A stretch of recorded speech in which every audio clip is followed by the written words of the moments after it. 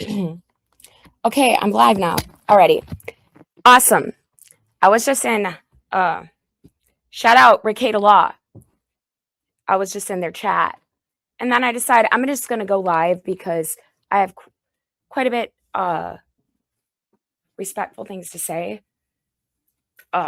First of all, I love my mother and I respect her and what she's done. And she watched the Ricada Law video, which she's gotten a lot of criticism on regarding looking into my recent case, which I'm not going to talk about for many reasons, as it's an ongoing case and there are more things being found out as I am learning. But I appreciate the recent support that I've gotten from some people on the internet regarding it. And blah, blah, blah aside, this is called a 5'1" pig feast. And I don't buy pig feet. I mean, they're $10 if you want them on the top shelf at Walmart, but I don't go to those places. Well, I mean, Mersh might. Yeah, Mersh. Yeah, Mersh. Hey, Mersh, I don't think like you kind of got, that wasn't the Oak Creek body footage, by the way. I don't remember what night that was. I think maybe you should do Scarlet Watch a little bit better if you're trying to do that. And maybe get better. It sounds like you're ill and you need some chicken noodle soup and you need a woman to cook that for you. But Mommy Scar's not there, so I don't think that you're going to get to. Sorry, I don't want to go to Florida. Wisconsin is the best state in America. A lot of these other states have been escape states, I like to say, for people like the Mr. Pigman who crossed state lines to flee from my friend's home because he had already threatened her career. And her father is a very respectable man. Met him, and she's a very respectable woman. And none of us really remember he had actually doxed her and probably put her name as well on some of these pig sites, they're called. Right? Or it's cow. It's cow. I found out a little bit more about cow, Ethan. And I asked you about it. And I know you destroyed my phone and stole it and smashed it on that dumpster 3 times in front of me while I screamed and the people upstairs awakened. And I did pull the fire alarm. This is nothing regarding my case, by the way. This is actually just what happened right before. But I'm going to start from the beginning because people like to call me Scatterbrain Scar. So I wrote a song when I was a kid. It was called Shattered. And I could sing a little bit of it for you guys. Hi, Defango. There's people out there, just people that, I don't mean to shout you out, but that's a cute dog. Yeah. There's people out there that just reach out to me and they just wish me well. And I want to thank those people for that. And I want to put everything else aside. That I respect that there were people that found me that probably don't want to shout out, but they found out where I was before probably even my mother found out where I was. I didn't even know where I was. That's what's funny, actually, is I was in Ethan Ralph's hotel room with his name on the room. And they said, grab everything out of this room. Take it with you. And if I didn't agree to go with the officers, I would be forcibly arrested and taken to the hospital either way and put in a psych ward. And the reason why I was put in a psych ward was because the kill stream on multiple occasions for the last 3 or 4 months has told me to go down the street and across the sidewalk. And then in my friend's private residence in Chicago, O'Hare, the day before my phone was stolen. And Ethan Ralph ran off after grabbing me by the neck with both of his fucking hands, pinning me down on the bed and choking the air out of me till I couldn't breathe. And you know what? All I did was grab his phone and see that him and Alyssa Clips, shout out Alyssa Clips, a cancer survivor, a woman I respected, and I didn't know was conspiring murder with Ethan Ralph for the last few months, along with some person named Chief, which I have an idea. My phone, Ethan, I know you tried to destroy it. You destroyed it in front of me. You grabbed it away from me. I screamed. I went live. There are some men, and one actual man, Mr. Medicare, who I respect, said there is a man we can blame for feminism, and that man is Ethan Ralph. We can blame him for feminism because I am not a feminist. Just as Courtney Love said in her album, Live Through This. She has a song on that album, and the song is, I Think I Would Die. And the bridge says, I am not a feminist. And then it says, fuck you. Like, screamo, like, like the lyrics I really like, with a loud, Ethan said I had decent vocal fry. He cried when he played me singing Wild Horses. We sang a song together one time on the phone, but I don't think he knew the lyrics. But he remembers the song that we sang at my friend's house when we didn't do karaoke with the Thorpes. Ben Thorpe, Grace Thorpe, Laylo, after Ethan Ralph threatened to beat them up about something regarding Memphis, Arkansas.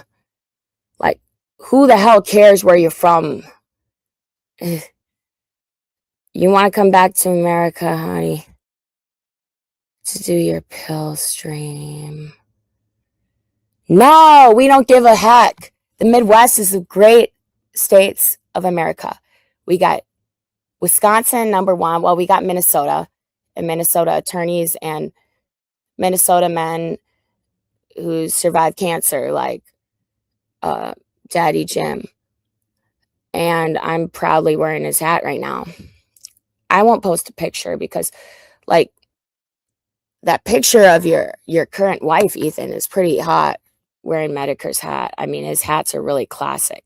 They got, like, a band on the inside. Like, it says, like, I'll read what my Medicare hat is. Like, it's worth whatever you pay for it. Plus, it's supporting a cancer survivor.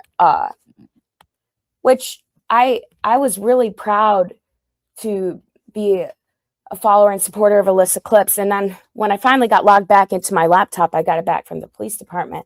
It said I'd blocked Alyssa Clips. And I'm like, what happened? And then I think today I retweeted something regarding the Keno Casino.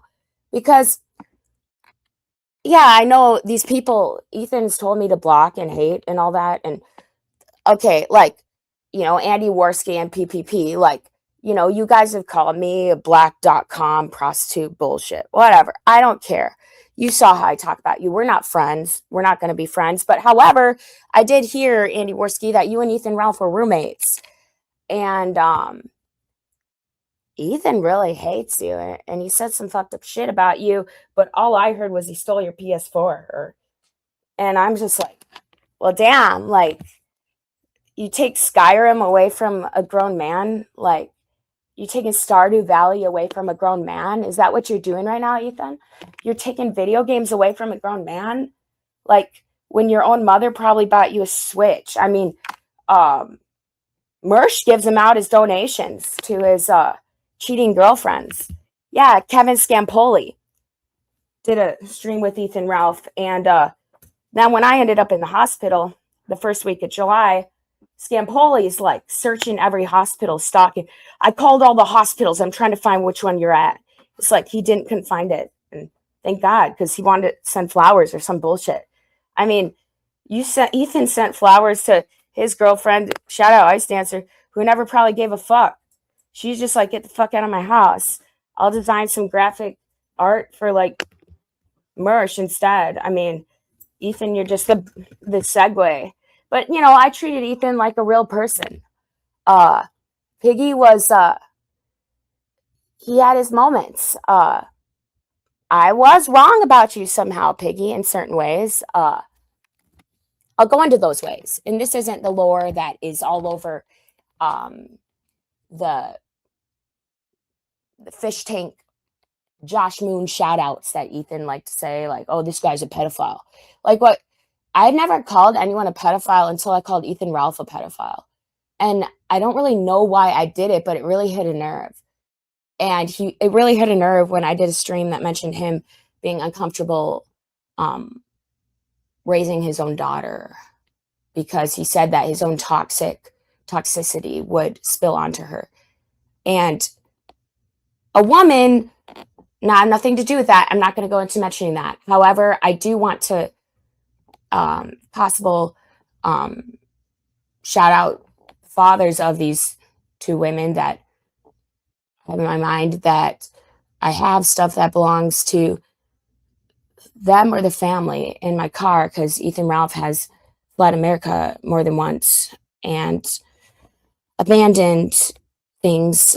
And I do not steal things from people. They told me to take everything out of that hotel room that night that I actually was admitted to a psych ward. And I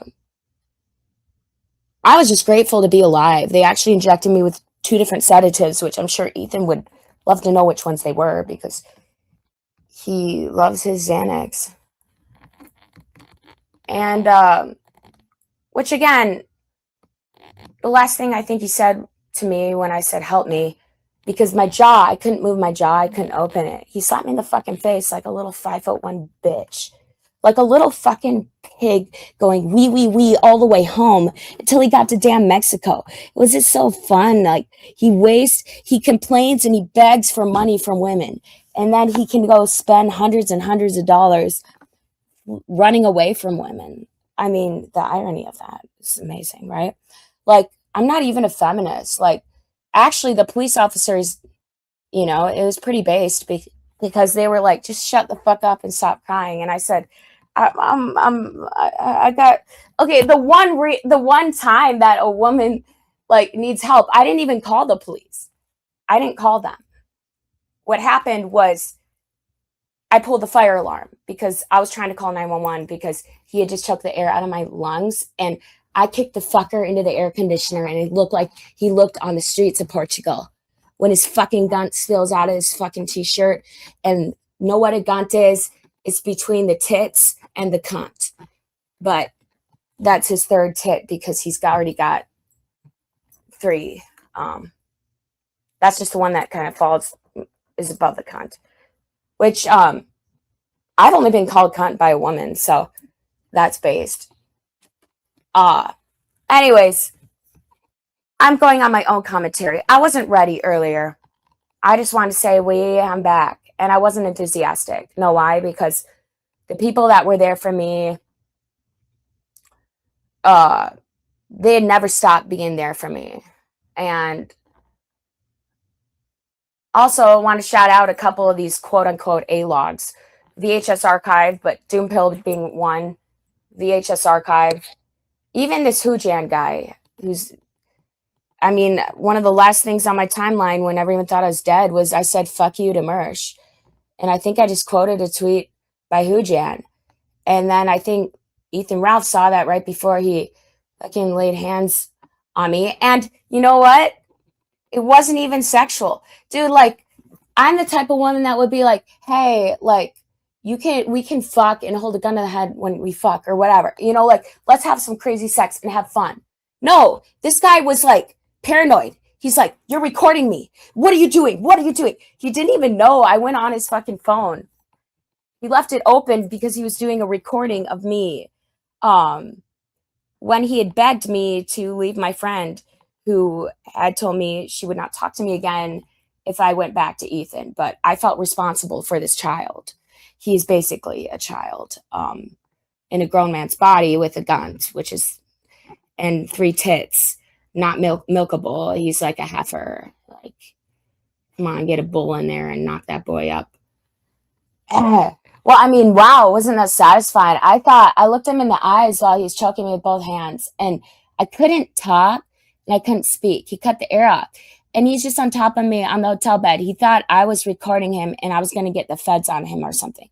So it's like, let's start talking, Alyssa. Let's start talking, Alyssa.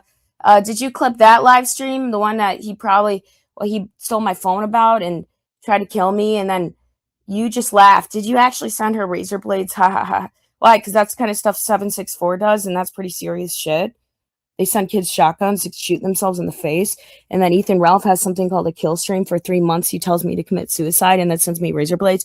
Oh, I didn't actually send her razor blades. I still want her done. Ha ha ha ha. But she makes me money. I actually, I was on the phone with Apple Support today. And I have friends that work with Apple. And what they had told me was, yep, everything's backed up to the moment. So, Ethan, I actually am able to access everything that you thought you destroyed when your little pig brain mind went and banged my phone on some dumpster and then threw it over a corridor. I'd already pulled the fire alarm. And I pulled that for an emergency. I only pulled it to stop your fucking ass. And I still had the balls, even though I'm a woman and I'm a base woman. I had the balls to run my ass out in the parking lot after you. And you just like this little pig man. I said, just drop the fucking phone. And then I just started screaming. And you're so scared you threw the phone after you banged it. It's like, do you not understand there's something called Apple Care theft and loss? I can file a claim and then I have to go into details about all of the stuff in the claim before they send me a new phone. And then everything up until the moment my phone, my phone was still pinging after you left, Ethan, you threw it in the parking lot. The officers called it and they did take me into your hotel room, and which was in your name. And they took pictures of everything that you left in there. And they had me take it out with me. So voila, right? Mommy Scarlett is a grown woman. I'm proud Midwestern. Why? Because I didn't fucking run, bitch. The little piggy goes, wee. Oh, poor piggy. He begged me. He's like, please don't get your friend. Why? Because my friend, you threatened her career, her family, and everything else up to the months that you extorted me with the sex scene, which you admitted to, you were not hard enough to release. I've never seen the sex scene. I do not access it. So yeah, I was going to upload it for free, but I was going to actually upload everything I had for free, which is what I've done this whole time. I'm not doing this for money or making money off of it. Actually, my avatar picture right now is me on the roof in New York, and I'm just enjoying myself. Yeah. And I don't even think I have the chat turned on here.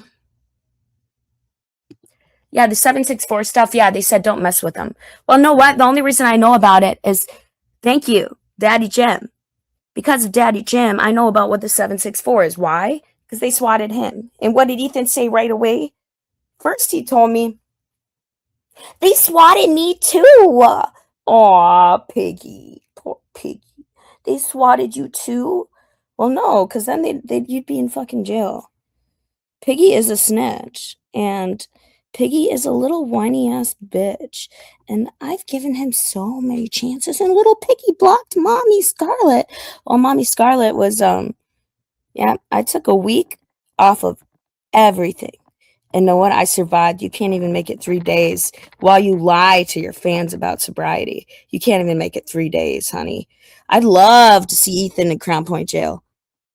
Crown Point, Indiana, where he belongs. He ran away on foot. He ran away. Luckily, the point is, I wish he'd actually taken the phone. I shouldn't have chased after him. Let him take the phone.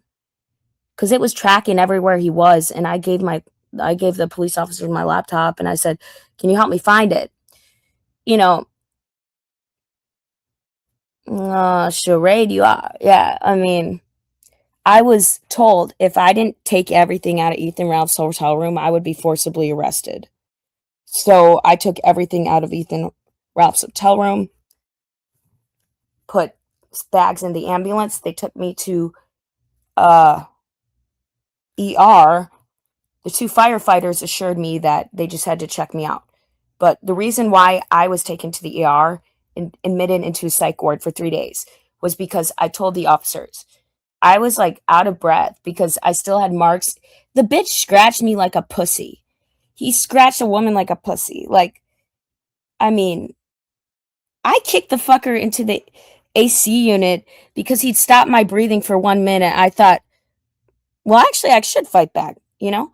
I'm like, this isn't like a normal choke. This is like, he's saying he wants to kill me. He's looking me in the eyes. He wants me dead, and he says he doesn't give a fuck.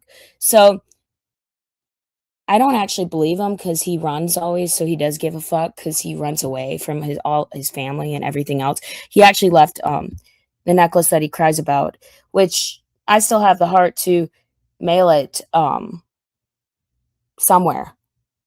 But who knows? It might be evidence. I mean, it was in his hotel room along with the other stuff. So that was not my hotel room. And I don't know why he thinks like singing karaoke with Grace Thorpe and Ben Thorpe would have been such a problem. Instead, he wants to go fuck with like the top people in Chicago. Go, Ethan, you want to be a guest in someone's house that threatened. You threatened months ago. And they didn't even listen to that recording. That's why I was actually asking desperately. I'm like, somebody send me that recording where he says my friend's name, because then he went on one of these little like these little geek furry sites and posted my friend's name and address and said like free whore to about a professional. So then she goes in AI and she looks up her name and association with Ethan Ralph. And it says they have a relationship. And oh my God. So she goes to her dad, the top criminal defense attorney in the state of Illinois, and she is sent by a number, also by Ethan Ralph's secondary number. He was pretending to play one of these chief, like his fake advisor conspirators, messaging my friend and trying to fill her head with nonsense about Jews, about everything imaginable. And all she said is, let's look up the kill stream. And then just ask AI about it. And the Ambassador Hotel in Milwaukee, Wisconsin, he threatened me with 2 of my friends' names in that recording, and that was a legal recording I made. Thanks to VHS Archive, I guess a lot of these recordings he uploads to Snark Vegas, another illegal site, which, he loves Cloudflare. We'll see about that. We'll see about that. He posts my grandmother's obituary on Snark Vegas. What? Ethan, my grandmother had 11 white babies. You can't even raise one, or any for that matter. I think you actually support abortion because you're a disaffected leftist, which you actually are against everything that you act like you support. You're called a neo-Nazi. So anyone you threatened your first wife. She was associated with a neo-Nazi podcast. Okay, Ethan, deny it. I was called a neo-Nazi for being on your show, and I think a lot of other people that came out of the kill stream have been called neo-Nazis, and we don't even know why. Why? Because we're told it's the Jews. Well, actually, in fact, I mean, I actually thought, I was like questioning that. I'm thinking, well, it fit in the buttons because it was around the time the OnlyFans guy died and he happened to be a Jew. So then I was thinking, well, if Pornhub's a Jew and all these people, they steal money from the creators and this and that, and they get women involved in trafficking and this and that, I kind of went with the whole, because there was an Israeli woman going back and forth to Israel that scammed a bunch of men I know and tried to get me involved in a sex trafficking scam. So I was a perfect bait for someone like Ethan Ralph that wants to call it the Jews. Like, honestly, to be honest, they're all people. Like, I take people face value. So, I mean, yeah, there are collective powers. I'm getting a bit off topic, but for some reason, it upset people like Gabe Hoffman, I guess, that I was on the kill stream. And he says no sympathy. Well, I don't have sympathy for really anyone. I have sympathy for children. I have sympathy for the younger me that didn't get involved yet in some of those things. That people like you, Gabe Hoffman, like, let's get real. You get mad for me calling out certain aspects of the adult film industry. And those aspects have to do with regulation. And the adult film industry, in my opinion, from my experience, I have nothing against any performer or my agents. I have nothing against anyone from the adult film industry. The professional. It needs to be people like Tucker Carlson want to say porn and they want to generalize it. But no, there's the professional adult film industry. And then there is the aspect of it that is content creators. And it's becoming, people like OnlyFans was like the first biggest one. But OnlyFans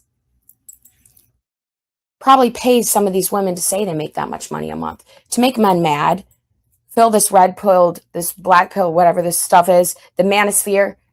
And then there are based men out there that actually say, hey, look, if a woman, so the Whatever podcast, for example, Brian Atlas unblocked me, bitch. Like, I didn't say shit about you. All I did was say that you asked for money for me to debate Andrew Wilson. And then I went on the kill stream instead of the Whatever podcast. And then Brian Atlas said that I was malicious and he blocked me. So, I mean, I didn't take a dime from the Whatever podcast, and I was called Methany on there the first time. And I think I was kind of set up, honestly. They told me to dress sexy like I was going to a nightclub on the Whatever podcast. And then they put me in the corner chair, which the next week, I think Lily Phillips was in the next week. They put him in the corner chair, and then they say they can see you under the table. They pause it, ask if you're wearing underwear, this and that, ask some sexual questions, blah, blah, blah. And then they check your bags when you go there. Like, I had no drugs on me. I just driven 8 hours. I was exhausted. I was actually hungry. So now it's a joke if they put pizza in front of someone. Hey, bring me back there, Brian, Alice. I don't think you're a shaboy goy or whatever, but like, you should actually I'd fly Ethan out there for you for free. Like, just put him, same with Fresh and Fit. Like, let's go.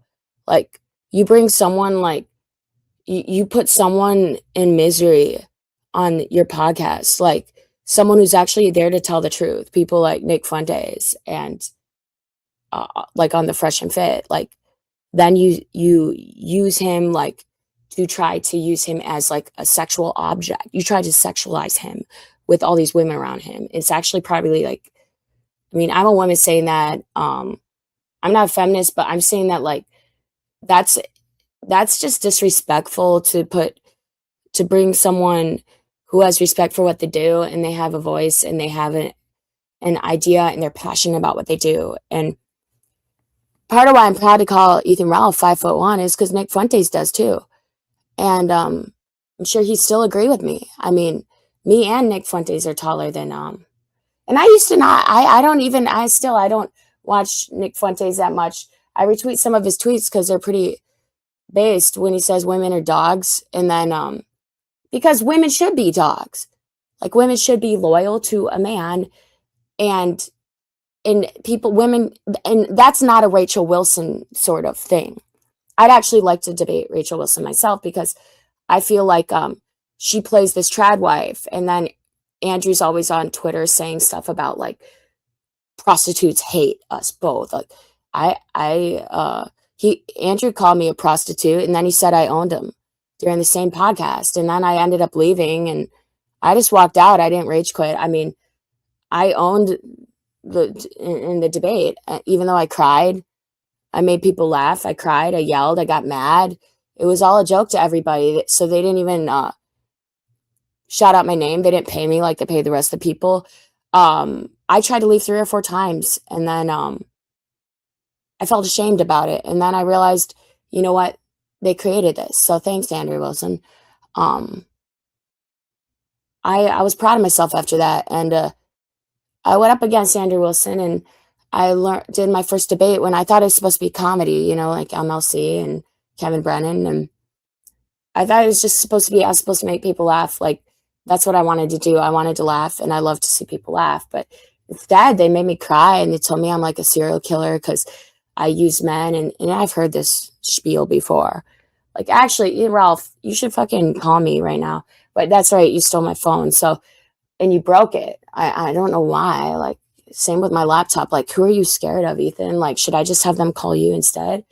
Um, because like you've kind of fucked up a lot of people's lives where it's kind of like they do notice. It's kind of funny. Like, they laugh at me and I get to be part of the entertainment, but I'm not hired by anyone. I'm not given a script. I'm not written a script. I'm not reading a script. I'm not AI. I'm not listening to AI. I just look it up like, just look up like, oh, it's like this and that and this and that. Well, Ethan is, yeah, you are a good plot maker, but now I realize you weren't the one making the plot. You let women write your plot. You let Alyssa Clips tell you what to do for months, tell you how to treat me, tell you what to do. You were her bitch, Ethan. And you told me a couple days before I thought it should be public information to expose whatever was going on because you said Alyssa Clips was going to kill me. So if anybody has somebody, a significant other that is sitting next to them, um, and basically threatening them with whoever this chief guy is, and then his little group chat, and he also threatened Dalton Clodfelter, who is a friend of his, much respect to him. Dalton is based, and Dalton has nothing to do with this. I just ended up entering some of Dalton's spaces just to listen and learn stuff about political things and relevant topics because I'm probably in the same Gen X or whatever of these people. Like I end up dating men like in their 40s to 70s, but I will listen to men that are my age and I'll listen to them.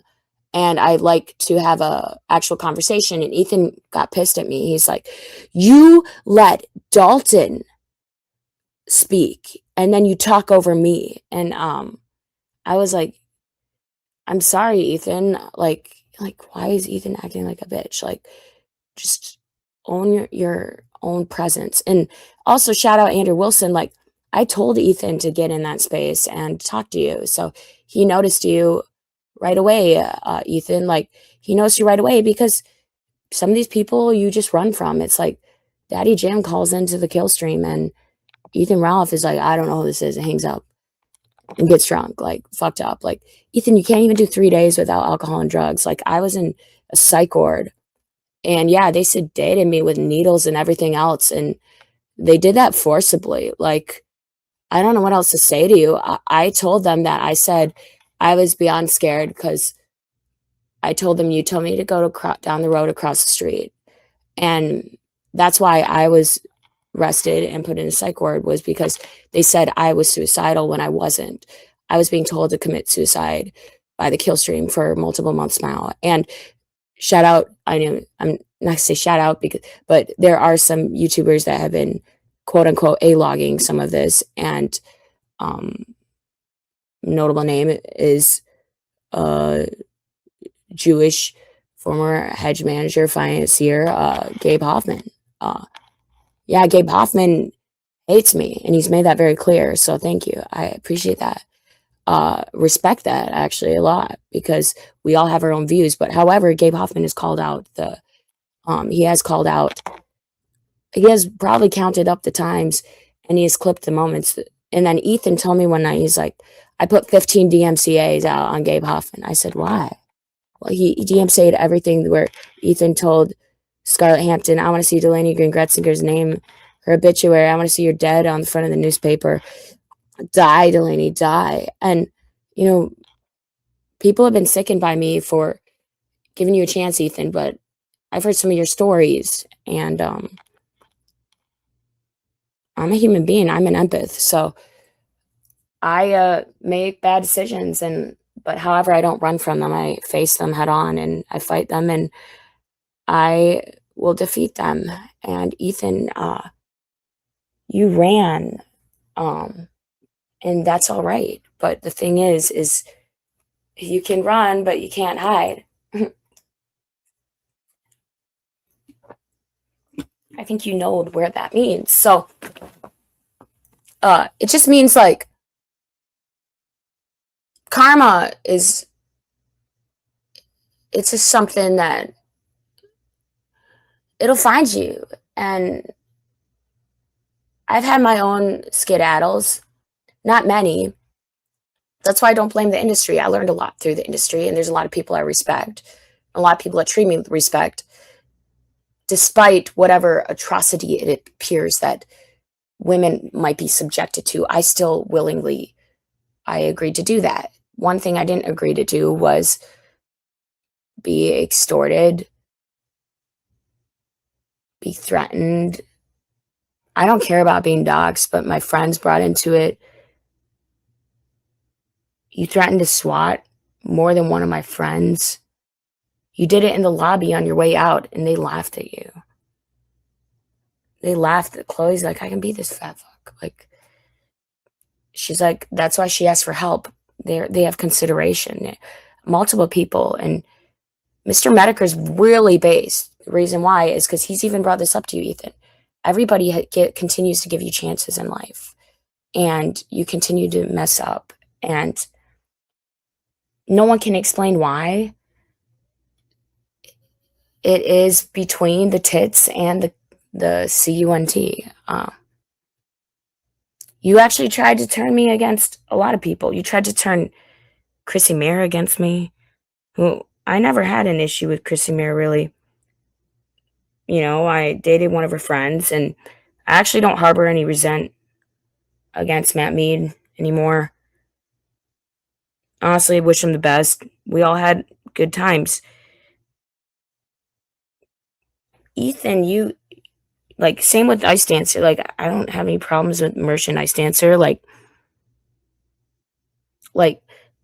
it's the internet. It's just the internet. Like, this is all, like, every decision you make, you take accountability for it by understanding that people have the freedom of speech to say what they want about it, do what they want. It's when you're being, and I know Ethan hates the word groomed, and he hates the word groomed, and he hates the word, any mention of, like, him grooming anybody. But, like, I believe he groomed Nick Fuentes on the kill stream, because I'd watched the old debate, and JF was moderating it, I believe, and it was Nick Fuentes, and Ethan Ralph got brought on, but it was versus Mr. Medicare, and they were talking about DMCA striking people and this and that, and like, Nick Fuentes was defending you, Ethan, like, really hardcore. Like, you had this young, aspiring, like, very intelligent person on your stream that you ended up betraying and basically, like, doing everything you could to slander and hurt. And then basically, I know you're ashamed of it, is what I know. You always try to find a way to crawl back. It's like in jail this week, this woman said, along came a spider, and like, along came a spider when she sat down, or something. Like, when somebody sits down, the spider came along, crawled down next to you, and it starts to yap in your ear like a little barking dog. But since I'm a woman, I'm a bitch, so bitches bark back, and I don't regret that. I don't regret anything I've said about you, Ethan. Ethan thought I said that he did something bad to he got very defensive over this, and something bad to one of his children. And I'm going to say this, I never said that Ethan Ralph raped anyone. I never said that Ethan Ralph raped anybody.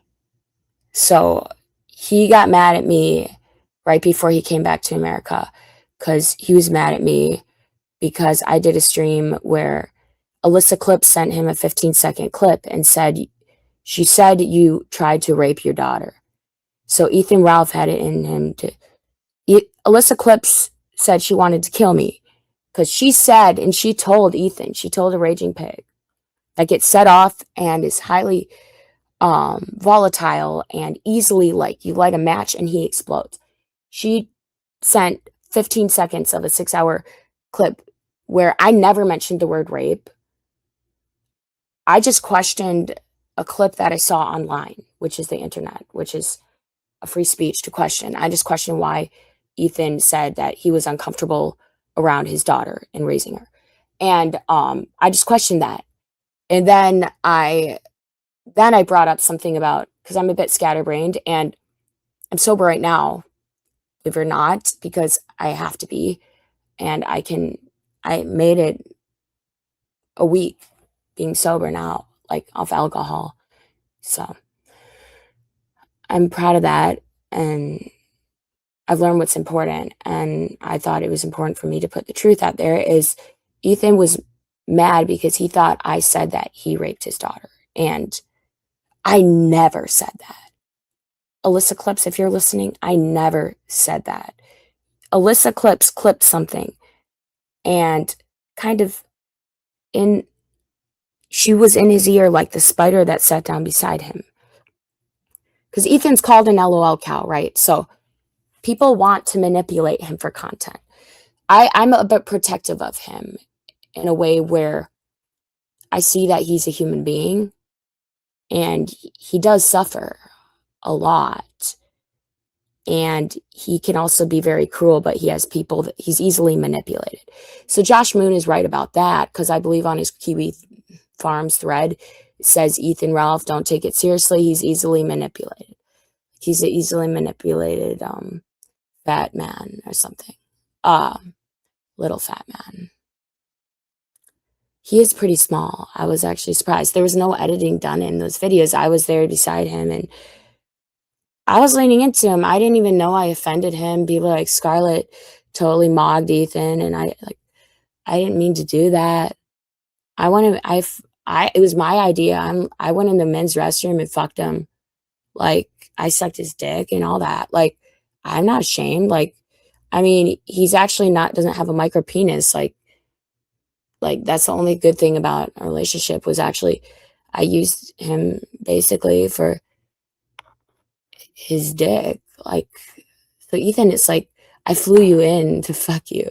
And then he ran away every time. Like, you run away from pussy like a fucking little bitch. I don't even know how you got home, but you got home on foot. You break women's phones. And so I told Ethan, this is probably what set him off. I did tell a lie. I said, I mean, women and men lie. He says trust no bitch, so why the fuck would he think I was telling the truth when I said I put a keylogger on his phone? Because I had it. I was just, all I did, people saw it. I went live. I just showed some messages. I didn't even get a chance to read them, and my phone was destroyed before I still did get a chance to read them. However, the Apple support did tell me today that everything on the 27th was backed up to the iCloud, and I have theft and loss insurance, which I've been paying for over 2 years. So I file a claim, and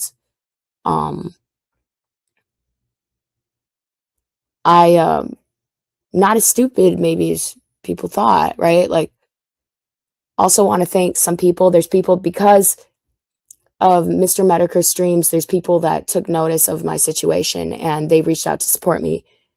And not just with Medicare hat, and I got a Medicare mug with coffee in it, because now I'm drinking coffee, everybody. I don't drink it black. I put a little I like my Splenda. My OCDs come back pretty bad. But I'm back on Prozac, so that's the only drug I'm taking at the moment is my Prozac, and slowly my mind is coming back to, but it only took a few days. I had dreams. Every time I closed my eyes and went to sleep on the prison cot, I thought about what I would say to the people I loved and what I would say or not have to say to ever say again or speak again of Ethan. But more what mattered was what I would say to the people I loved and the people that mattered. And I wanted to tell the truth. So that's why I went live again. I'm not here asking anyone to send me money. I'm doing this for free. So if people think it's boring, okay, then just don't listen and whatever. Fuck you, bitches. If it's boring, go fuck yourself. Go fucking listen to Ethan Ralph talk about CNN News like a little disaffected leftist bitch he is. Like, if you want me to go off on this motherfucker, you want that?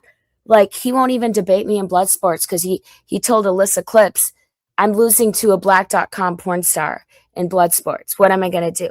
Oh, the king of blood sports loses to a black.com porn star? Fuck you, Ethan Ralph. Andrew Wilson was brave enough to call me a prostitute.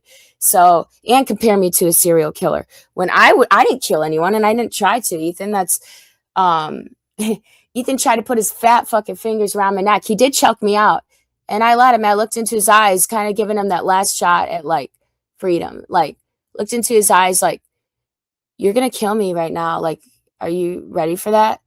I let him do it for about a minute, and then I kicked his ass off me. He fell in the air conditioner like he fell on the fucking streets of Portugal, and the fucking gun exposed. And I got up and I started running, and he grabbed my phone and he threw it. He smashed it. He smashed my face into the light, the lamp. All of this got documented, and there'll be a body cam for that as well as the officer saying, grab everything out of this room, which was under Ethan Ralph's name. They said, grab everything out of this room. And guess what? That's the stuff that ended up with me in the psych ward, which is led to my arrest. So, Ethan fucking Ralph, bitch, I'm going to extradite your fucking pig ass back to the States for some talk, motherfucker. And you can be ready for that, honey, sweetheart, lover, bitch. Oh, I was trying to think, since I haven't had a phone for a week and the PD had my laptops, I was thinking, well, I'm going to be locked out of X, but I wasn't, because thanks to somebody who saw the Medicare stream who decided to support me doing live streams because they saw the Medicare stream. They support the Scar stream, Ethan Ralph.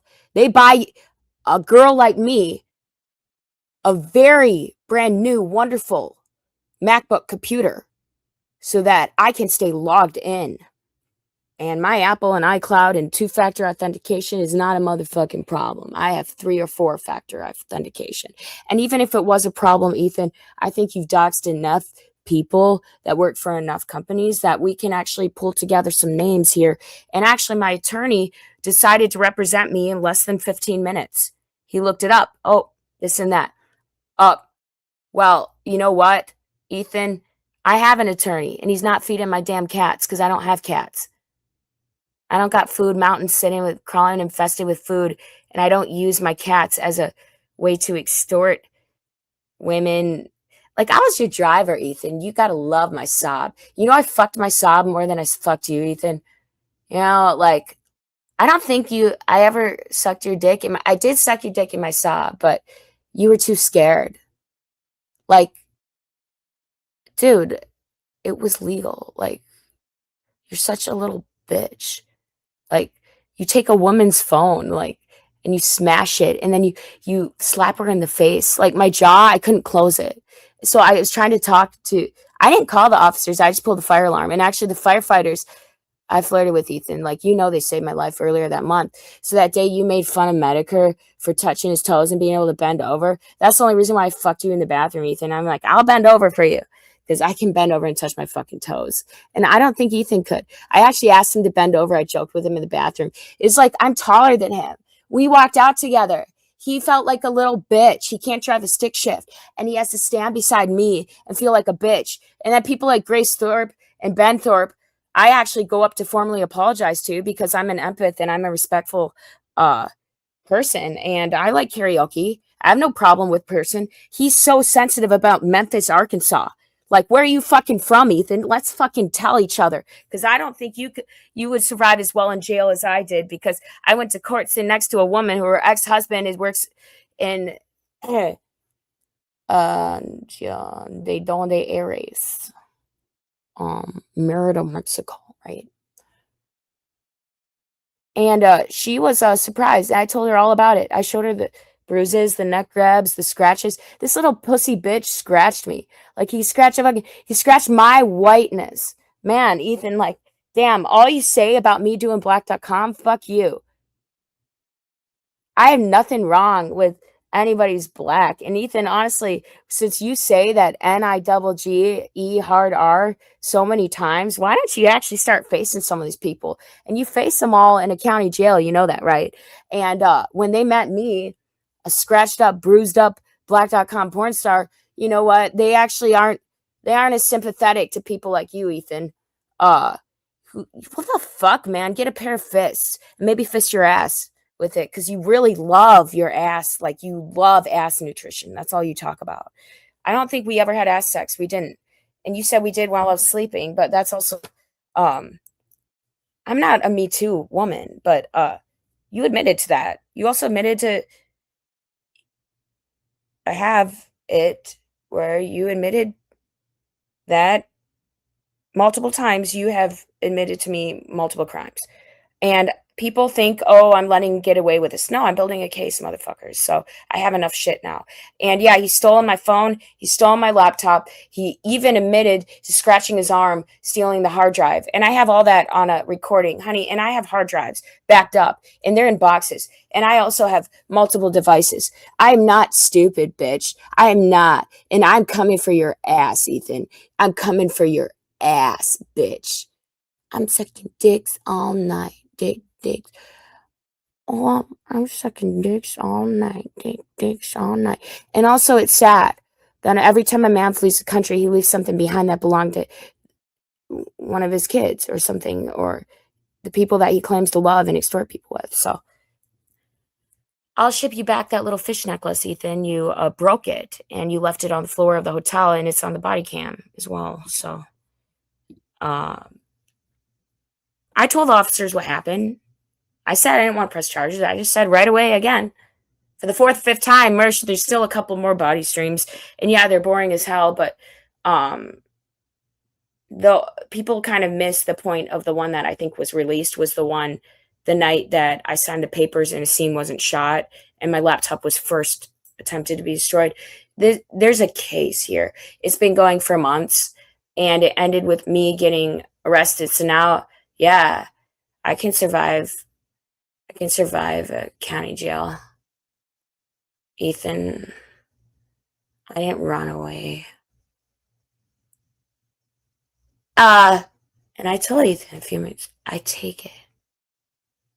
And you know what? I'm gonna win, Ethan. So this is saying bring it. And this isn't some little fucking wrestling promo. This is saying I'm a bitch. You got beat by a bitch. Because who's in America, honey? Who ran away? Okay, want to read Ethan Ralph's last text message to me? Because the bitch don't answer. He's or I can call him right now and see if he answers because he's not going to. He's on call, but only to go to like a bar and rip off a woman who's desperate need for domestic abuse help that lives near him to kiss him. And he basically tells me all about her personal life and that her boyfriend, she's married too. And Ethan maybe treads too close to the border there on that one, especially in your neighboring neighborhoods there, sweetheart. Maybe you should answer the phone or call in. Hey, let's give Daddy Jim something to talk about, sweetie pie. Huh? Yeah? I'll take some nudes in my Medicare hat because it's damn hot. And I'm sure your wife did too, Ethan Ralph. She fucking loved her Medicare hat. You know how much I love it? I treat it better than you treat your hats. It's not covered in piss, bitch. This is turning into Pig Feast, and I didn't mean for that, so I apologize. This was actually supposed to be a thank you, Nick Ricada, little webinar, but I'm more feisty now than I was before. I wasn't feisty before because I have respect for the people around me, and I was in a place where I could not verbally voice such explicit language without offending people dear to me that I love and respect, which is Ethan. I mean, so Ethan Ralph hates it when I join a space and I talk politics. And he literally doxes politicians. Like, he tries to make up lies about people involved in whether they're an attorney, they're a lawyer, or they're a professional, they're anybody with a bigger dick than him. He wants to make up lies about them because they are more man than him to have etiquette, basically, decency, you know, have decency. Uh, you can hear that word in court quite often, I'm sure. Uh, anyways, my mother knew about Ethan Ralph and she knew about my charges and this and that. And uh, people are not happy. They're only getting worse. Ethan actually happened to upset multiple states. He upsetted like the whole corn ring of the Midwest. Unfortunately, Ethan, like, you're on your own now. Mommy Scar, Daddy Jim, nobody really gives a fuck about you. It's not just about being a prick. It's about, like, Ethan acts to defend people like Liz Clips, who I defended as well, and Ethan threatened me about her for months. First, he said, Alyssa Clips hates you. She wants you to die. And then I cried because I'm like, well, she's a woman that talked to me on the phone the day we were at Ambassador Hotel, Ethan, and you doxed my friends and my family, and you threatened to ruin this woman's job, and now her dad wants to help me out in this case. So what is that problem, Ethan? Like, you seem to threaten people for no reason, and then we just laugh at you as you run away with your third tit hanging out over your fucking waist pants. Actually, Ethan, you left me a couple t-shirts, and I folded them, and I have them. I could sell them to somebody to come on. I'll sell them to one of your gay fag pay pigs. Dave Gribble, hey, I got some of Ethan Ralph's property. I'll just give it to him because he paid for a sex scene. He didn't get that, did he?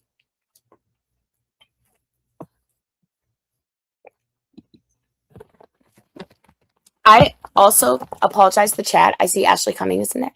Hey, sweetheart, she's a yoga instructor. You know, yoga helped me cure my boredom in jail. So did crunches, showers, not being bloated retard like Ethan Ralph, running away to the country. You know, I actually thought that, let's read his last message to me. Oh, sweetheart. It was, I said, help me at 4 a.m. And then that was Tuesday, July 28th. So that's the day that my jaw, I couldn't move it. And I wanted his help. I was still standing in the parking lot. I'd pulled the fire alarm. He wouldn't have gotten arrested. Nothing bad would have happened. I got brought to a psych ward because of the kill stream telling me to kill myself for months. And I was so shocked from that moment. I said I couldn't make out the words to the officer. Hey, Mersh, get that body cam. Because that's going to show you actually the whole hotel room and everything else that you want to see. It's going to show you actual whatever DV looks like to you fuckers who act like you're some sort of stuck-up prissy pussycat bitch beta. The manosphere nowadays actually is annoyed by people like you, Ethan Ralph. You're just such a fucking, you're the reason why we have feminism. You know, if we didn't have feminism, men could be men and women could be women and people would fuck each other and get married and women would be dogs, be loyal to men, and actually shit would be based and women would be trying to compete with men. Women are trying to compete with men. And I never tried to compete with you, Ethan Ralph. I've respected you. I've been what they call not a simp because women aren't necessarily called simps. Ethan, you became a simp. Let's read your last day of messages to me. Please come back for me. There's breakfast here at this hotel. Please. You're so desperate, bitch. Like, you spent what, $300 on an Uber to O'Hare. Then you Ubered to Indiana to a hotel. You obviously have money, bitch. And you're not giving that money to shit people. But you did pay for your flight. And I spent hours on the phone. Luckily, I didn't Venmo you the extra $100 for the change fee because you missed your fucking flight. Like, make your goddamn flight, flat ass. And then you also tell me my cats are going to be dead and I'm going to kill you. Like, bitch, where are these cats? They're cute. Like, I feel like somebody who is trying to Strangle, like, I guess I'm 110, but with all the clothes and the shoes on and stuff, I'm 115. And I'm taller than you, Ethan. I'm still taller than you. And I kicked your fat ass off of me. Like, you weren't, it wasn't like a, oh, we may want to be choked. No, it's like you were like, you're filming me and you knocked my head viciously, like slapped me in the jaw like a bitch, like a hard bitch slap from your fat hands. And my head hit the metal. And also, Alyssa Clips, meanwhile, you're sexting this bitch. And you also are conspiring with him about my murder. Like, you guys are planning to murder me. And then I had thought I'd actually come up with the conclusion that Gabe Hoffman was involved with it because he wants a new documentary and he's been bragging up how much Ethan has told me to die, where it's like, just get this porn star dead already so that we can make a documentary and get rid of the kill stream and everybody that's come out of it. People like, yeah, like the notable people that have worked hard and gotten away from Ethan Ralph. And some people, they just show him a hand, a gesture of acknowledgement, and they go their own way because they know nothing to do with him. And I respect those people. Ethan Ralph, on the other hand, he's funny. He's kind of fun to fuck around with, isn't he, everybody? Like, wouldn't it be funnier just to put him in fish tank and just have him in there like he's in a psych ward for a few days? I mean, when I was in a psych ward, they tried to give me a PBJ, and I said no. I didn't eat. And I brushed my teeth. I drank tons of water. I was clean.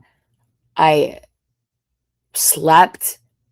I didn't really talk to anyone there. I didn't talk to anyone there. And then when I walked out the doors, I was cuffed immediately, and they said, "You like to party." And they were flirting with me and this and that. And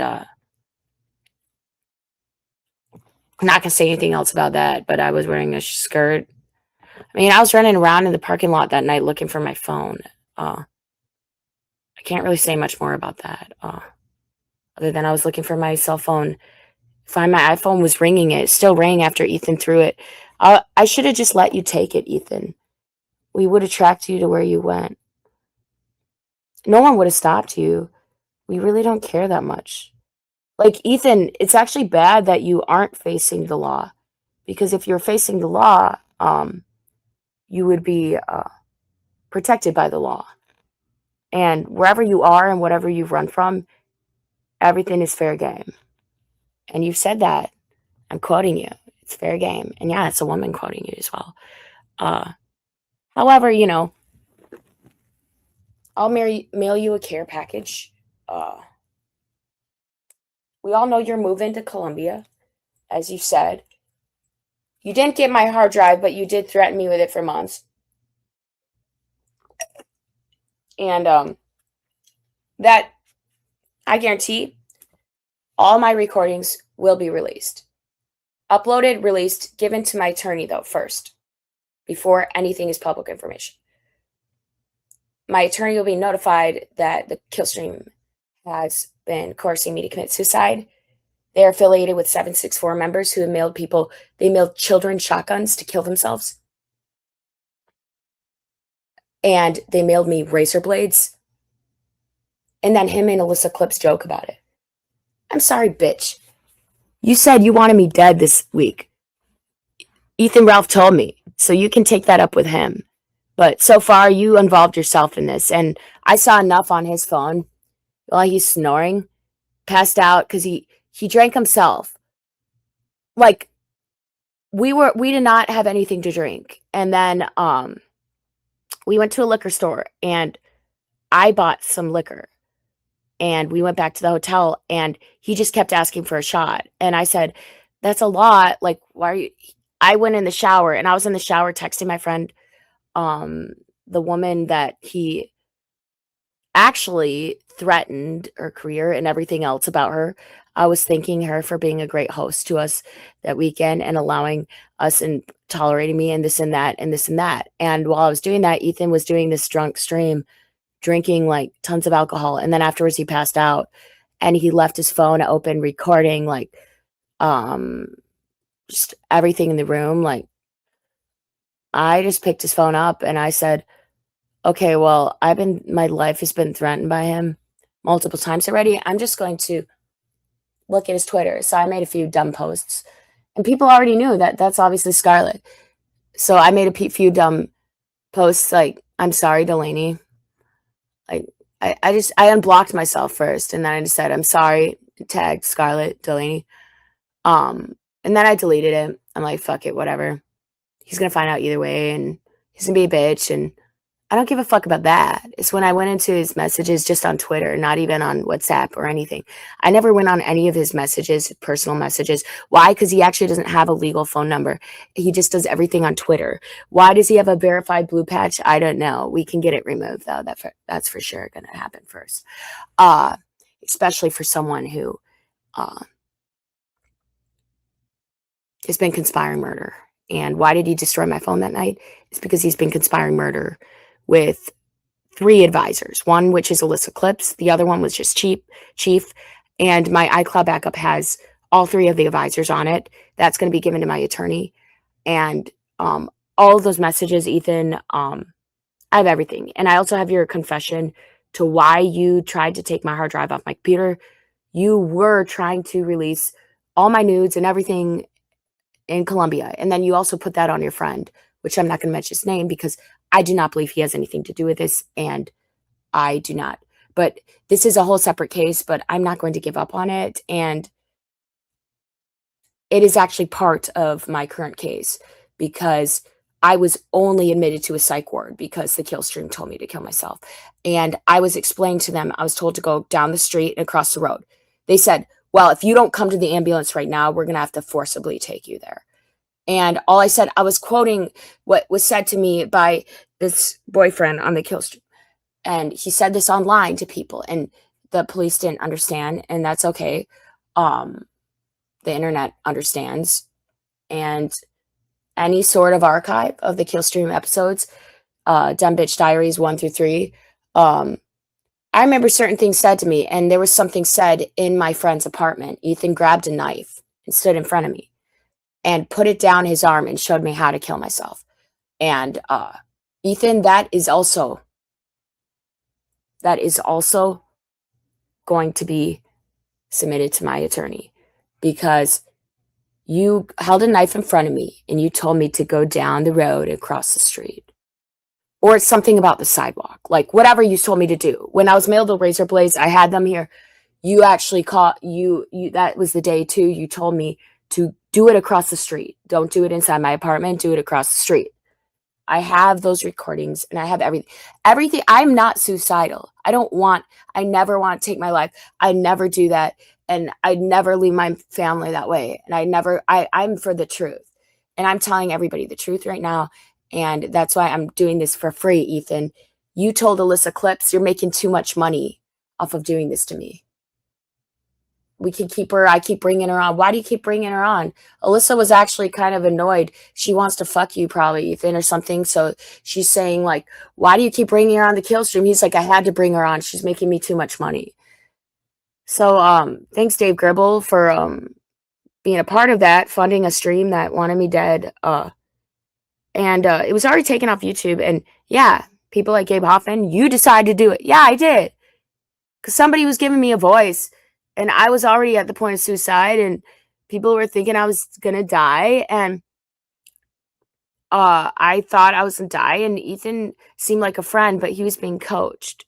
That's why he has a chief and he has advisors, which he doesn't pay, which is also strange. Like, is he a part of it? Is he have a conservator?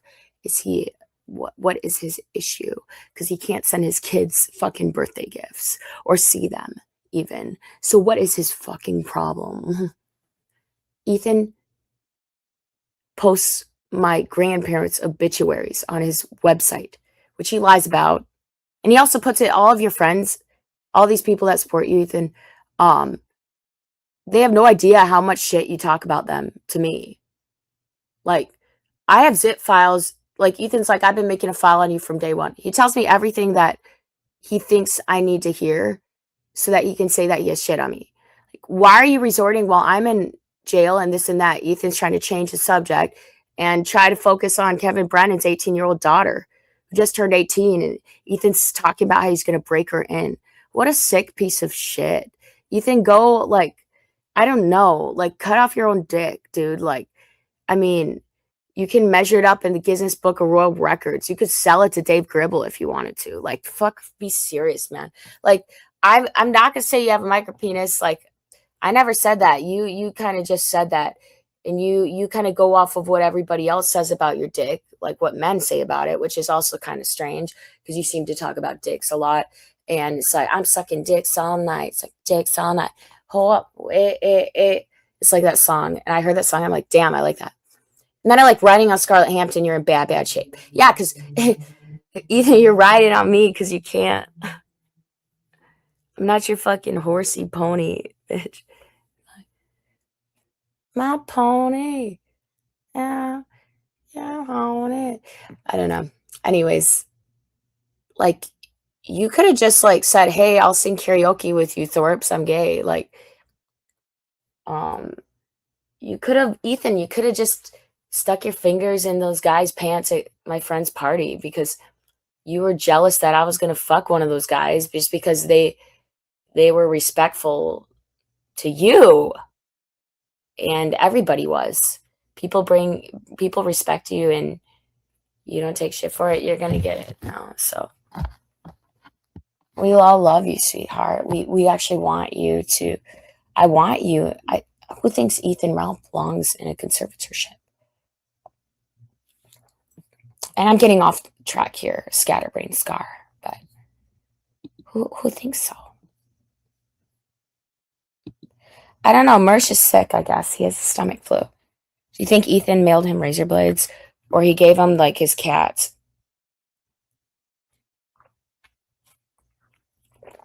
Mersh, I mean, they've already, Mersh and Ethan have shared pussy between each other. Like ass, ATM, DTM, BJ, like all of the acronyms that they would think that I'd be familiar with. When I actually just take things as they come, you know. I make things come, and that's all I do. But I don't go like, oh, let's have sloppy Joe manwiches like in my mouth every weekend. No, come on. I haven't eaten at Culver's. I refuse to eat there. I ate at Texas Roadhouse last night as my celebratory dinner for getting back my laptop from the police department, who were very nice about that. They actually went through my whole bag, and there was a dildo, and they marked that as a pink toy. They're pretty fair. I mean, they're called the pigs, but I mean, like, they were telling me, stop crying, you're a grown woman, this and that. But that was a different police department. I guess I was arrested by like 3 different ones, I guess. Ethan, like, I mean, wow. People just let the gun just slip above the cunt, don't they? Like, oh, Snatch Bros, like, is that like Super Mario? Is that like the furries? Hey, Ada Wolf, I think Ethan hates you. He calls you a furry, and he says you were trying to fuck Mary Jane, one of his elderly woman, like, who I actually think that Ethan likes to put a lot of these people that are super chatters. He actually likes, just so you know, super chatters, he likes to use you guys, your money, to intimidate me. I'm based. I actually just say, well, fuck it. I think Dave Gribble just wanted to see me suck your dick, Ethan. Like, he's probably not gay. He probably just wanted to see if you can measure up. That's all. And you couldn't, I guess, because you even told me I'm not releasing the sex tape because I couldn't get hard. And it's because, why, Ethan? Well, you got too nervous and you didn't know what you're doing, and you can't make it in the porn industry, but you want to try. It's like one of those movies, like, where it's like, we Wilbur the piggy wanted to try to sit in a spider web with Charlotte's web. I don't know, like, I cocooned you, I cuddle bugged you, You begged me to come back to you, and you simped hard that last day. We fell asleep in Mama's arms. I held your head in my arms because you were like, I did a bad stream. So I just held your head in my arms. And then when you fell asleep, I saw that your phone was on and it was still lit up. And I thought about it. I saw your laptop open. I thought, this motherfucker, all he's done is take. What would have happened if, but I still couldn't do it. I couldn't bring myself to take your laptop or take anything. And if I did, it would be a joke and I'd give it to the front desk and they got your room number all right, honey. And I didn't get in trouble for pulling a fire alarm because you fled your room and you fled your property as well, which then I was responsible for. And people had every right to believe that I was dead because I looked you in the eyes because I didn't actually believe you had it in you to kill me, and you did. And then you realized how weak you were because I just kicked your fucking fat ass off into the air conditioner like you're in Portugal again. You're not in Portugal, fucker. You're in America. And you looked all around. You're like, you thought I was recording you. How stupid are you? You thought that I keylogged your phone. Like, why are you so paranoid? All I saw was your messages with Alyssa Clips and how both of you have been joking about me committing suicide because of the kill stream. And you've been talking multiple times a day, exchanging messages all on Twitter, which Twitter is actually like, I mean, hey, everybody listening, just go watch some of these streams and make a base decision for yourself. Like, I'm not a Me Too feminist or bitch shit like that. I'm just saying that I'm making a point, and I'm not standing up for women or women in the adult industry in general or any of this stuff. I'm actually just saying that is that okay for someone to like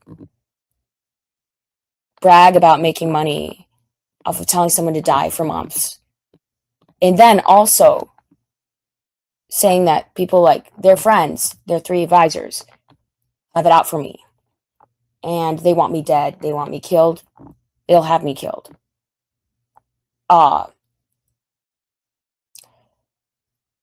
It's also, I'm not someone who's ever been diagnosed. I've been diagnosed with obsessive compulsive disorder, and I've been taken into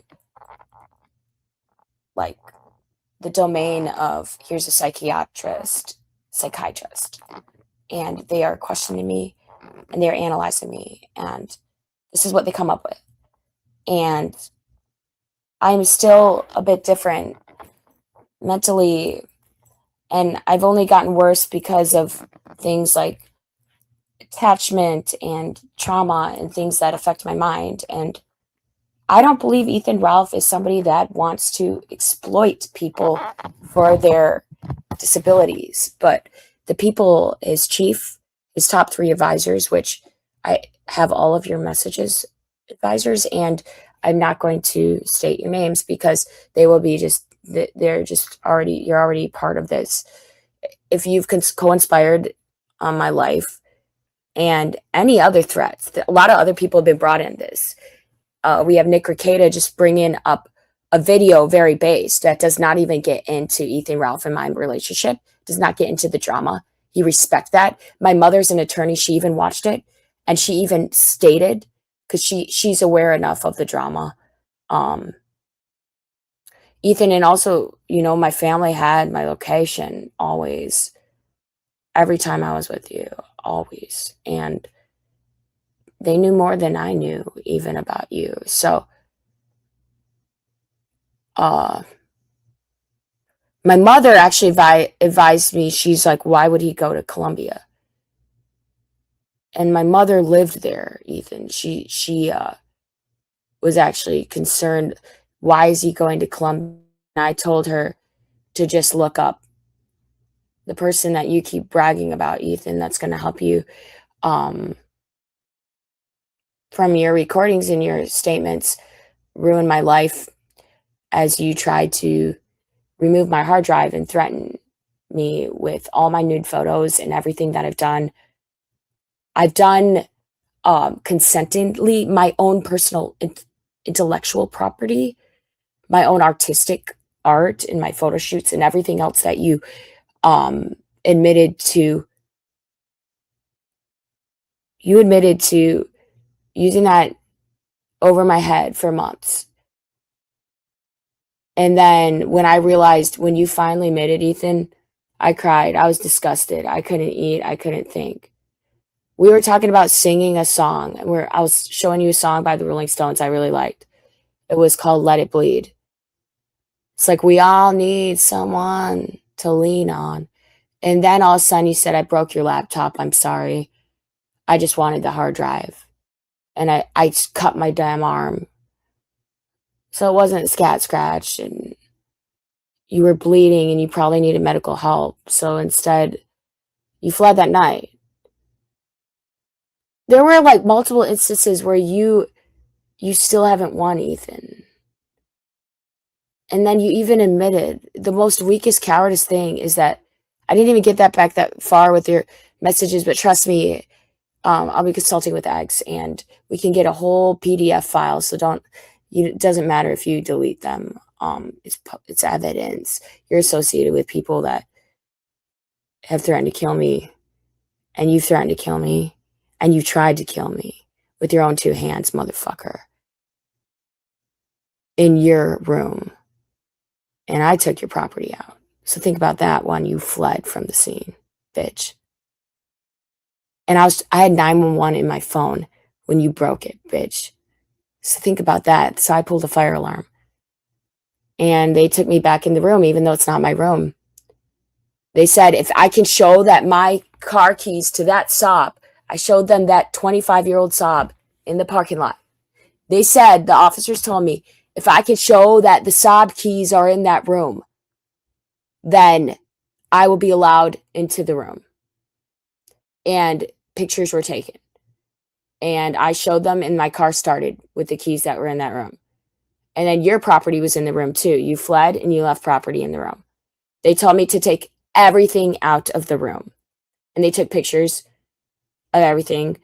And nothing was claimed, Ethan. You didn't claim your property. You left the States. You fled. So that is actually the matter of question here, in my case.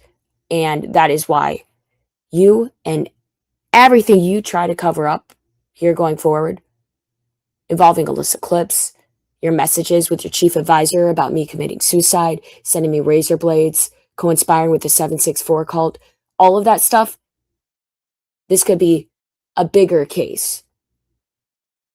Because your pussy ass decides to just run away after trying to kill a woman, and I fucking knocked your fucking ass into the air conditioner because you had me not breathing for over a minute. I count in my head. I know how long a minute is. And you wanted me dead. And they were telling you to kill me. They were encouraging you to have me dead. They wanted me dead so that they could basically say, hey, a dumb porn star, another dumb junkie porn star is dead on the fucking news. And now you get something to cover, Ethan, that is more interesting than your stupid CNN blah, blah, blah, bull, gun, fucking pig ass, fucking pigsty, motherfucking shit. Roll around in your own shit, motherfucker. I'll mail you back this necklace that you said you got. This was probably the last time you saw your daughter. You broke that necklace. Running away from a bitch with her phone. So you could be some greedy ass motherfucking PDF and go back through her photos from the time she was a kid and post those on Snart in Vegas. Post me underage and sexualize me as a child on your platform. Talk about how pretty I am at 15 again, bitch. Do it. And then accuse me of saying that I said that you did explicit acts to your own children, which I never said that. You said, but you alluded to it, Delaney. I did not allude to it. I don't know shit about that That is up to you and their mothers and everything between you, and it has nothing to do with me. Maybe you shouldn't post your children all over the internet, Ethan Ralph. Maybe you should protect your family. Like I protected mine. From you. And then I realized I didn't have to. That everybody's ready. And they've been ready.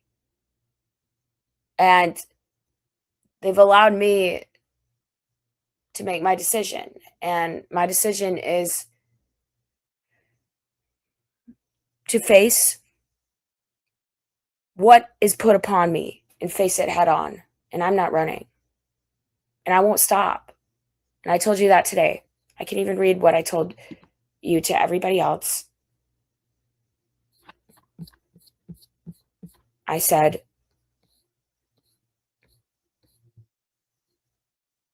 "Are you alive, pussy? You left me beaten, then blocked me. Good for you. I will never stop. The sex was good, though. I'm not angry. I'm sad, actually. It makes me sad. We let things go to shit every time. We could have cuddled up that night and not let things go south. Always. It's too bad. I've thought of you a lot this week in jail and in the psych ward. I wish we hadn't got into it like that. Things would have ended differently. Glad to see you made it home and hope your cats are all right. Can't believe you tried to kill me. I just can't believe you tried to choke me to death. It's sad. Because we loved each other. I loved you. I loved you, bitch." I didn't say the bitch part. I just say, I loved you. Because I did. I did, right? I'll move on, but I think of you still. I don't wish you ill or harm or wrong either. I will always enjoy what was what when it was good, but it's hard to remember anything past that. It's hard to remember anything any more than what it was. This is only just the internet, right? You are smart, so it is always a shame to me. There are things that are great in you, and it got let to shit. The both of us as well. But you tried to kill it more than once. It is sad and sickening, and I harbor nothing but solemn sad sickness now towards it. Which I'm saying I harbor solemn sad sickness now towards the love that I guess I harbored towards him. I write very poetically, okay, people, so take me as that is. I said, I won't block you, because I'm not a bitch, pussy. Because it's more important I message you to share the truth instead than post online. So I told him the truth. I actually accidentally added him in a group call with Nick Ricada then after that. And then I said, I don't run from it. Have a good day, Ethan. And I gave him a few more chances to respond. I said, I'm not upset with you. I may be, a bit. I really just needed a friend. And that was honestly. Then I called him at 1:35 a.m. and then I went live because he didn't answer. So I gave him a chance. I gave him chances to respond. The good thing is destroying my phone wasn't enough, Ethan. You didn't take my laptops this time. You did. I am going to upload the 27-minute recording, though, of you crying, saying that you wish you didn't break my laptops because you were such a pussy-ass bitch to do that, pretty much. And the group call with Nick Ricada was actually an accident. I was actually going to call Nick Ricada to thank him because I realized Ethan put a lot of shit on him for making a video about my case, but my mom even watched the Nick Ricada video, and she said it was based, and there were a lot of good points made, and she respected it. And she respected that he didn't get involved heavily at all, or he stayed very based and stuck to the law and stuck to the legal aspects of my case. He did not delve into the personal, dramatic, Ethan Ralph drama bullshit. I actually didn't watch the Nick Ricada video. I'm not going to. I had Nick Ricada's chat a little earlier. I'm drinking a light Frappuccino, Starbucks light Frappuccino. It's chocolate hazelnut gelato. And it says chilled coffee drink, but I've had it sitting out for about an hour since I've been live. yeah, we all make mistakes. The point is, I'm happy that I am somebody that is willing to learn from them. I'm proud of that. And I'm proud to face them. And I'm proud to have the support of people that really love me. And that's my family. And they're there for me when I need them. And um, it's not a shame. It's my fault that I trusted a bitch. I trusted Ethan. And yeah, I went back to him even. People can't believe it. Like, I don't know. But there's a song. I think the band is Saving Abel. What is it? Saving Abel. Yeah, it's called The Sex is Good.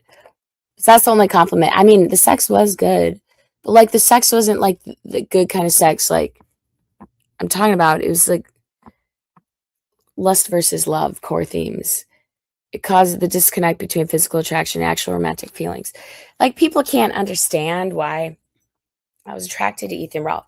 Like actually, it's actually hilarious because like you can't deny attraction, and that makes me actually based because if I'm attracted to somebody that people can't understand why I was attracted to them, what I wasn't attracted to was him running away from a woman and me always having to carry the weight, but it taught me a lot. So in a way, that's better than being a parent sometimes is being in a bad relationship where you learn to become the parent to the person that is already a parent that just didn't know how to be, right?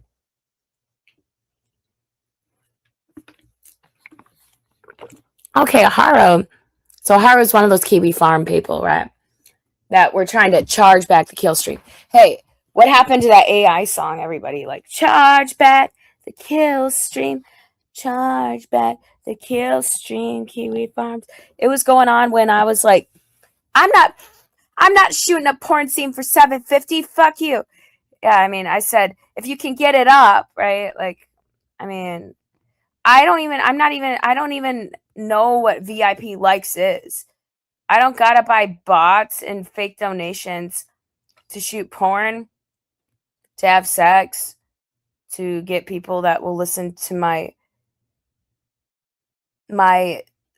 throated voice talk. Um no, I was actually told in jail that I was hot by multiple women, Mexicano type ladies as well, Ethan, the kind you can't even score living in a foreign country.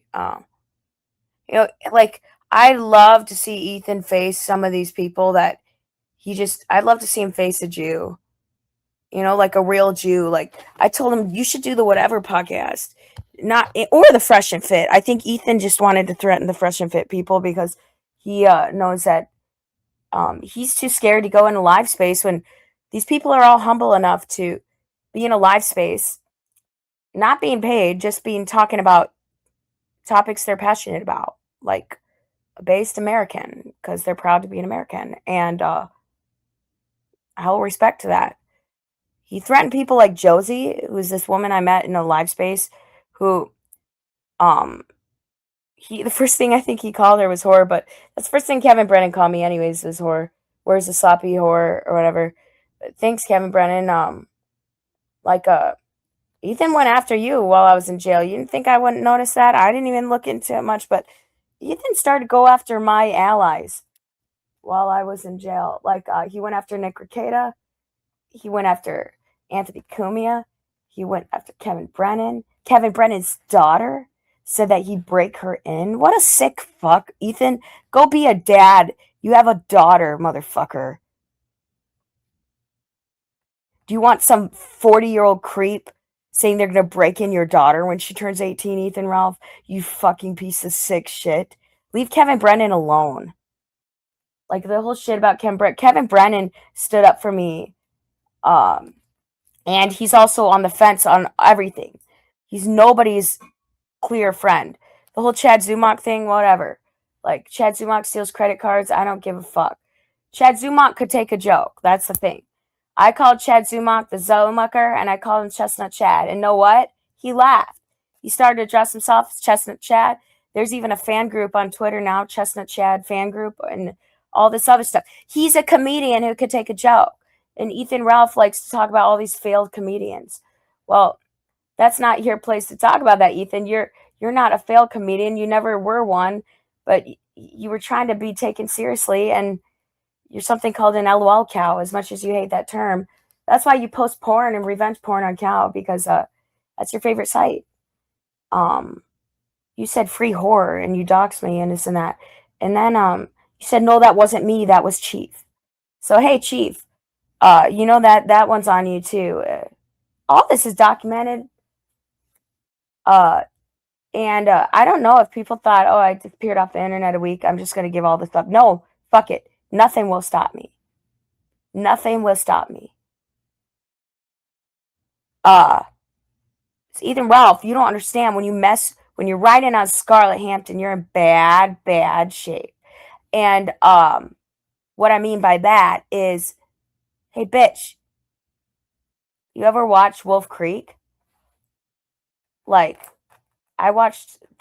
there's 2 movies. I watched the first one, the second one, these last couple days since I've been out. And what I got to know about the movie was, it's like, I was frustrated at first because the killer kept getting away.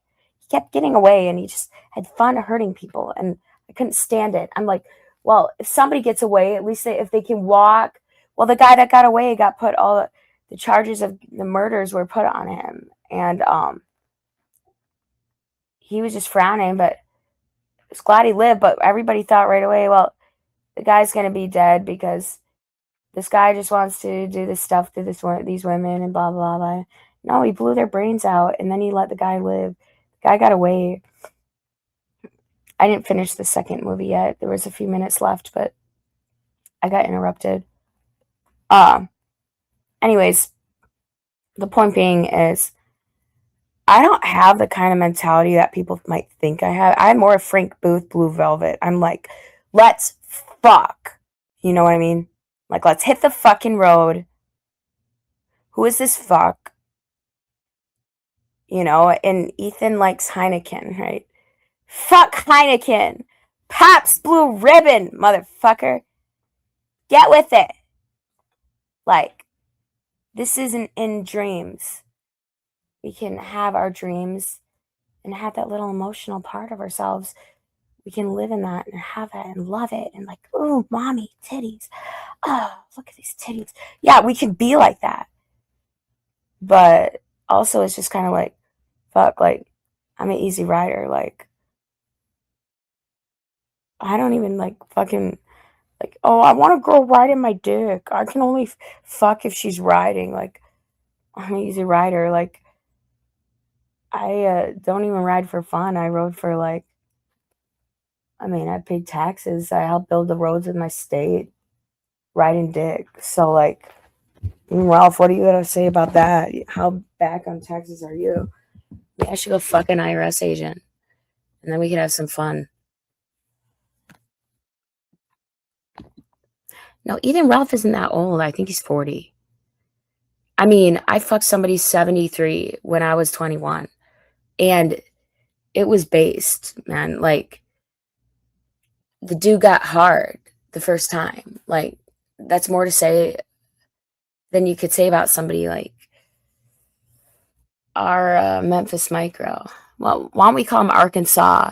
What's a word with A? He didn't like the word Arkansas. I don't know why. I've never been to Arkansas. Who has? But is it maybe because he's not from the part of Memphis that he wants people to think of him as?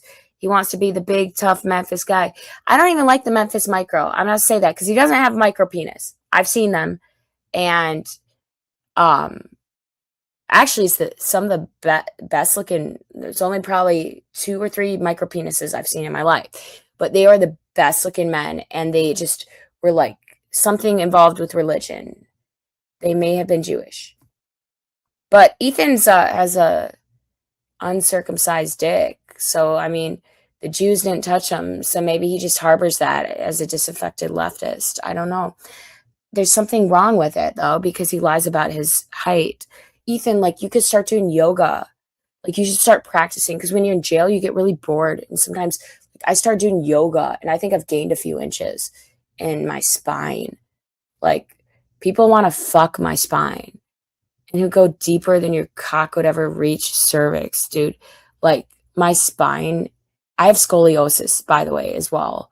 I don't know what you have. You have some sort of Ripley's, believe it or not, circuit freak type shit show of a spine because you can't stand up straight, even when you're standing next to somebody like 6'8" Ben Thorpe. You know, like his daughter, I complimented Grace Thorpe on her height. I said, wow, you're tall. You could be a Victoria's Secret model. And I gave her a hug. I think I gave Lalo a hug too. And I think I gave Ben Thorpe a hug or I shook his hand. I don't remember. That's how we are in the Midwest. We are polite people. Daddy Jim would know that because he's a polite Midwestern. He's like Jake Gyllenhaal in Brokeback Mountain, the big muscles. And he's like farmer, like man like that. Yeah, like probably farmer with big muscles, right? Even like, right? Like, oh yeah. Yay, I'm happy to be a supporter of Daddy Jim, and I got a 5-star hat. One of the stars not filled in, but it fits perfect. This is really good. Light Frappuccino. Chocolate hazelnut gelato. It doesn't even have to be chill, but I could stick it in the freezer and say, fuck it. I don't have an ice machine. I'm going to be living in this apartment that you doxed Ethan for about like less than a week. I said, fuck it. It's 2:23 a.m. Central Time. Because I'm in America, motherfucker. Like, I don't care where you are. You'll never stand on American soil. If you do, I'll know. We could watch a Memphis movie together. We could talk about a Memphis thing. We could talk about like something that you really like, Ethan. Like, you had a problem with me having a girlfriend. I get more pussy than you, Ethan. That's not even a roast. Like, you could call me right now. Like, I know you're out there. I know you're really scared. You're like, did she live? She know. I know, motherfucker. You're Chief. So you put Chief set Ethan, shout out Chief, Ethan's chief advisor, one of the three that is going to be doxed and exposed. Because doxing is based, right? Like, you taught Nick Fuentes that, right? Like, DMCAing, doxing, that's all part of the internet. It's just the internet, right? Like, this is the internet. We can do whatever the fuck we want, right? It's the internet. Oh my God. It's based. So, you know what? Anyways, I'm quite interested in this Chief guy because, hey, Chief, like, you told the world, you told on this 4chan forum blog, you posted not just my name and address, which was already public information, which Ethan did defend you there, but Ethan did rat you out because he's a fucking snitch and he's a rat and I think I smell a rat. And what he said about you, Chief, was that's not just the messages that I saw. But he said, oh, he posted you on Cow and he did that. I didn't do that. I didn't do that. I wouldn't do that to you, Scar, mommy, Scar. I wouldn't do that. Fuck you, little whore. I'll show you what you'll do. And you did it. And you know what? I don't care who Chief is. I really don't care. Chief, hey, Chief. Hey, Chief. Hey, Chief. I pardon you. Just like in Schindler's List, little Jew, I pardon you. Okay, so what I'd say to you, fucking Chief, put me on /cow/ free horror. Show up at my address, motherfucker. Come here. Get your little ass over here.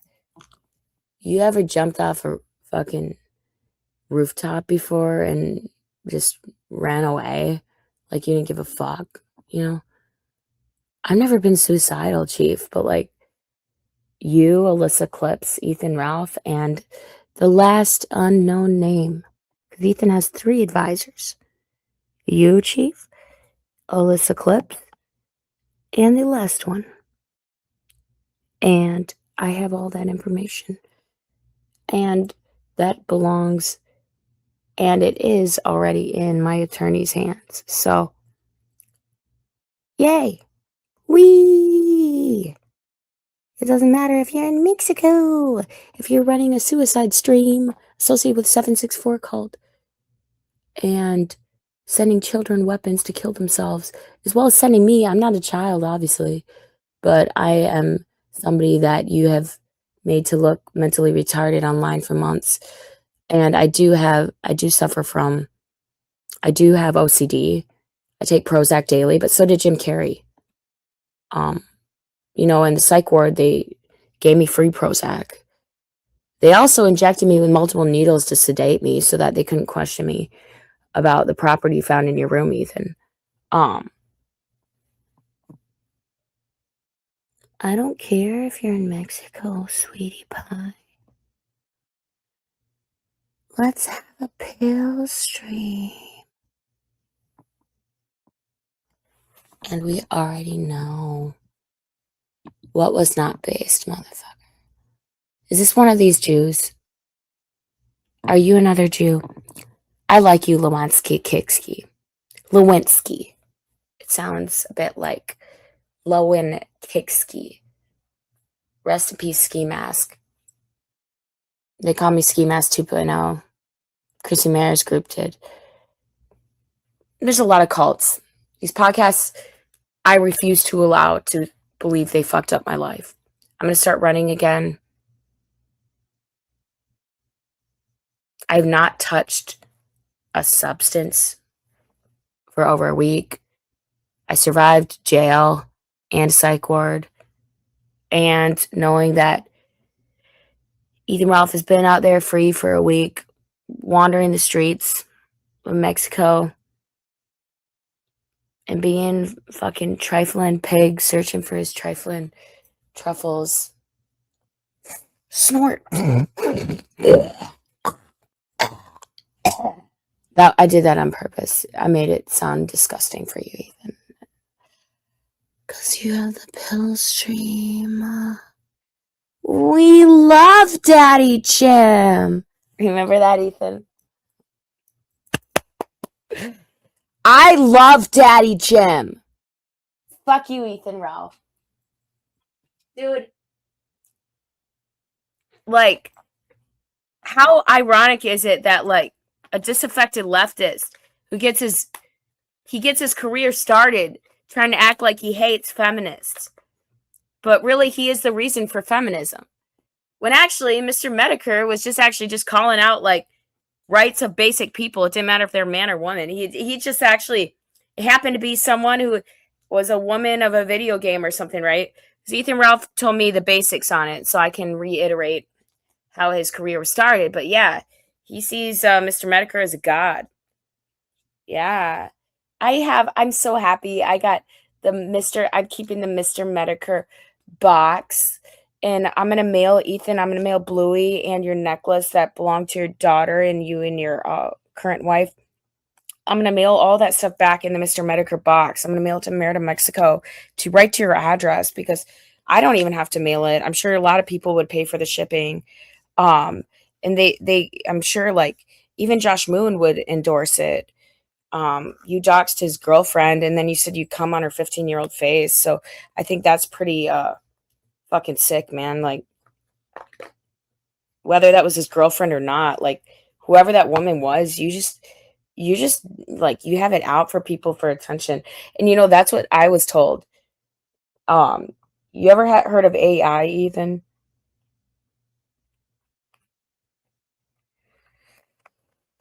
Are you listening, Ethan Ralph? Oliver, sir. Where should I start? I'm going to present some media to the group of people watching. We'll just go all night with us. We're doing a car stream. Can't wait to go back to New York and fuck some men. I'm not getting married anytime soon. Sorry, Ethan. I didn't have titties in this avatar picture of me. I actually have ribs. Why, Ethan? Because I know how to stop eating. You fat motherfucker. And that doesn't even offend you. But you aren't fat. That's the thing. You're skinny as fuck. You just carry away around your stretched skin, your lard belt around your waist, like Farmer McDonald. But I'm Bob Dylan, motherfucker. But Bob Dylan's a Jew. I'm not the Jew Bob Dylan. I'm the Bob Dylan that says, I don't want to work on Maggie's farm no more. Honey, I'm not working on the kill stream no more. But I'm happy. I'm happy the kill stream made some money off me, right? Right, Alyssa Clips? Like, did you sound, this is a monkey that you are. In your rainforest canopy. I buy some acres of land forest. Of that rainforest, I buy that acres with World Wildlife Fund. They sold me acres of rainforest so that I can make palm oil someday. And then I get Oreos. You get Oreos and popcorn with palm oil. Popcorn, and you can look up the ingredients, peanut butter as well.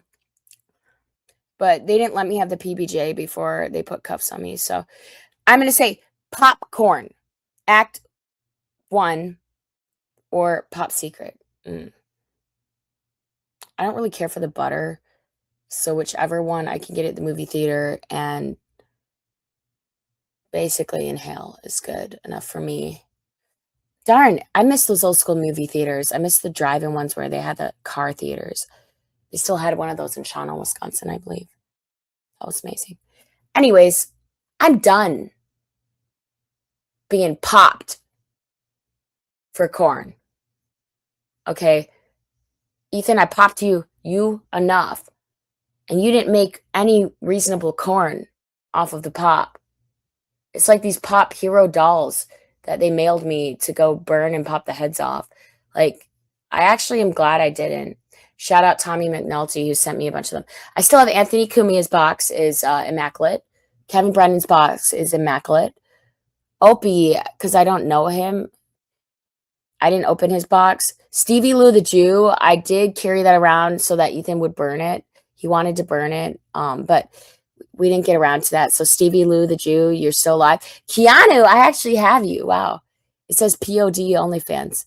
I don't know what that means, but Keanu and I supposedly hate each other, but I don't actually hate you, Keanu. I actually think you're pretty and you get your own corner in your house and you have a husband and you like your cigarettes and you mind your business, hopefully. Mommy Keanu. Menopause Keanu. Oh, does that offend you? What about when your husband, Gino, said I was molested by my uncle as a stand-up joke on the stage at a comedy festival? Shout out Chrissy Mayer. I wish they'd give me a Chrissy Mayer doll because she got me started in all this. Thanks, Chrissy Mayer. Everybody, I'm the reason why everybody has to listen to me speak if they decide to listen. Otherwise, get the hell out. I don't care for fuck, but you can keep listening to me. Oh, yeah. Oh, yeah. That sound familiar, Matt Mead? Sound like our friend that you also doxed and put on your stream, beat up, and I jumped out a 16-foot window, and then Chrissy Mayer covered for that. Yeah, I won't forget. I don't forget. So, Ethan Ralph, I give you a little consideracy because I like to use your dick a bit. And it was kind of funny. But I didn't really appreciate, I didn't appreciate not getting to do karaoke. I drove us around. I was the man in the relationship, and I'm proud of that because you taught me how to be a woman, I guess. That's the whole point. That's why you get men and women that come out of the kill stream. And even Candace Owens, I think, did your stream. And you're not on good terms with anybody that did your stream. And except for maybe some of them. But you get pissed at me. Don't get pissed at me. I'm my own person. I've showed you respect because I've made you money. And you've even told Alyssa Clips that. She makes me money. I make you money, Ethan Ralph. So all your little fans and followers can just say, let's leave Scarlett alone. We don't actually want her dead across the street and down the road. We don't actually want her dead. Maybe you could just say that, motherfucker. I don't give a fuck if you want me dead or alive. God has me born, motherfucker. I'm born and I'm an American. I'm an American woman. American woman! I actually met that guy backstage, the guy that sang that in the Guess Who band. Man backstage. Thanks. Shout out Steel Panther. Wonderful band. I love them. Their guitar player has a fucking great dick. And I wasn't a groupie. I was actually just a patriot. Like sexually, like I'm a I I told Andrew Wilson this on the Whatever podcast. I said, you need carpet burn. Loyal women have carpet burn. And then everybody laughed. And then Andrew Wilson's eyes went like bug-eyed. Dude, like talk to your wife, man. Like you can check her knees. Like let's get down to the point. Let's have a real debate. You want blood sports? Let's go for it, motherfucker. Let's go for it. Shout out JF. I don't think he actually killed his wife. I think she just left. It's like Wolf Creek, like hitchhiking in the middle of nowhere, and anything can happen. Like Ethan, like anything could have happened to you when you just ran on your feet. Little pig man ran away again from a real woman. Like, damn, my 30 D's. Dirty D's. Done dirt cheap. Like, damn, Ethan, like, you just run away from your own hotel room. Your name's on the room.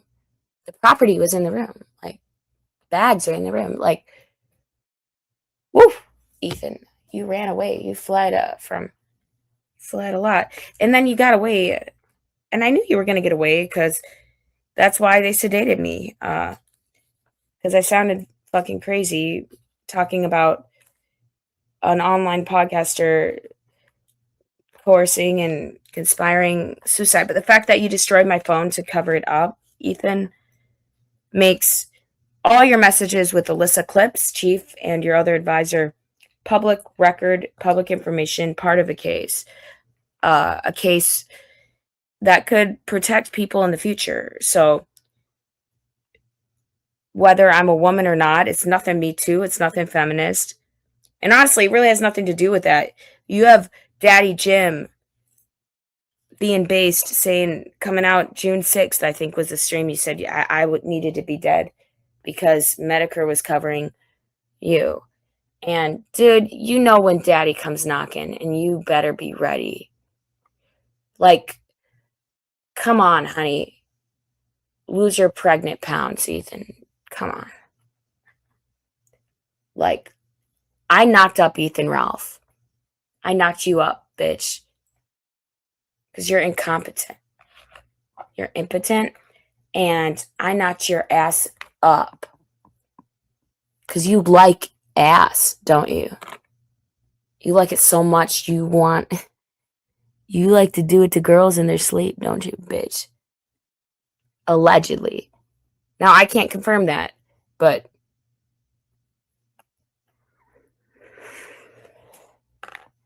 I'm not defending or confirming anything. I am just a former whatever. I like to think of myself as a speaker, and I was actually trying my hand not at political grift, according to the blind item, which Alyssa Clips, hey, shout out Alyssa Clips. She was supporting the Jews as well, Ethan, like just like you. You and Gabe Hoffman. Gabe Hoffman is, I believe, is chief or one of your advisors. Now, I'm going to say that publicly, but I know privately, and my attorney knows you're 3 advisors. And they know that you guys have been conspiring and running a suicide stream for trying to get a porn star that you saw as mentally traumatized because of certain things I went through. And I shared those things with you privately, and you acted like you had been a victim. And you told me things that your dad had done to you and done to your mom. And you told me things like that. And Ethan, you know, if my mother or father did that to either of my parents, they wouldn't have done it. That's the kind of kid I was. That's the kind of kid I grew up as. You can keep telling lies, but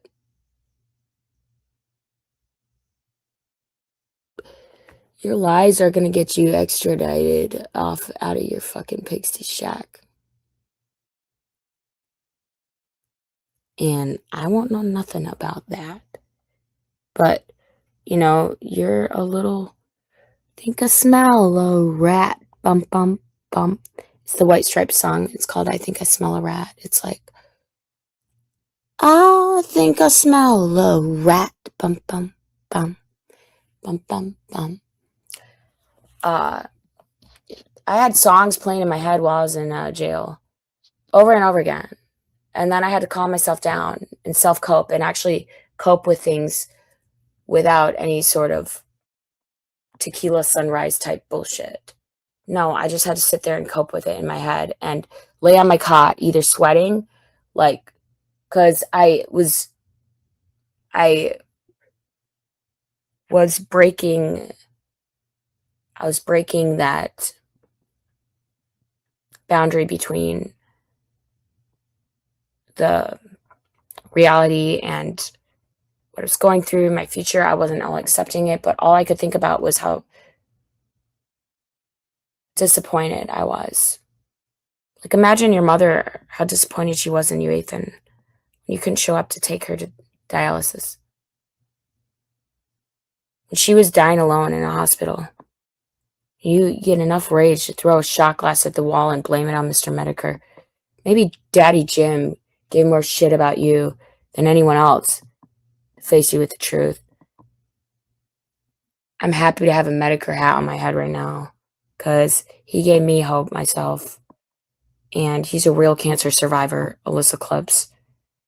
You said that Nick Rekieta joked about your cancer. Well, Alyssa Clips, why don't you say something then when Ethan Ralph jokes about Mr. Medicare's cancer and Mr. Medicare has been surviving for years and actually standing up for the women that you co-inspire with Ethan against to make his content? Because he, according to Kiwi Farms and, Josh Moon, the alleged pedophile that Ethan seems to claim on every sort of platform and constantly, which we don't even know anything about Josh Moon. All Josh Moon does is support the freedom of the internet that is left to have a forum. Like, actually, like, I don't fucking, like, they say shit about me on all these things or whatever, but they won't create a forum on Scarlett Hampton on Kiwi Farms. And why? Ethan, I think you can answer that. Is because they're not going to allow, they don't want pornography to be a part of free speech because of people like you, Ethan. You made revenge pornography relevant. And that's why you bring up your friends as, I don't remember how many times you brought up HM while you were in the States around me. You brought him up to my friend at the party that we were at with her two friends, which you do not know their legal occupations. All you know is that they kicked you out of their house because they saw you tell me to go down the street and across the sidewalk. And you acted it out. And you made money acting out, coercing somebody to commit suicide on the kill stream, the illustrious kill stream. For months, you did that. And then somebody happened to get her number, and you were sleeping on her couch after you took her prescription drugs that she actually needs for her own medical issues. You went through her cabinet in her bathroom, took her prescription drugs. And this is in Chicago. This is a recent trip. I'm breaking it down, and I may seem scatterbrained and this and that, but it's because everything leads me into something. And here's somebody that defended Ethan Ralph for over a day and stayed on the fence, a based woman. My best friend as well. And Ethan Ralph grabbed her in front of me. And then he told me she was flirting with him, and he stuck his fingers in the waistband of her pants when she was drunk and singing karaoke with me, and he was dancing with her. And then he accused me and her friends of wanting to do something or this or that. But in fact, he ratted on me to my friends and said I talked shit about her on the internet. So what she did was she looked up Ethan Ralph and her name, and it led back to that recording.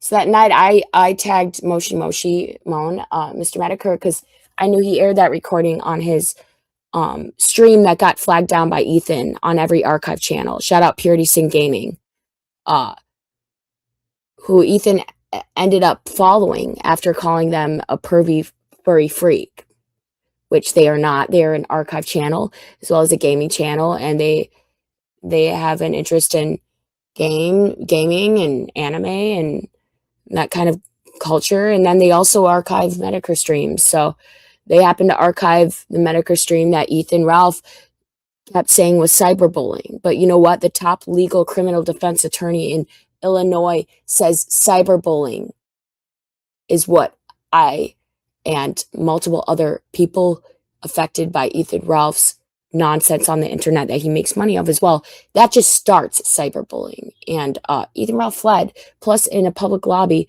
he slandered the woman that had stayed based, and she used my friend for multiple years.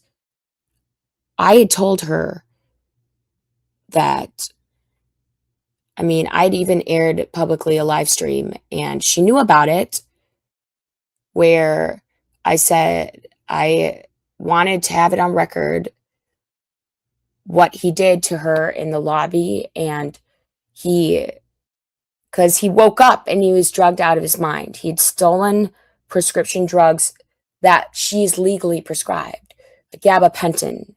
Also, which is interesting because his cats are prescribed gabapentin, which he mixes with Xanax and feeds his new kitten. Before he even went to the vet, he was feeding his Xanax so it would stop ripping down the curtains in his apartment. Interesting, huh? But I'm not here to talk shit, because this little pussy bitch isn't calling, and he's not going to. Know why? He's scared of Mommy Scar. And it's sad. It's because Mommy Scar doesn't, like, he acts like he's the one that has nothing to lose. He never riding on Scarlett Hampton. No, because he can't ride. He's a pussy to ride his dick. And get him hard because he's impotent. And even a professional has problems. That's why he doesn't even, he's too embarrassed to even hire a hooker or a prostitute. I don't think he could do either. Fortunately, it's not for everybody. Some little boys get shy, I guess, right? That's why he's got to steal Mommy Scar's phone and try to take her hard drive so he can jerk off to her nude photos and then threaten her life with it, and threaten actually people that he is trying to kiss ass to. He tries to kiss ass to some of these right-wing influencers that he totally disses behind their back. And he calls himself a leftist, disaffected leftist. He, in fact, supports abortion. He gets mad that I go on, like, some of these spaces with people that he has as mutuals, whether they haven't discarded him, because he's smart and he's funny and he makes good points sometimes. But if you let him too close to you, or if you defend him, like, and if you get too close to him, you're going to get destroyed in some way. You're going to get hurt. Something's going to be taken for you. And he is charming. And Nick Rekieta told me this. He warned me about Ethan Ralph when I first went on the kill stream. And I respect that. And I'm going to thank Rekieta, because Rekieta was always respectful.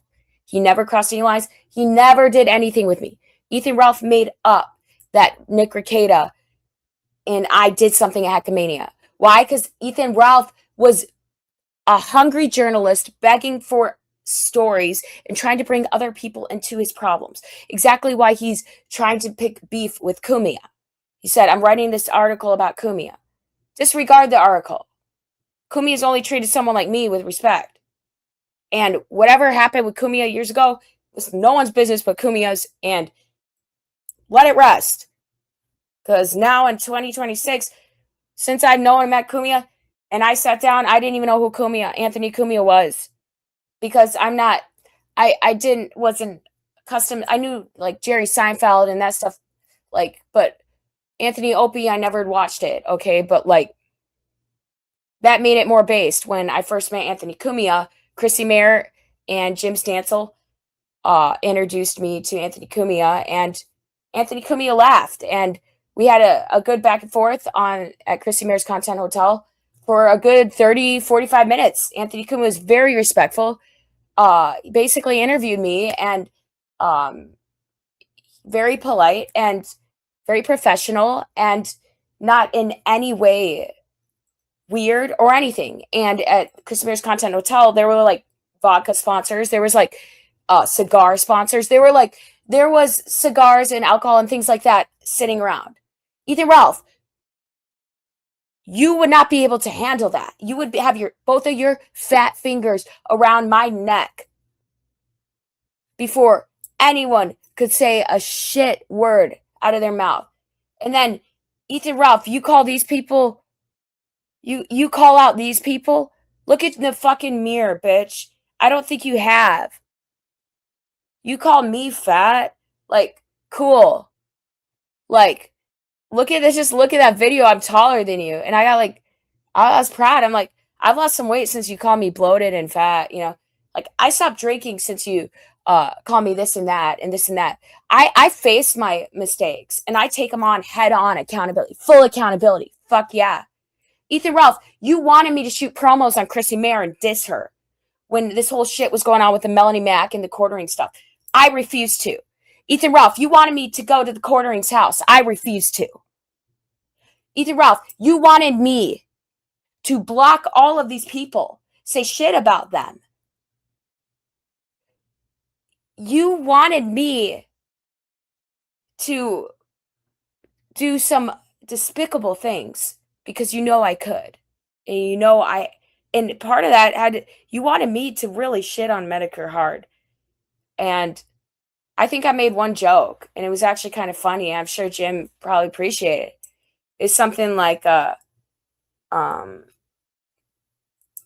bend over for Ethan Ralph or something like that. So I bend over for Jim too. I'll touch my fucking toes. I'll put a video out there. I'm a state champion runner. I can do that. Ethan, you sent me a video of my friend doing a bridge, and then you threatened me with that. Like, you're like, I'm going to release this on the internet. So she's a state champion swimmer, and she just wanted someone to film her doing one of these hard to do gymnastic moves. So Ethan Ralph filmed her, I guess, on his phone and sent it to her, and then he threatened that to release that because she's a professional and this or that, and all she was doing was a stretch on the ground of her home. And he threatened, like, I'm going to release this. It's like, what? Because, like, her shirt might slip and a tit shows. Dude, that's fucking revenge porn then, motherfucker. And get the fuck out of here. Like, she was not happy, and she didn't even hear when you talked about hurting her family, her father, and everything else, her job, her career. You slept on her couch, motherfucker. We fucked on it. And the sex was decent. It wasn't perfect. I mean, nothing was good enough for you to film, obviously, because it wasn't me. You always said I was the hot one. And I mean, like, if a girl's sucking your dick, like, I mean, like, it's a dick. I'm straight, right? Like, but, you know, you're also trying to turn her girlfriends against her and then threaten them behind their backs. And then also when then go into my girlfriend's bathroom, steal her prescription drugs, take multiple showers, and then I wake up in the morning. So Ethan and Ralph and I slept on the couch of my girlfriend's apartment in Chicago. And she was kind enough to let us sleep there. And her boyfriend woke up in the middle of the night, walked out to use the bathroom across the hall, and Ethan Ralph was going through my purse. He had everything out. He was looking for his Xanax, which I did not take. I do not take Xanax. I did not have any. And he said that he was going through my purse. And in fact, what he set out was he had gone through my purse. And then he had gone through my friend's purse. And Ethan Ralph had also gone through her boyfriend's bag. So her and her boyfriend that night asked him to get the fuck out. because he had also touched her and came onto her and said she was dealing with a situation. And it was a very important, legal, traumatic situation. So she had been thrown on the streets of Chicago, just how Ethan had thrown me on the streets. So I said, yeah, I can deal with you. I'm here for you. I'm supporting you. And Ethan got between us. I said, I know what it's like. And he got between us and looked at me and threatened me. And then he got stern with her. And then she said, just please, both of you don't fight or you're both leaving because she's based. And I allowed him in her home. I brought him with me. Yeah, I was dating him. But I can clean about everything about him and what he did to her. But that wasn't what she was bothered by. She was bothered when she saw she was sent a clip of the kill stream, just a basic clip. One of the thousands of times Ethan Ralph has told me to go kill myself. On the front page, Delaney died. So I showed, and Ethan was upset about this. He's like, what stream did she see? She saw the Medicare stream, where I said, I don't want to shoot a porn scene with you for this and that. And then also she saw the part where I guess, Ethan, you flagged down every stream you have managed to, you and your little team, your little group of your chat, but you kicked out any of your chat. You kicked out Dalton actually after he had allowed me to speak in space, and it had nothing to do with you. Like, you just thought that you were just so jealous that, like, I actually have a voice and I was not talking shit about you, and I was not starting drama, and I wasn't doing shit. You just couldn't handle it. I don't get it. Like, I'm a person too, motherfucker. Like, fuck you. And honestly, no one gave me a script. No one handed me a script. I didn't even know who Mr. Medicare was. It wasn't my fault that he did a stream on you. But the fact that it scared you so much, yeah, I respected that. Because you threatened me when it scared you. And so I watched the stream and I was shocked. Yeah, he went hard on you, but you know what? You deserve that. Why? Whether it's true or not, you said it was all lies, but you know what? That parts of it between me and you that aired, I respected that. Because he said I was a manic BPD pixie chick or whatever. And I'm just like, I never heard of that saying before. It must be something like, I cosplayed a little bit when I was in middle school, whatever. Like, it must be like one of these anime type of phrases or whatever, because he's got an anime avatar. Like, I don't know shit, right, about the internet. So I retweet some of his shit and you go nuts, and I follow him, and I never stopped unfollowing him. I never blocked him. I never unfollowed him. He could say shit about me, and he probably has. Like, Grace Thorpe has said shit about me. She said, your leaky ass prostitute black.com girlfriend or whatever. And I just come back with an insult, but I never deleted it. Like, and I think Grace Thorpe probably thought, well, she's just getting based with me. You get even with someone, but it's the internet. And when you get a chance to meet them in real life, it's actually, I respect that. Like, it just felt awkward with you. It was like you were doing fish tank. And it's like, you're in my fucking sob, motherfucker. Why didn't you go do an IRL like you said you were in my sob? He didn't do an IRL in my sob. Why? Because he's scared of a woman that can drive a stick shift. Because I don't ride the clutch. And I have my original clutch. It's over 25 years old in my car. I've never had a problem with my transmission. I know how to drive a stick shift. And I saved his fucking life when we lost traction on the road that day. He broke the laptop, but that wasn't the day he broke the phone. I think it's hilarious. Oh, it is fucking 3 a.m. Yes, motherfucker. I slept so much. I slept so good in jail. Know why? Because I just dreamed of what I was going to say when I got out. And I know this is like a pill stream, but I don't need that. I have coffee now. So I plugged in both of them. I have an espresso maker. I have a French roast maker, and I have a grinder, so I grind my own coffee beans. My coffee bean stack is stacked. My shack of coffee beans is stacked, is what I mean. And I've been waiting for this moment where I'm back in my apartment with my property.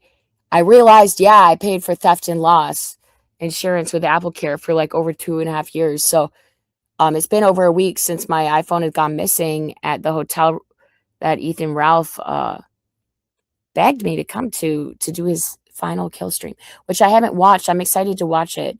I'm sure I look like a piece of trash. So yippee we but like this is live right now.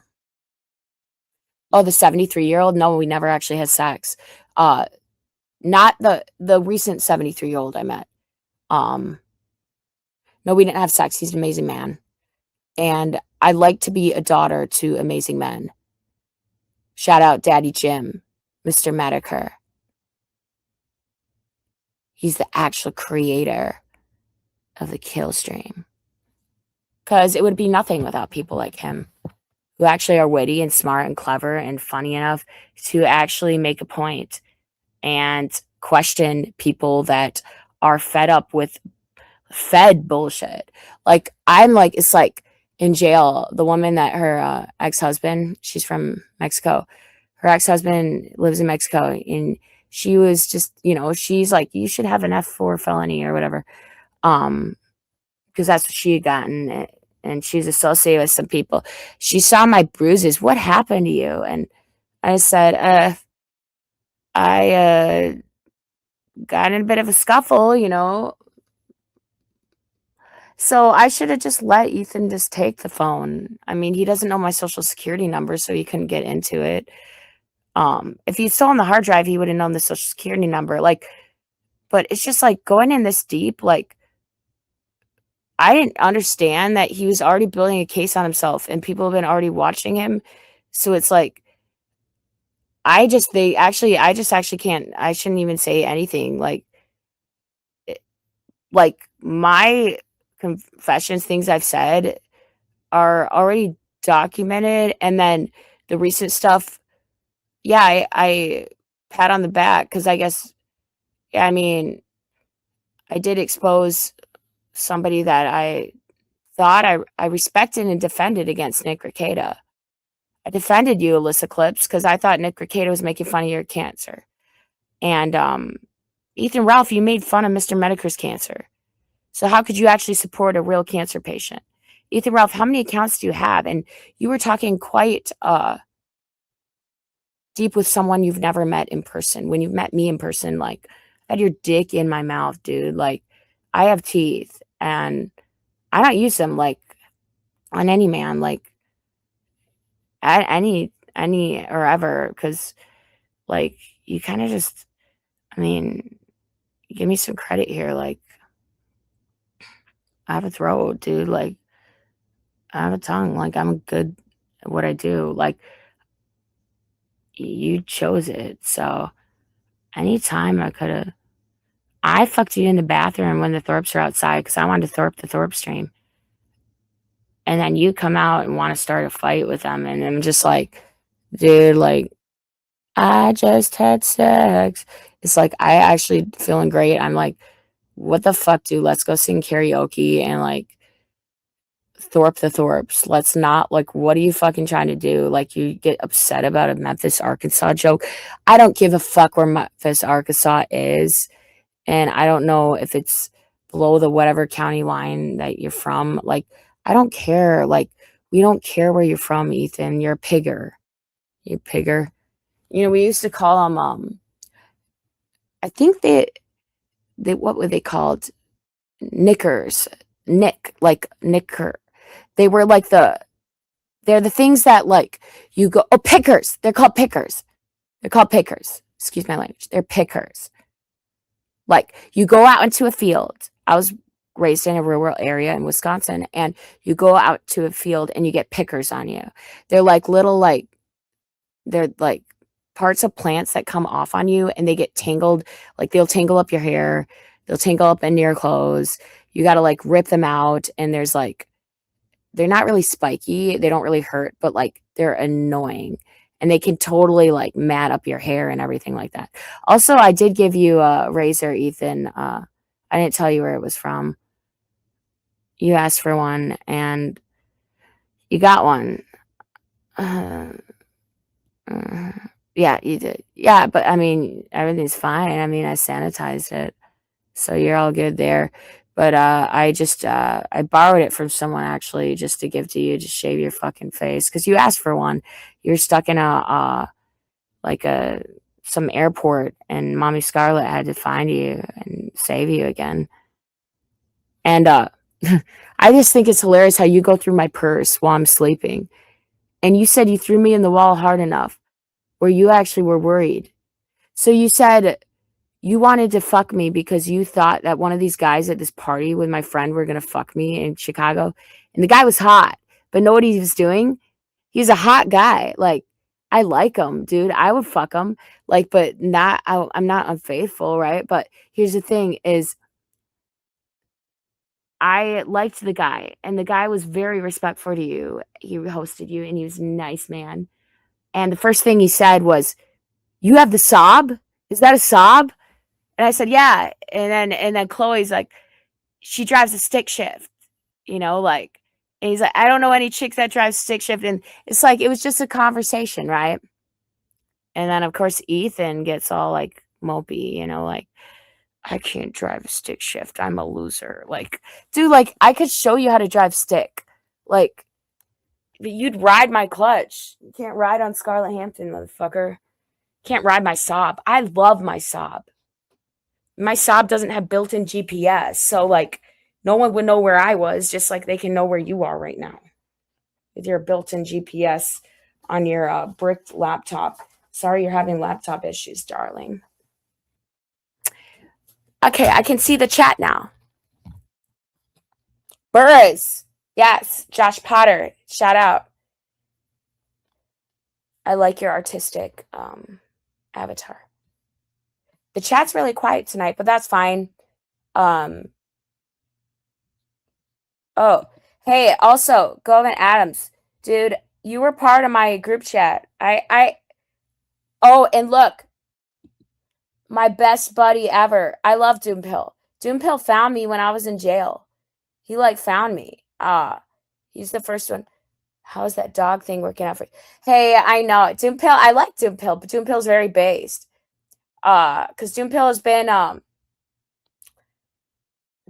very based, and Ethan Ralph went after Doompill, and that's wrong, because Doompill is a good they have a good take on things, and they have just offered me very good advice that I should have listened to keep myself safe and out of trouble and be responsible. And just like same kind of advice that Mr. Medicare basically pushes through his stream. It's the same kind of idea as just stay away from Ethan Ralph. He's bad news and this and that.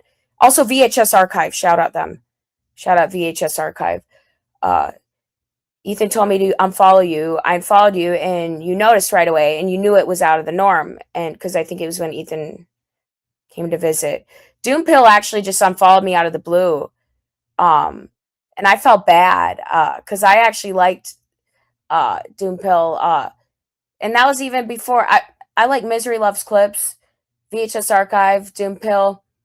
Hoojan, I really, he does his own thing. I remember that last thing, I retweeted, I quoted a tweet, fuck you. He said something about Mersh. I didn't even listen to it because who gives a fuck what Mersh has to say?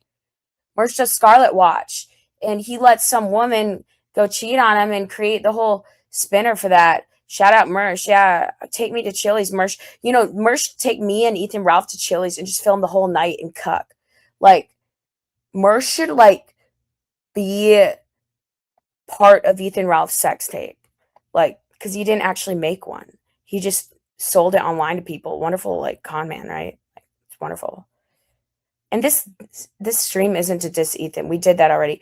Hollaback Piggy is, I was told that for 10 years, that'll be legendary, so I left it up. The live chat is amazing. I think Ricada got in there. Mersh got in there. We had the legend, Daddy Jim, in there. We had Doompill in there. We had VHS Archive. Everybody was in there. It was fun. And I just remember, I just went all night. And that was Hollaback Piggy was the one where Ethan called. It was 8-0, I believe. And I mean, I think Andy Worski loved it. he was excited covering that on Kino Casino. And I did watch that episode of Kino Casino. Kino Casino, I'm really, you guys should be a ringtone or an alarm system because when you do that whole whoa buddy thing. So Ethan got mad at me. I started to use the felted term. And I said, well, if they're Canadian, I can use it. I'm in Wisconsin. I'm Northern. I said, I felt it used so hard. Like, then I'll start just use that term. I felt it because I don't like humiliated or embarrassed or roasted. Roasted is too mainstream. Embarrassed and humiliated is too pussy sensitive. I like felted because it's just like, damn, own them. Well, own is the dom term, but most of the time I'm not trying to own men ever. I'm not a dom. I'm normally sub, but with Ethan, he wanted me to start after the Hollaback Piggy and the other stream. He told me, he had openly admitted to me that it turned him on when so that's why I realized it's not good enough to call him 5'1" and impotent anymore. Daddy Jim, like, he's turned on by that. So like we have to try harder. So I kept trying, and then people think that I kept getting crazier and crazier. And in fact, I was actually felting him heavier, if that makes sense, without realizing it, because I said things that got on his nerves, I guess, a bit more. But to everyone else, it just seemed pathetic. But I actually knew where to press some buttons. Um, I mean, what's actually strange is he did this Black Crow or like Pigeon or somebody. He did this interview, and they were showing all my porn pictures, and he was being asked about it, and they brought up on the chat, like, not even for a super chat, they said like, she looks like Nick Fuentes or female Nick Fuentes, and Ethan didn't even acknowledge that. I just felt bad because it's like I feel like Ethan Ralph has like groomed people through the kill stream and tried to get them in a position where they are totally brainwashed by some of this Jew brainwash, which, I mean, he called me a Shabbat goy or something, like I work for the Jews and I work for Gabe Hoffman. I don't fucking know Gabe Hoffman. Like, honestly, Gabe Hoffman, like, I feel like you're kind of like an internet troll where it's like, but you're also like an A-logger, and then you also just have it out for Ethan Ralph, and that's why you didn't actually block me, because you're not a pussy. Like, you blocked me right away because you said I was a neo-Nazi, but then you realize maybe it's not worth the story because maybe she actually does have like some mental fragmented issues, and maybe it's not. I don't want to drag her into Ethan Ralph's shit, but like I feel like a lot of people associated with the kill stream are called neo Nazis, and I don't know. I just feel like that's the case about it. But here's the thing: is like, yeah, like I am doing a Nazi salute in my yearbook in high school, and everybody's like, "Well, why didn't she become the high school valedictorian? She used to be like the valedictorian, you know." And I was I spent most of my senior year in a psych ward, in an inpatient locked ward. I was under 18, so my parents could admit me like without my consent. So that's where I was. So I became a valedictorian off of that determination that I regained, just by watching people around me suffer. And I learned how to play Sudoku, and I had to, I forcibly was like, they force you to do things to your body just like Hollywood does. Like, if somebody wants to play, like, let's look at someone like Christian Bale. He did American Psycho, right? And later on he did Dick Cheney, the movie Vice, where he gained a ton of weight and looked like 20 years older. Same with Gary Oldman. He did the Winston Churchill movie, The Darkest Hour. And Gary Oldman, remember him in Leon the Professional? How like he was the bad guy and this and that, and then he was in Batman and this and that. Why did they had to? Oh yeah, and also Christian Bale and The Machinist and The Fighter, like different movies. They had to totally lose or gain weight. Same with Tom Cruise, and just for parts in movies where like nowadays AI will totally prevent that from happening. So it's just kind of like, it's kind of sad in a way where it's like, if you can't play the type, um, and you're actually the ambitious person, you're going to change your looks to fit the part. And a lot of people are not adaptable to that, or they're not determined enough. So Ethan, like, you've made enough money to get that surgery to remove the skin around your waist. You probably donated to St. Jude's Children's Hospital, and maybe to make up for some of those chargebacks, the kill stream, for your Holocaust jokes. And then also, you threatening your first wife, Nora. You threatened her career. She's a professional woman saving people's lives and helping people, and set out to do that with her life. You threatened her career over the kill stream. Then you compared me to Nora. You know, Ethan Ralph compared me to a lot of his wives. When we were having sex one time, he said pantsu, but he was high, so I don't know if I could say. I was actually quite offended. I was just like, you're in love with these women. Go get them. Like, I know what you think of me, and you've told Alyssa Clips what you think of me. And then it's like, why don't you get rid of her already, Ethan? Get rid of her. Well, I had her on the kill stream again because she makes me money. That's what it comes down to, Ethan. The content. And you know that because you're an internet god, correct? So I'll tell you a few things about being an internet god. First of all, porn gets a lot of views, and porn makes money. And you jerk off to porn. You've done it in my own apartment, on my internet. You think I don't know that? Like, you think like Josh Moon is the only one that can like trace IP addresses and all that shit? You don't think I fucking don't know shit about the internet? Oh my goodness, sweetheart. I know more than you know, maybe in some certain extenses. So that's why it's like interesting when you get all freaked out when I said I keylogged your phone, because I didn't actually do that. I'd heard that you've done that to people, so I just did that said that as a joke, and you had both hands on my neck, actually trying to kill me. So I don't know what you're hiding on your phone, but don't worry. I actually believe you smashed your phone as well in front of me. So your laptop's not bricked. Unless you actually destroyed your laptop before you left America, because you were scared about what you had on it and what you'd already recorded and what I was going to do. And honestly, I got slowed down a bit, but I'm not done, and I'm not over, and I just started. And sweetheart, it's all backed up. Something called iCloud. And luckily, my first ex worked for Apple, and he knows a lot about that information that is backed up to the iCloud and what to do when somebody steals your phone, this and that. He just said they're awfully mean to you online, aren't they? And I said, nah, this is nothing. And that wasn't even what you said, Ethan. You know that someone freaked out and called their attorney when they saw you. They didn't even get to the point where you threatened and doxed them and their family and all that. They actually just got to the point where you say go down the road and across the street, and don't do it inside. And then you acted out in your arms. You also acted out in their arms in their private residence. You took their knife, their kitchen knife, and you instructed me how to kill myself in their own home. And you did that in their home when they were down at the pool. So I feel like that is also worth mentioning, and it has been mentioned to my attorney as well. So, I drank this light frappuccino.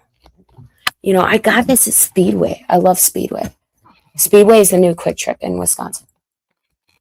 Shout out Speedway. It's a light frappuccino, 100 calories. It says no added sugar, but what did they do? Did they do aspartame? Did they do? Oh, they did sucralose. So they did the Splenda. It says Starbucks coffee, which honestly, I really don't care about it. I like McDonald's. I'm fine with McDonald's. Honestly, McDonald's drive-through makes me want to have sex. So, um, you know, everybody in my jail cell wanted to have a midnight, the night I was bailed out, they wanted to have a midnight party. So they made a hot and spicy ramen noodle thing in one of these reusable containers. Like, everything in jail is like, oh, this is commissary and this and that. And then it's like, meanwhile, the police officers took like all the cash out of my wallet and added it automatically to commissary. So I could have called Ethan Ralph if I wanted to, and then handed the phone to the woman whose ex-husband could be his neighbor in Merida. Wouldn't that be wonderful?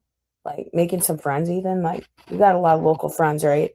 like the girl you kissed, like her baby daddy, who doesn't really know, and you kind of lied about having sex and all that stuff. You actually just asked her. She's a desperate woman looking for help, and you were a neighbor, and then you just told her, hey, I want to make Scarlett Hampton jealous, so kiss me, bitch. And she did, because she's a smart woman. She wanted you to be happy. Isn't that what we all care about? It's your happiness. I think you should lose about 50 pounds and maybe get a surgery. Take some of that lard off your fucking waist. And then talk about happiness. Or you can tell me where to return mail the razor blades, because I have them here, and I have the box, and I have the address that sent them. And I've seen the messages too where Alyssa questioned you about them, and you guys joked about mailing me razor blades. You, and also Chief. Hey, shout out Chief. You told people to come up and show up to my house, and then I'm a free whore. Shout out Chief, Ethan's top advisor. So all three of you on the kill stream, you little plotting cunts, are going to face cancer in full frontage. Because you also all have DMCA'd all the Medicare archive streams like a little bitch. Well, know what? You can't DMCA anything uploaded. All these A-logs and tube sites, Misery Love clips, stop DMCAing them, Ethan. I know you hate them. You're gonna... Yeah, fuck that. You hide the truth? Well, bitch, you put it out there. It's just the internet. Isn't that what you told me? And you respected that I said that. Everything's fair game. You put it out there. You're drunk or not, who gives a fuck? You would kill someone over a bottle of vodka before you'd ever touch your daughter, Ethan. Or give a fuck about either of your kids. And that, I'm just saying that because how can you be so, like, shameless? You ran away and you picked my phone. To be a devious cunt, you stole my phone over retrieving the necklace that you wear constantly, that you say is the only thing you have of your daughter and your current wife. So it's like, it's the fish necklace, the wooden one that you got when you were on a trip together. I was going to leave it there, told the police. I said, they said, take everything out of this room. So I took it out of the room. They instructed me to take all of your stuff out of the room. I did. Then they said they would forcibly arrest me after I mentioned whose room it was and what was said to me over the last few months regarding the state of my sanity, which had composed into, I was not suicidal, but I could not prove to these officers. They were going to forcibly cuff me and take me to a psych ward because of what Ethan Ralph said to me about me on the kill stream. So, and people can say what they want. I'm not a victim. They say I'm a victim. Oh, I'm not. I don't have the victim mentality. I have the fight this face on, and I will fight this, and I will fight for truth and justice, and I won't stop. I wasn't raised to be a pussy coward. I have a pussy, but I'm not a coward. I'm on cow, but that's not on toward. That's not base. That's just stupid bullshit that, like, dude, like, imagine having these friends that actually look out for you and then throwing them all under the bus. That's what Ethan did. And yeah, like, there are some people that I want to thank, but, like, I won't thank publicly just because they don't, Ethan, like, I blocked you today on Twitter just so you can watch my live stream live. Like, you still can. Like, I don't care. Like, you and your little henchman, like, because I actually, some of them, like the Baldomania guy, shout out him. He liked it when I called out the Jews, I guess. Because that's what, Ethan likes to feed people some brainwashing stuff. And, actually, Ethan also likes to call me crazy, right? So He also trusts a bitch who he calls crazy and then says trust no bitch, but all he's done is trust bitches his whole life. He talks to I to my certainty, 2/3 of his chief advisors, the Killstream, are women. And his Killstream was co-founded by a woman as well. So he listens to bitches his whole fucking life. He's a fucking hypocrite. He's a disaffected leftist, which my mother is a fucking leftist. She doesn't even know what the fuck that means. She says bullshit. I've seen his shit. She knows he's a hypocrite. And she knows what you can be charged with, Ethan. And like, I think you're just kind of confident because nobody's going to charge you because it's better to just watch and wait and see what happens. You've created some good entertainment for the internet. You've ruined a lot of people's lives, but you actually haven't ruined them. You made us stronger. Like, you've made me into more a man. And as a woman, like, I don't want to be a man. I don't compete with men. I'm not a feminist. But you made me more of a man than you'll be. Because I didn't run away and I'm taking responsibility for a little bitch. I actually went and apologized to the Thorpes after your little I'm not from Memphis, Arkansas. Who the fuck cares where you're from, bitch? You're 5'1" and no one gives a fuck about your micro penis. Actually, I only flattered you. Just said, let's fuck in the disabled stall, this men's restroom. I went in there with you to comfort you because, obviously, if there was another dick out in a stall, you wouldn't give a fuck if I was looking at it.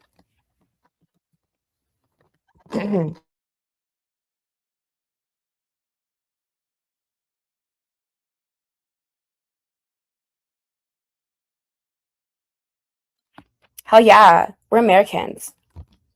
That's why Mr. Medicare, Daddy Jim, took a picture of his house on 4th of July and talked about all of his American patriotic ventures that day, while Ethan was sitting in Mexico in his little shack, pouting and upset that I commented. I think I commented, hope you had a great 4th, or I said something just polite, or beautiful fireworks, or something gorgeous. Like, I just said something Midwestern to another Midwestern, and he got all tiny dicked about it. And I was like, well, dude, like, I mean, I don't even remember what I said. I think I dissed Jim one time, and it was more of a joke. And I don't think Jim, of course, Jim didn't respond to it because Jim probably laughed, Ethan. Like, but you were thinking like, oh, this is a big hit on Jim or something. I think I said, like, I bend over for Ethan or something. Well, I bend over for Jim too. Like, fuck that, Ethan. Like, I bend over for a lot of men. So it's like, what the fuck is the point?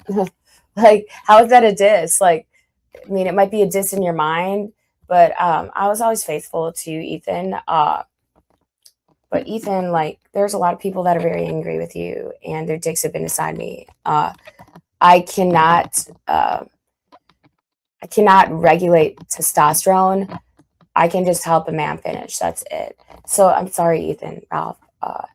If like you get fucked up the ass one day, you deserve it. I mean, all I can do is talk about how many women have eaten your ass. Like, Ethan, you ate my ass. You ate my ass.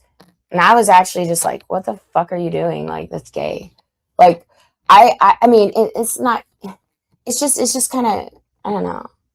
But at least you weren't Matt Mead and you took 20 minutes in my bathroom because I have a bidet. So it's like, you weren't like fucking yourself in the asshole with a water stream.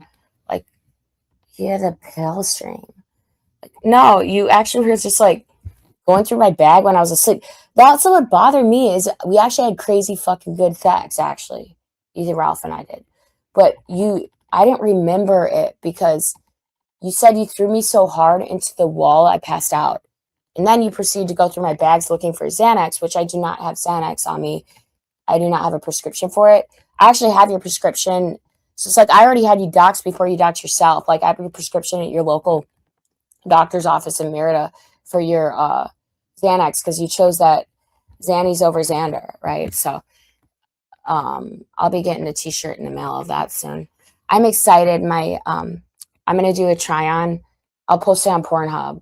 Well, no, I wouldn't do that. I wouldn't disrespect Daddy Jim, but like I would do like a try-on, a nude try-on of my Medica shirts rip them like Hulk Hogan on camera and do like a WWE promo against Ethan about it and be like, I support cancer survivors.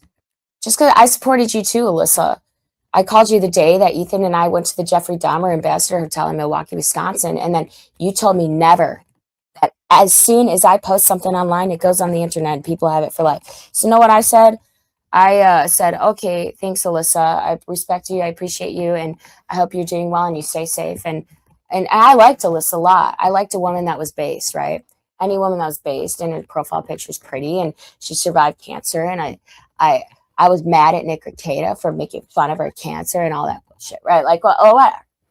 So, of course, I ended up standing up for Mr. Medicare when Ethan's making fun of his cancer. So,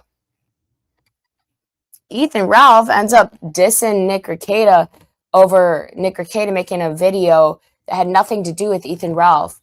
And Nick Arcata just made a video over going my recent charges that Ethan, like, this property was in your, I took it on body cam out of your hotel room. So as soon as I press the charges of whatever we can discuss, I'm giving you opportunity to discuss, because all this information is going to be out there eventually at some point. So this happened before I was in the psych ward. This is what I told the officers, and they took pictures of my body. They had 6 officers in your hotel room, Ethan, after you fled. And they told me to grab everything. They didn't label it as mine or yours. So I grabbed everything out of the room. I picked up the Netflix or the necklace that I knew was precious to you. Picked that up off the floor and I put in the bag, and I didn't get it back until yesterday when I went and picked up my laptop. So that's why I'm live today. So I noticed somebody made a comment. I hope when she gets her phone, she gives him hell or something. And this isn't hell, Ethan. It's actually just like reality. So take it as you leave it. Like, we've all thought about leaving the country. Maybe we haven't. I know I haven't. I'm an American. I'm proud to be one. And I'm going to face this. And I'm proud to have an attorney represent me. And I'm proud that my mother actually approved of the Arcata Law video. My mom is based. She has over 30 years of law experience. And one of her cases is actually in the West Wing TV show, the one involving like the Indians and this and that. I mean, she's based as hell. And even like, we haven't started on you. We're just working on me taking accountability, being an adult, facing what I have to deal with, and facing my own situation. So, Ethan, like, you couldn't do the diligence this time of hinting that I wasn't dead. You just hinted that I didn't have 2-factor authentication to get into my devices. But I'm a legal citizen, and I worked hard to own what I have. So also, thanks to Mr. Medicare and his loyal subscribers, there is a very special person that wanted me to do live streams. And they sent me a device I'm grateful to have. It's the only reason why I'm in Twitter right now, is because they're of Mr. Medicare and a very loyal, very smart, very, very gifted individual who I respect, Ethan. And all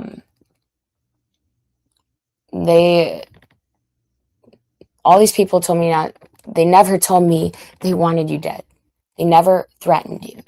When all you say is you talk to people that want to kill me. I'm quoting Ethan Ralph. He says that I talk to people that want to kill him. It is the opposite. He projects everything that he says. He projects it from his perspective, because that's what he's talking to people that want to kill me. And it's not based. It's like the whatever pilled manosphere that is like, let's just Andrew Tate every bitch, and then Andrew Tate realized, oh, now I'm going to jail and I gotta get based. Like, it's like the typical, like, nowadays, the generation I'm in, the manosphere is kind of like, fuck, like, there are some women that are speaking up that are based, and they're not like Rachel Wilson types. They're not faking an appearance of being, yeah, Rachel Wilson wants to debate. I'm ready, bitch. Let's debate on the whatever. Andrew or Atlas has got to unblock me this time, because I skipped out and I was called Methany and I ate a Pop-Tart and fell asleep while his podcast was going on. You just walked on my podcast. Yeah, I walked out. I didn't give a fuck. I didn't go there for money. I go there for the truth. And all I did was expose OnlyFans for human trafficking. And know what I did? I was called Methany, Chair 5, and people are like, she's going to get spoons. No, I was trying to leave the place. I don't even know what the spoon joke was for. I wish I had spoons and yogurt, like, so I could actually shovel some food into my mouth. I was so damn skinny from driving 16-hour round trip, barely like staying awake. But I did get some good sleep in my rental car. That was Ethan's plan. I don't get to do Fresh and Fit either. Ethan said I couldn't do Fresh and Fit, Josie. And then I guess he sent me the messages he sent you. You know, I probably have those. He had sent some threatening messages to one of the people that helps book people for the Fresh and Fit podcast. And just because she's a woman and she may be Jewish,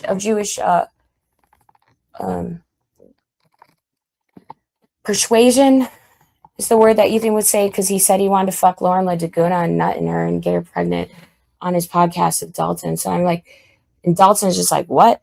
Like, Dalton's based as hell.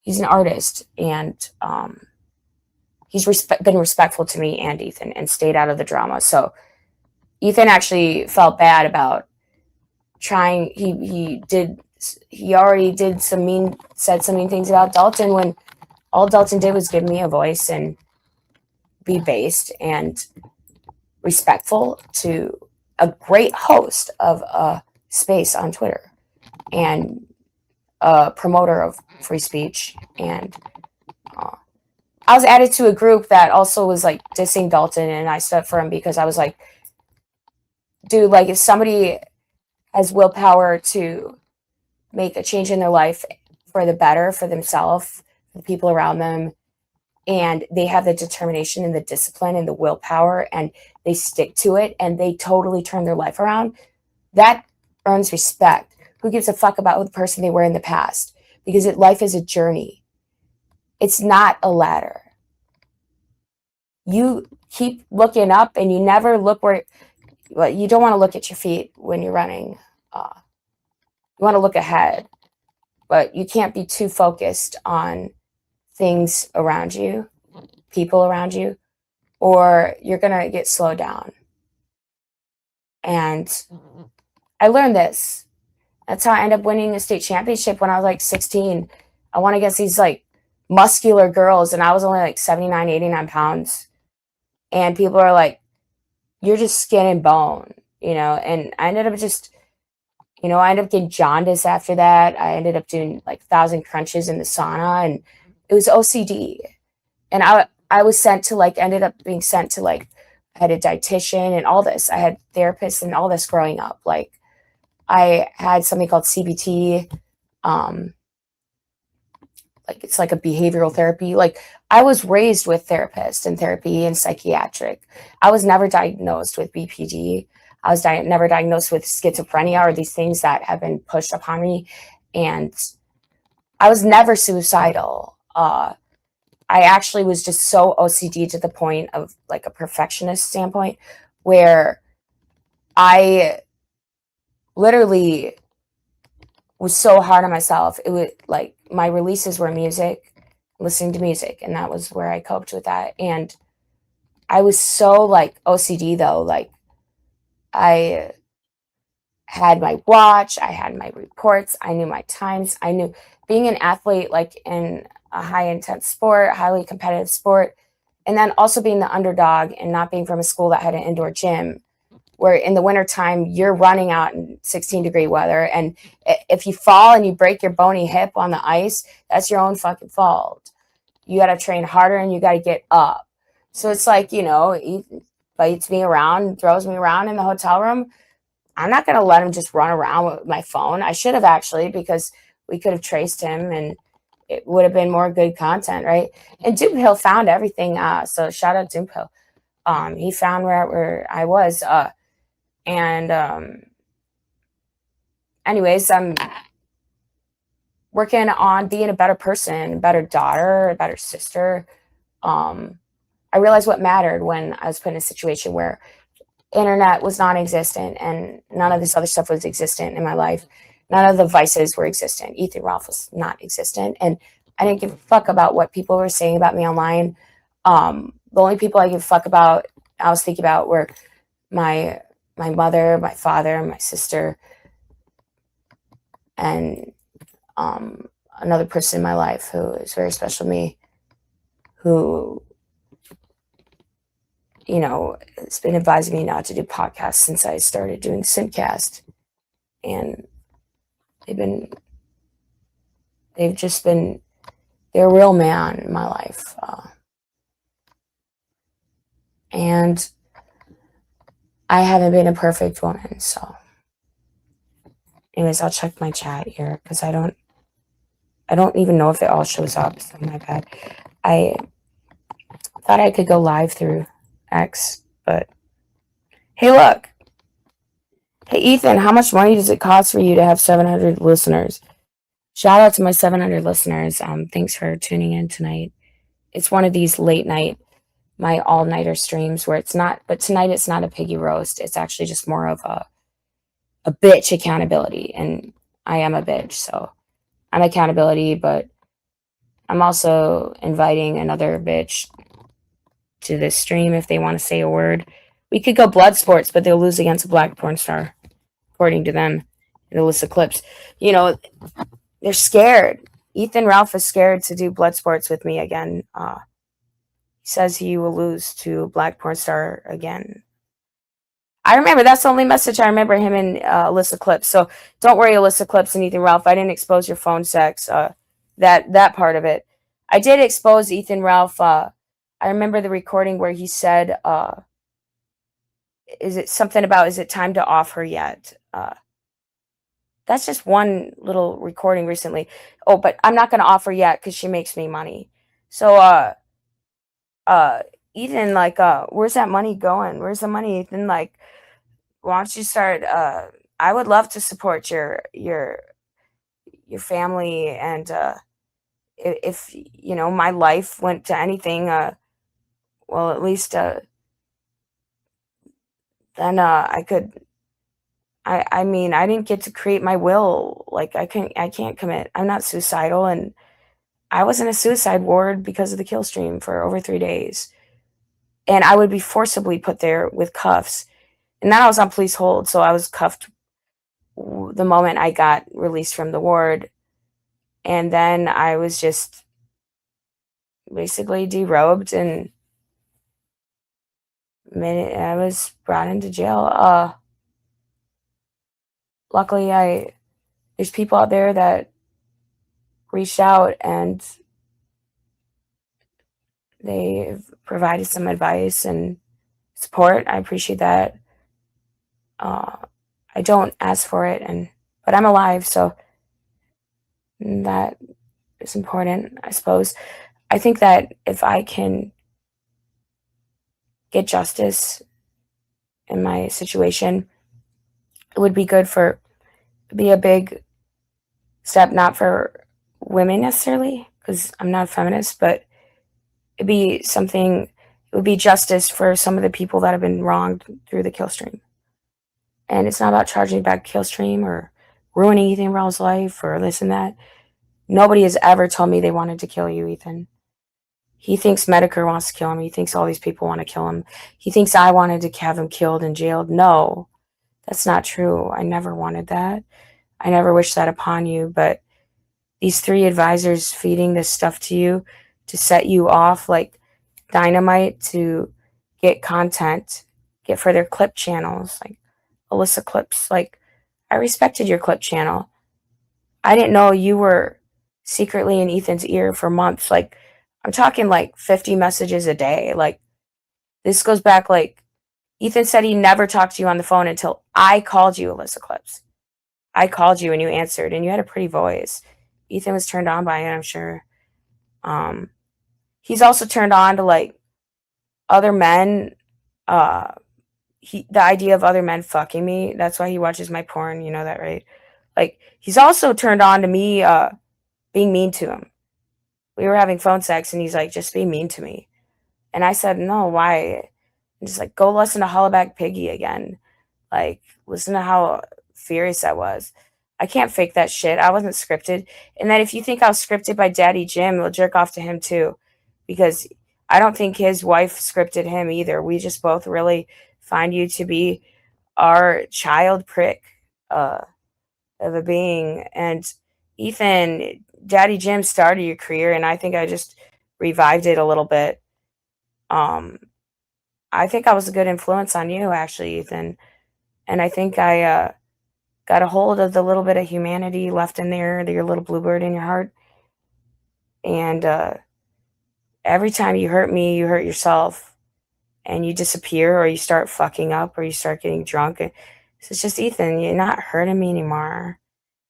But if you continue yourself, it's just like, grow the fuck up and be a man, motherfucker. Like, if all you can do is like hurt yourself if you hurt a woman because you're so weak that you, like, I kicked you into that air conditioner when I let you have a minute with both hands on my neck. I didn't have air.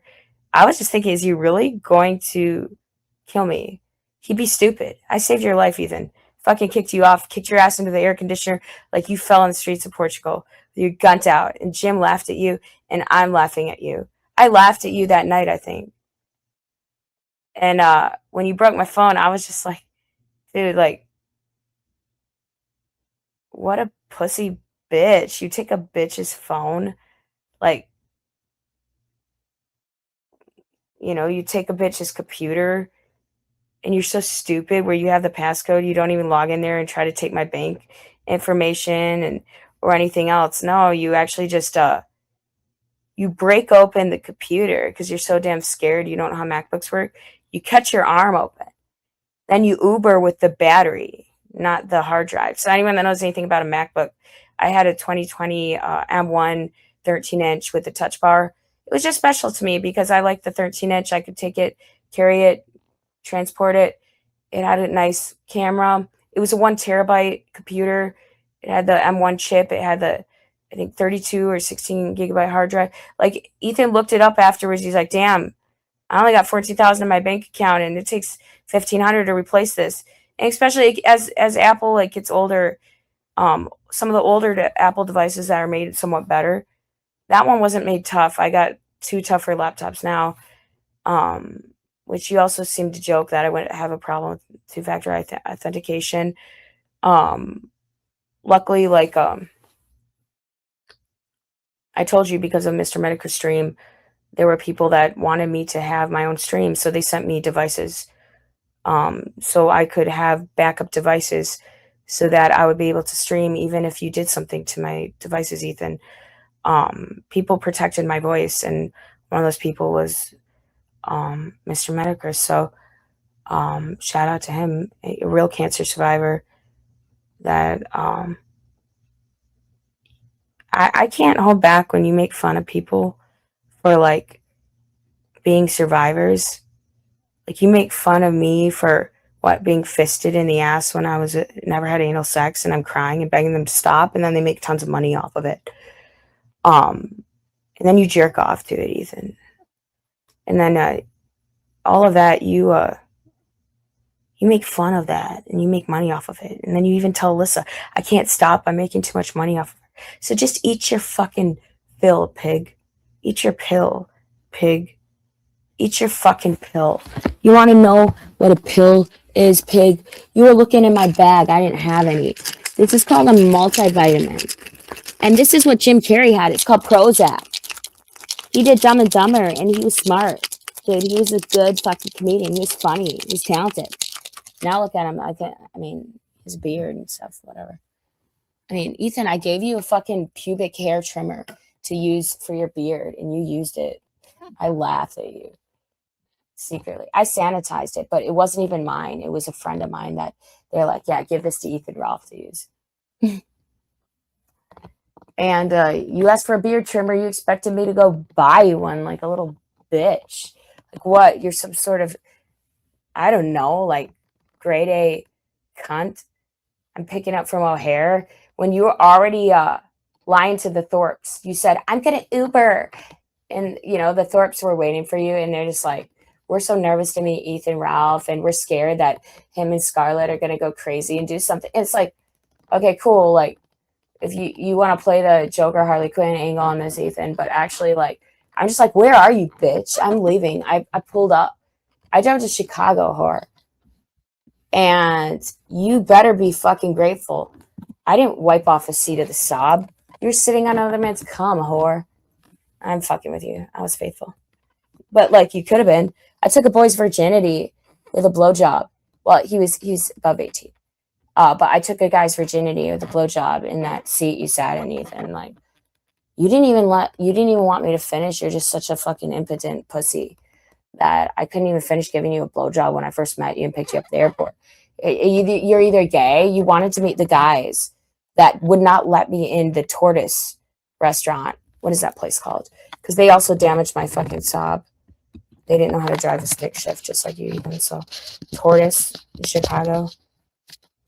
Yeah, they said we don't allow people like you there. Tortoise Supper Club. Fuck you, bitches. $50 to $100. So, Ethan, like your first time in Chicago, you try to set up some big names to go with you and take you to Tortoise Shell. And I met these people. One of them was the guy, the so-called Nazi Thomas 777 or somebody. I met him and he hated you, Ethan. Like, so shout out Thomas. He was like annoyed by Ethan's behavior because Ethan, he blamed it all on the bitch that was driving him when I first met you, Ethan. You were scared of my driving, like, but then it's just like order a damn Uber. Like Dave Gribble probably bought you one. I mean, he bought our sex scene that we never did. I mean, I can just give Dave Gribble like some, like, I'll give him a free subscription to like my OnlyFans for life, and I mean, he can have whatever's archived on there.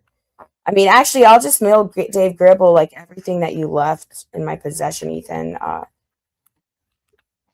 mean, your worn shirts, and you left this stuff because you were out of the hotel room that you actually. It's like if the hotel room's under your name and you flee it, and I pull a fire alarm, you steal my phone, and you run away, and this is your hotel room. What credit card were you using? Because you said you couldn't secure a credit card, Ethan. So did you get the deposit back from the hotel? Did you contact the hotel after you abandoned it? Because there are a lot of flags, and that is also stuff I'm discussing with my attorney. So it's funny because my attorney, my mom's like worried that I'm not gonna be able to find an attorney before like my Friday court thing, and I talked to one office who referred me to the top attorney, and I got that, and they already wanted me to sign over my bond and everything right away to represent me, and they listened to me, and they didn't ask questions. They were boggled by the idea that there's a stream out there making money off of me dying. Like, it's like you're jerking off, Ethan, to me dying. Like, and then you leave your property in the hotel room, and the police ask me to take your property out of the room. And then they say they'll forcibly arrest me if I don't get in the ambulance with me. So I brought all your property in the ambulance with me. And they searched it when they got to the hospital. And Mommy Scarlett is an adult now. So I'm a big kid now. And I'll just power through it because I didn't run away. I'm a fucking American. And I want justice for everyone. So now I realize it's more important than ever that, yes, sir. I like this Lewin kick ski. Hey, thank you, Luke. American Eagle. I have 000 jeans and I'm wearing them right now. 000 American Eagle jeans. Like, imagine that, you bloated fat fuck, Ethan Ralph. Hey, and this was not supposed to be a piggy stream. Hey, this is not cyberbullying. Let's talk about the kind of things that Ethan said about me. I'm going to actually introduce I'm going to try a new feature, which is presenting evidence to my stream. Maybe we could do that. This is my scar stream. Thank you. Luke is somebody who's been a supportive person. There is a handful who Ethan has tried to also, so make sure he's blocked. I don't want St. Catherine's. I don't care. They were respectful. They had good food. They did say though, you can't have a peanut butter jelly because you're about to be in handcuffs. And I was on police hold, so I guess the police really said they wanted to party with me when actually the lieutenant that gave me back my property was quite upset that my sex toys and various items were taken out of a bag, and they were in like an open bag, and they were all gone through. Like I was in a cell with a skirt with no underwear on for like an hour, just freezing. But whatever. I don't care. I just was confused the whole time. They just were like, "Do you want to party?" And I didn't want to party with these officers. I just got out of a psych ward. Like they put handcuffs on me, but it felt good, Ethan. Like I never sat on the floor and pouted about handcuffs. I wore them like a real woman, and that's what I did. And they even let them so loose I could slip my wrists out. Like it's like the like fleshlight you can fuck, Ethan. It's gonna be so loose you just fucking you don't even have any grip on your dick, like because you're never gonna get a real pussy in your life again. Um, but you did get to fuck some pussy, and it was fun. It's fun to fuck you actually, because it's fun to like dominate you, and you like it. You taught me a lot. I was a sub till I met you, Ethan Ralph. Wow, that was actually kind of fun. And you were scared. You're like, don't fuck me in front of her friends or whatever. And I'm like, I'm not doing shit to you. Like, I can't help it. If your dick actually got hard this time, like, what's the problem? Like, fucking under a blanket, like, and if not, like, I'm respectful of her friends. You know, her friend wanted to fuck me. He did. The night you left, Ethan, and ran away to a hotel, and I said, nah, because the reason why is because I had no interest in sex. Like, I only got horny around you, Ethan Ralph. People are probably like curious about this, so I'm gonna talk about it. I only got horny around Ethan Ralph because it's like I had control, like, over him when, like, I would just say something sexual on the phone, and he would be like, eh. And it was cute. I mean, it's like, like he always makes these noises. Like I find him cute. He's like my little cuddly, like a little sweetie pie, you know, like he's my little sweetie. He got real mean to mommy though. Mommy didn't fucking I didn't fucking mess around. I'm submissive.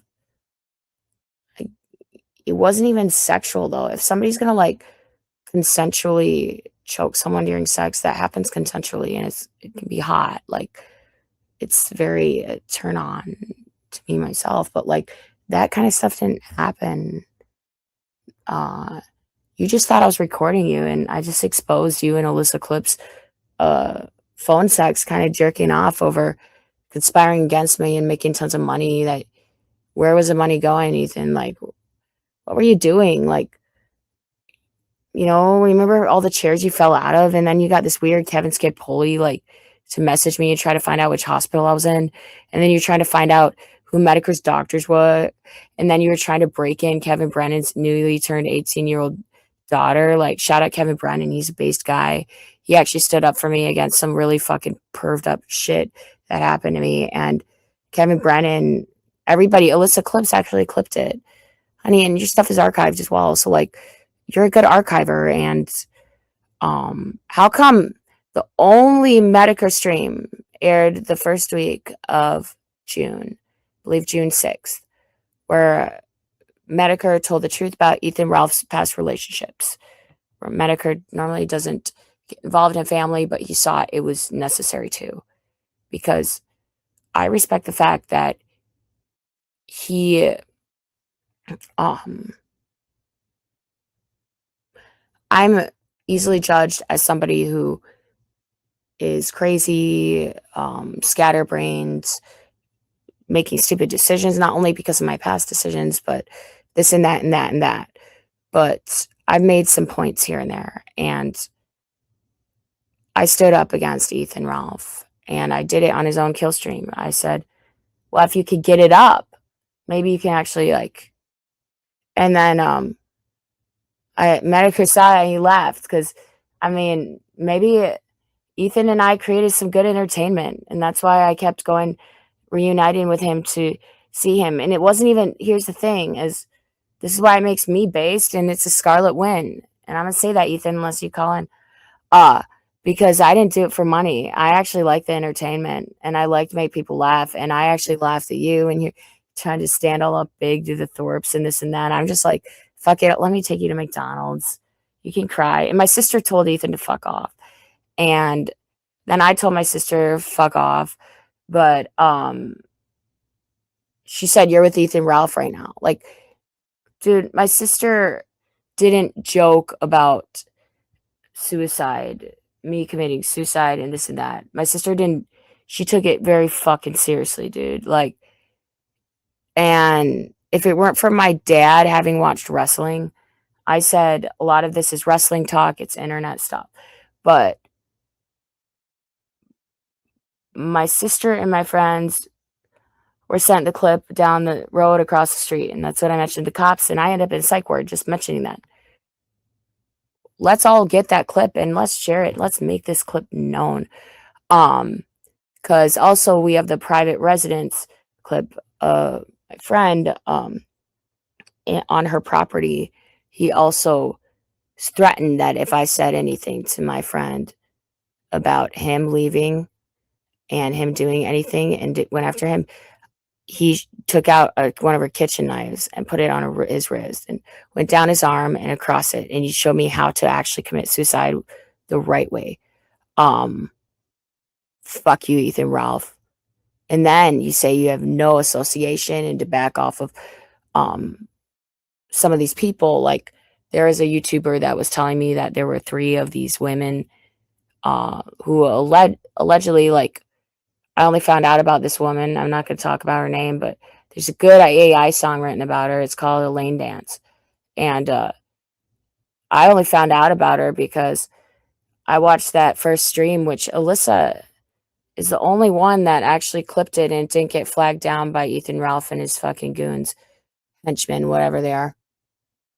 I actually shout out Pot Awful. Like, I called you a fucking weird looking John Lennon guy. I don't quite remember it, but a furry John Lennon, I think, or fried or something. But actually, I don't really know. Like, I don't actually think, I think I blocked you temporarily. I unblocked you. I actually don't care about who's friends with Ethan or not because I actually stay pretty base. Like, I watch the kill stream and I can support it, enjoy it. I don't give it money, which it's hilarious because Ethan talks about how much money he makes off of me, like being like telling me to die on the kill stream. It's hilarious because I'm not dead. So it's like, what does that make me? If that doesn't make me based, it's like fuck you, Ethan and Alyssa. Like, just thank Mommy Scarlett and thank Daddy Jim that we gave you fucking good content, because otherwise you wouldn't have a good rival. You wouldn't have anyone to debate and actually beat you at blood sports, Ethan Ralph, because the only people that probably have are, well, for sure, Mr. Medicare, and then actually me, Scarlett Hampton. And you've admitted this to your advisor.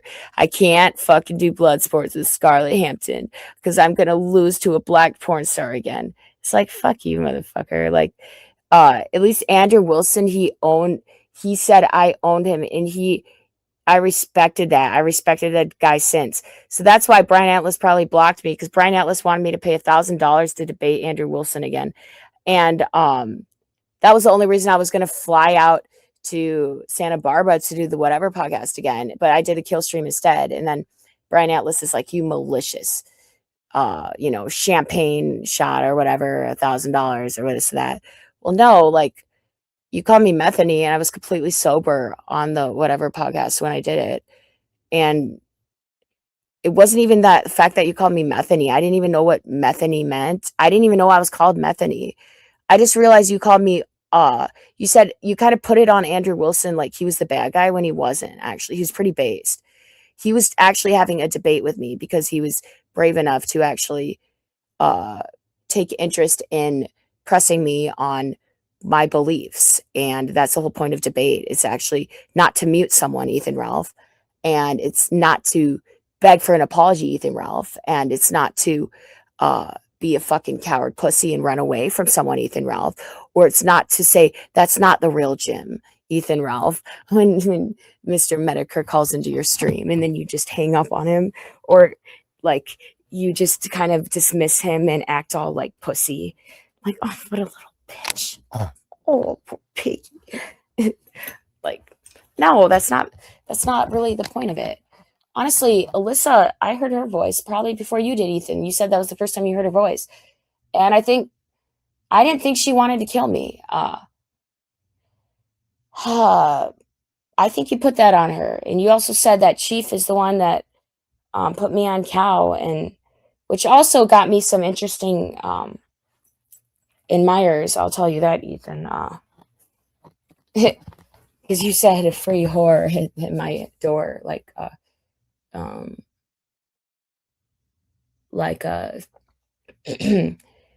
what a weak fucking bastard. Like, can someone put him on Cow? Like, let's just but let's make a forum called Pig instead. And hey, that's not cyberbullying. That's actually being based. Because he does this on the internet. So anyways, I've been going 3.5 hours, and this wasn't a pig roast. This is actually just a based bitch self explanatory. People ask me questions if you want. I'm looking at the chat right now. No, I might get married to somebody else. Yeah, I mean, it's like, that Lana Del Rey song. It's like, officer, back out of your cop car, officer. I've been very lucky with officers. I have been.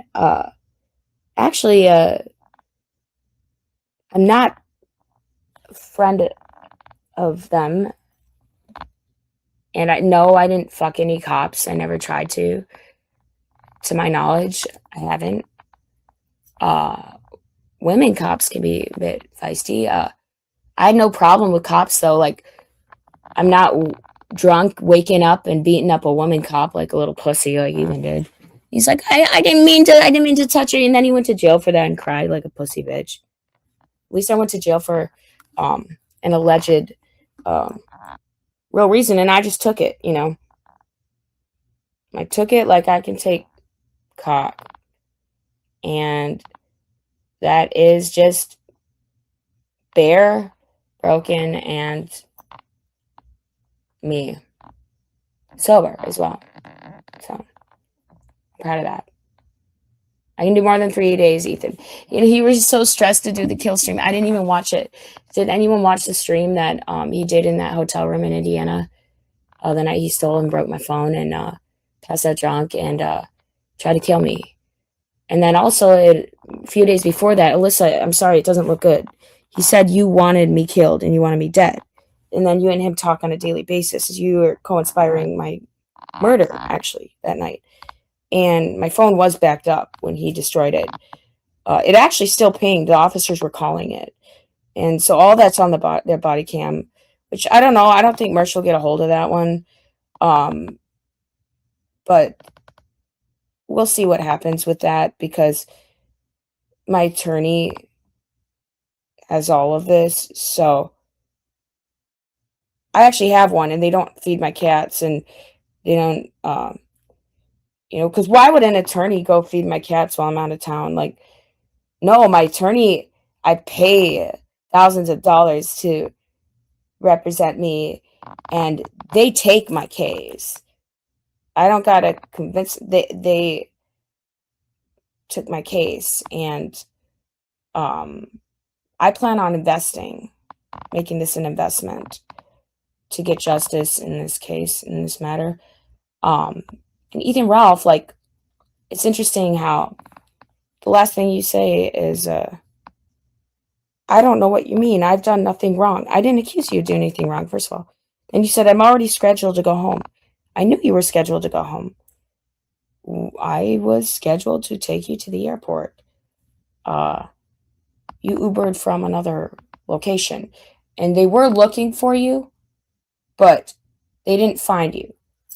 Here's the thing, though, is they were flashlight cops, and they were in your room, and they saw the blood on the lamp.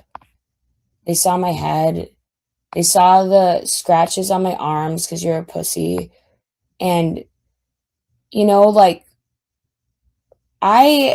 people are saying Scarlett is the abuser. And this is going to be its own case. Trust me. And I'm ready to get justice for not just me, but for the future of anybody that is held in a position where their friends, family, and people like you, Alyssa Clips, go fuck yourself. You defend, support this person. You coerce you coerce me to commit suicide. And you don't do shit about it. All you do is say, wonder who this is, when the blind item comes out.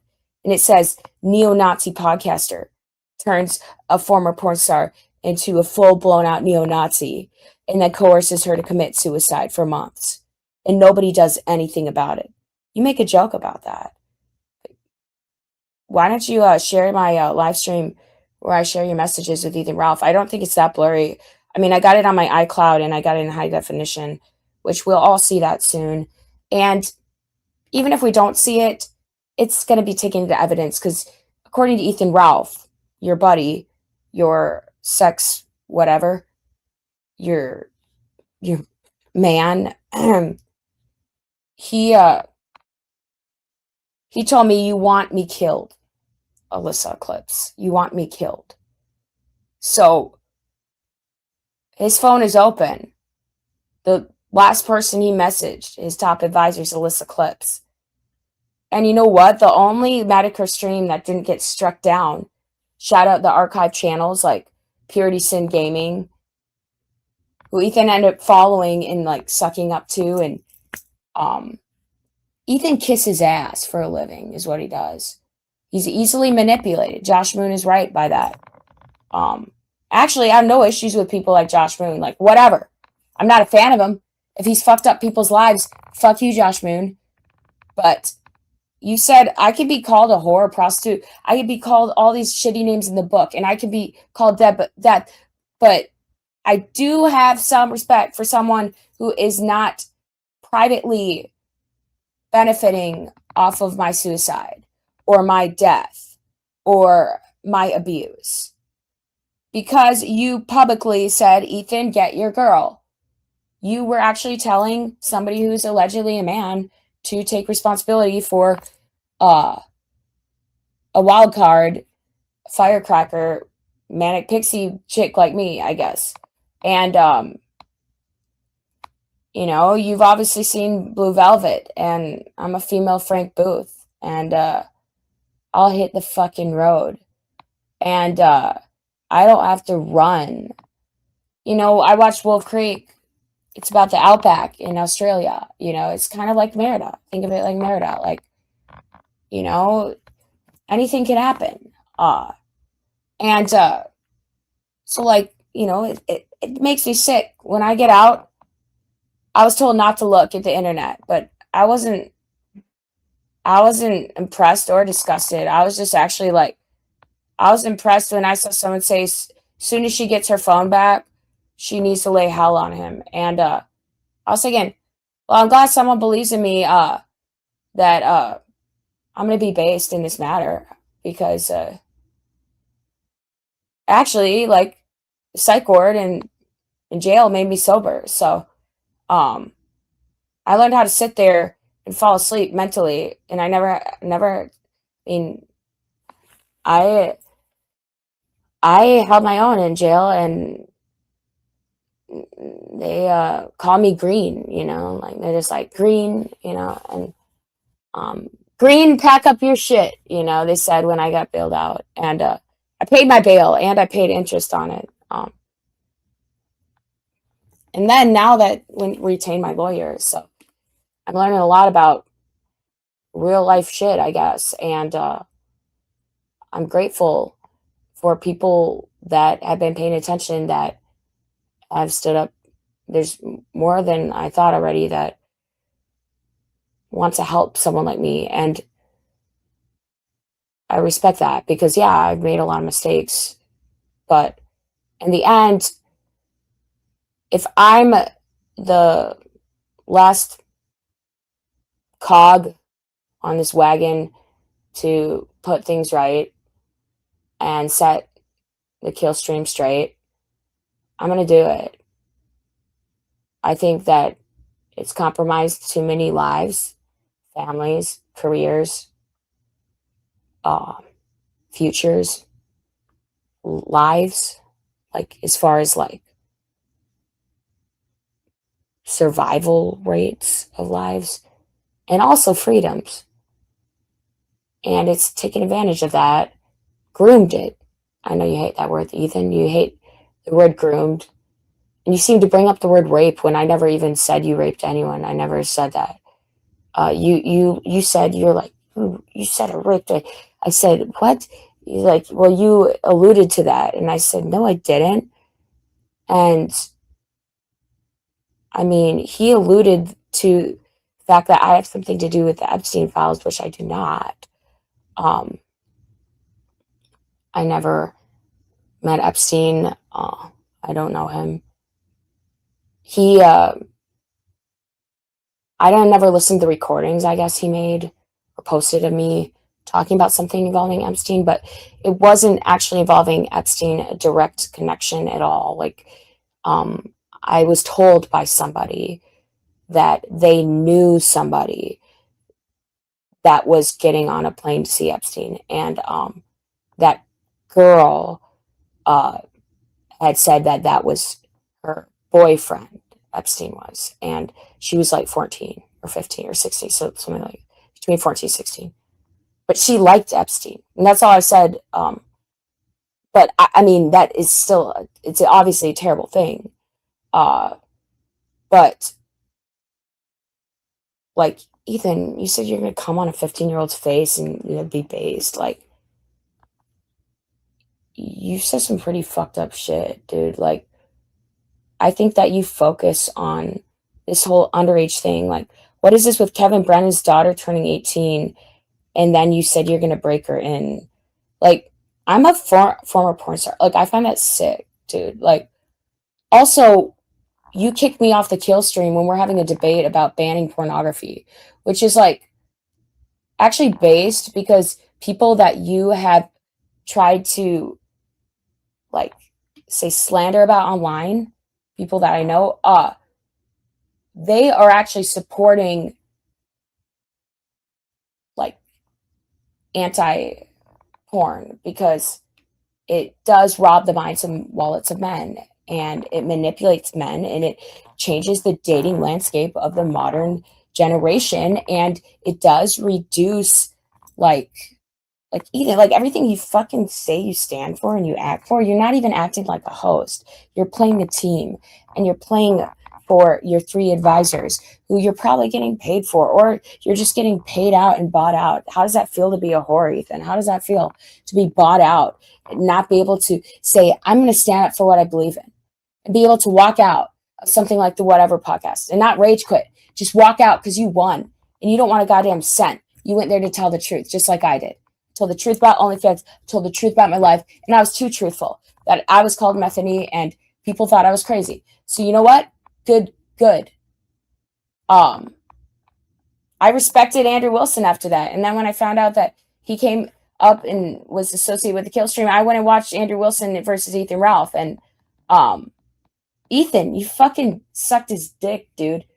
You apologized to him in a debate. And You said shit about his wife who supported you when you were going through shit, Ethan, losing your mother. Mr. Wilson's wife gave you a card or supported you and reached out and offered some sympathy, like thoughts, thinking of you. And instead, you turn around and you slander the family and all this shit. Like, then I encouraged you. I'm like, Andrew Wilson's live in a space. Maybe you should go on there and talk. And I was just a listener. Like I would pay I was gonna pay $1,000 to go debate him again. Because I was gonna book another ticket to go to the whatever podcast, but I did the kill stream instead, and I was proud of that because Andrew Wilson didn't show up to that debate, even though he was scheduled to appear or whatever. I just wanted to debate him again because it was actually fun, and I learned what debate was, and it was about kind of pushing each other's limits to reach a conclusion that sometimes it's not always logical. It's not about being right. It's about, hey, I'm going to push your nerves to the point where you tell me what you really think. And I don't give a shit about the bullshit that just comes out of your mouth that's fed to you like a teleprompter or whatever. I care about what you think. And I'm going to push you. And I don't care if it sounds ridiculous and neither of us is right or wrong. I actually want to be pushed to my limits. And Ethan, all you do is mute me on the kill stream. I can't lose to blood sports against a black.com porn star. Well, fuck you, honey. I'm sorry you're 5'1" and impotent. And I'm sorry that I beat you in blood sports. And I'm sorry that you're incompetent of running your own stream on your own. And your stream was actually run by your first wife. And she's the reason. And then also Daddy Jim is the reason why you have a life and you actually have a little roof above your head. You still won't call in. And this was not supposed to be a roast the pig stream. I'm done with pigs. I actually have more respect for pigs now than I had before.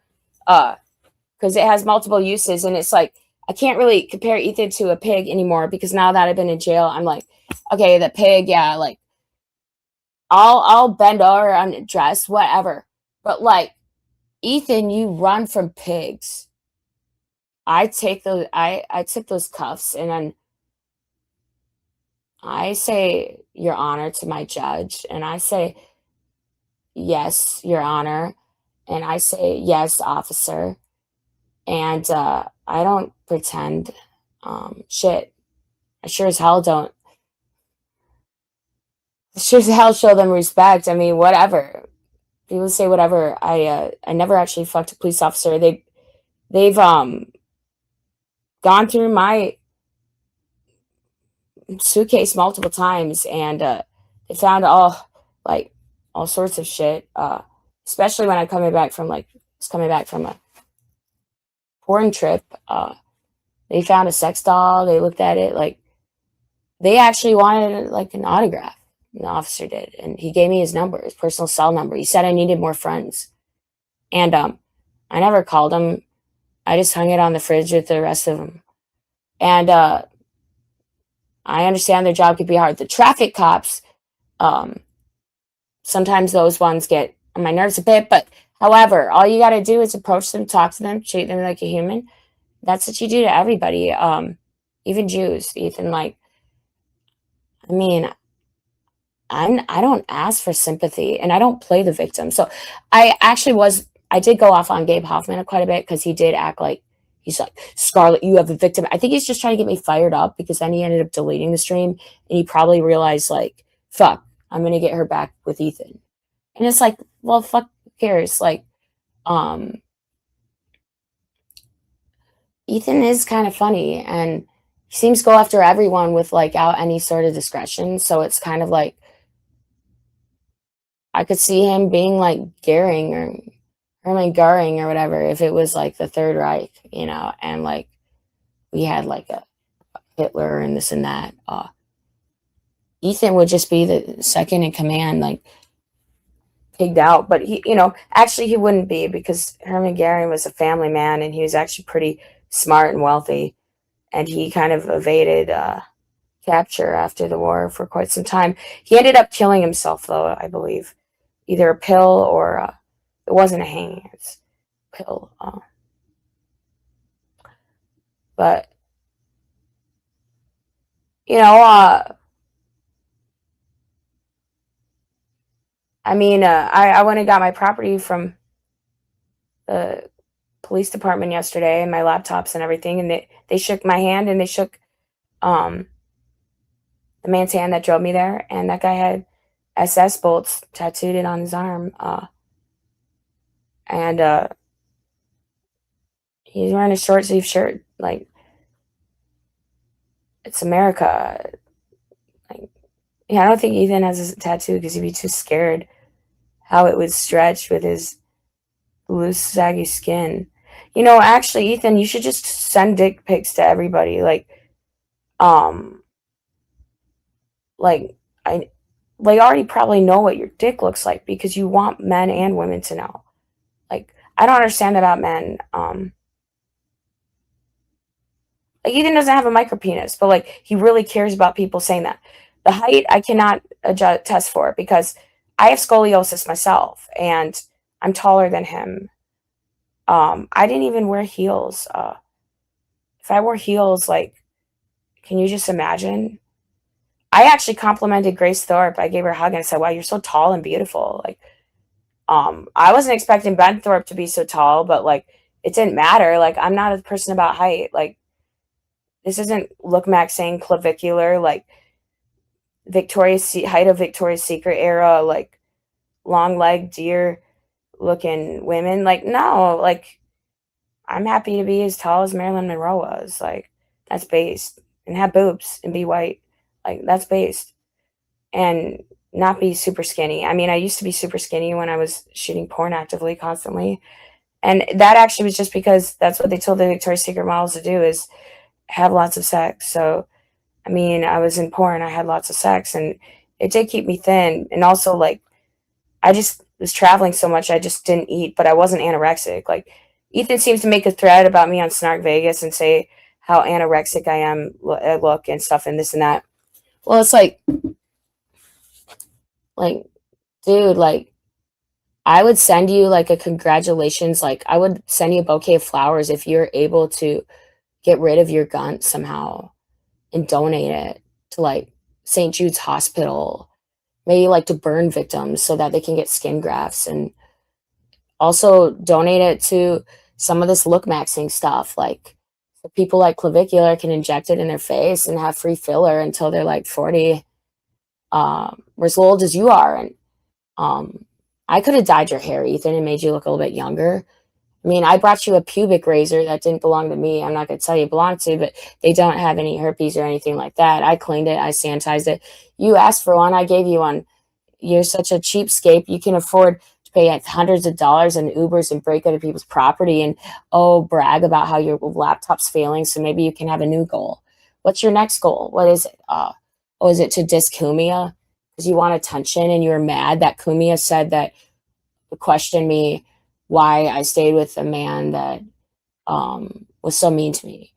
And I just simply didn't really answer because that's my choice. And anyone showing some sympathy, I mean, whatever, but like, you don't understand. I was mad at you and you did this Kumia thing because I was just kind of um, like, dude, you're obviously doing this to attention and you're doing it to detract from the fact of people putting these kind of pressure on you regarding me. And you always constantly telling me how no one wanted me on the kill stream, but you still brought me back on. You told Alyssa because I made you money.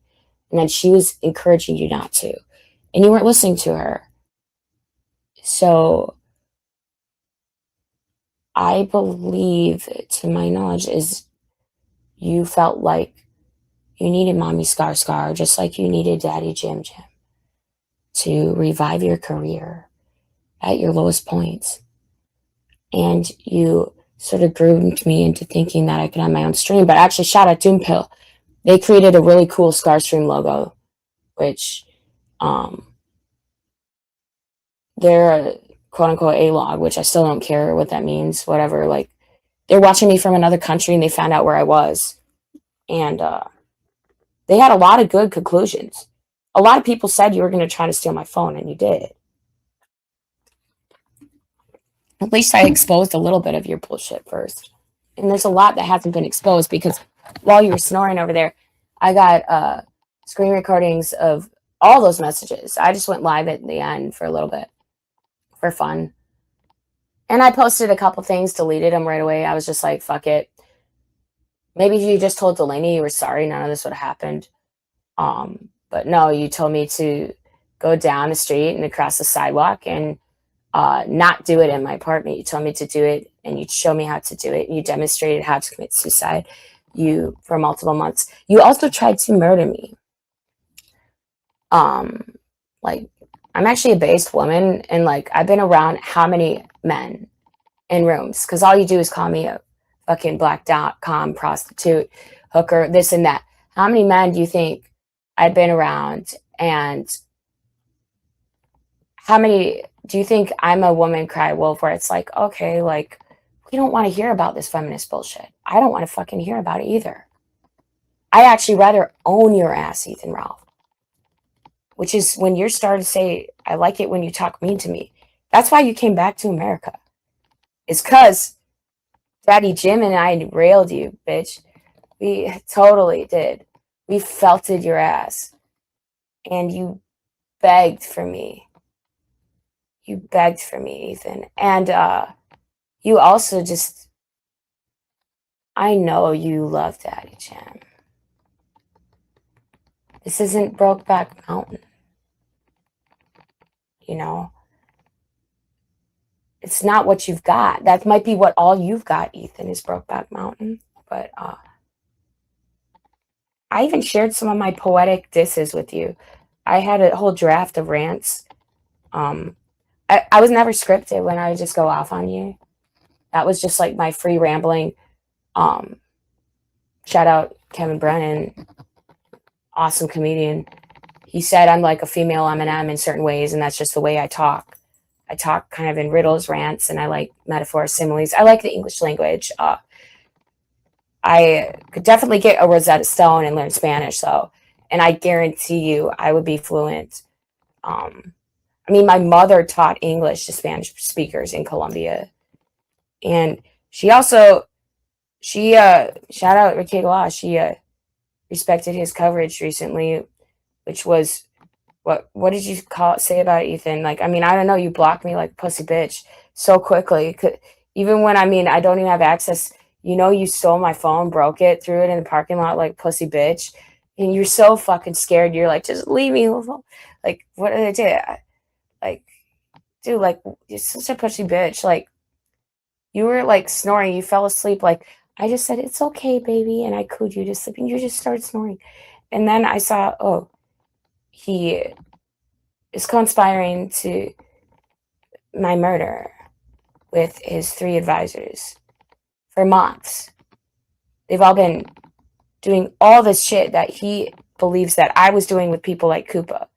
Or Koopa was just Morton, according to him, like he was like some fraud attorney of Gabe Hoffman's, but Koopa was just actually like called me when I just needed someone to talk to stay on the road to get to my friend's house, and I was alone and lost and scared, and I ended up just being a naive, open-mouthed, dumb bitch by talking, but I rambled and I ranted, and he sat through it, and he was probably annoyed as fuck. So was anyone that listened to it, but that's why there's something called 1.5 speed, 2 times speed, AI, transcript, there's everything. How many times is this and this and this and this mentioned? Like, I don't know, but what we do got is we'll have another body cam.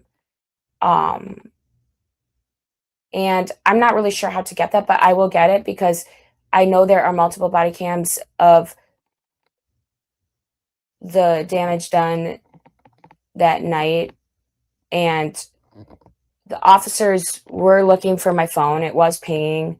Then they said the suspects in the area. And they were going to forcibly cuff me and take me to the emergency room. I was drugged. I was sedated with 2 different needles. And that's why in jail, even in jail, the women were like, no one's your friend. And they were just like, girl, you're covered in bruises. And I'm just like, I know I bruise easily. I'm white or whatever, you know. And no, like, literally, like, I had scratch marks because some little fucking pussy pig put his hooves on me like a fucking bitch. Like, I'm so glad I have legs and my 2 feet kicked your ass in the air conditioner like Portugal Part 2. And you got up and you fat cunt ran the fuck out of there, but you still had to steal my phone. Too bad it was backed up, bitch, and too bad I have insurance. $150 deductible. Wonderful. I'll have that information out this week. That last video, I saw it was uploaded to the cloud, and there was a video. You didn't seem to understand, Ethan, the phone. And the thing is, when my life has already been threatened and you're consequenced by your murder, I don't give a fuck what you seem to think are your rights. Get an attorney, motherfucker.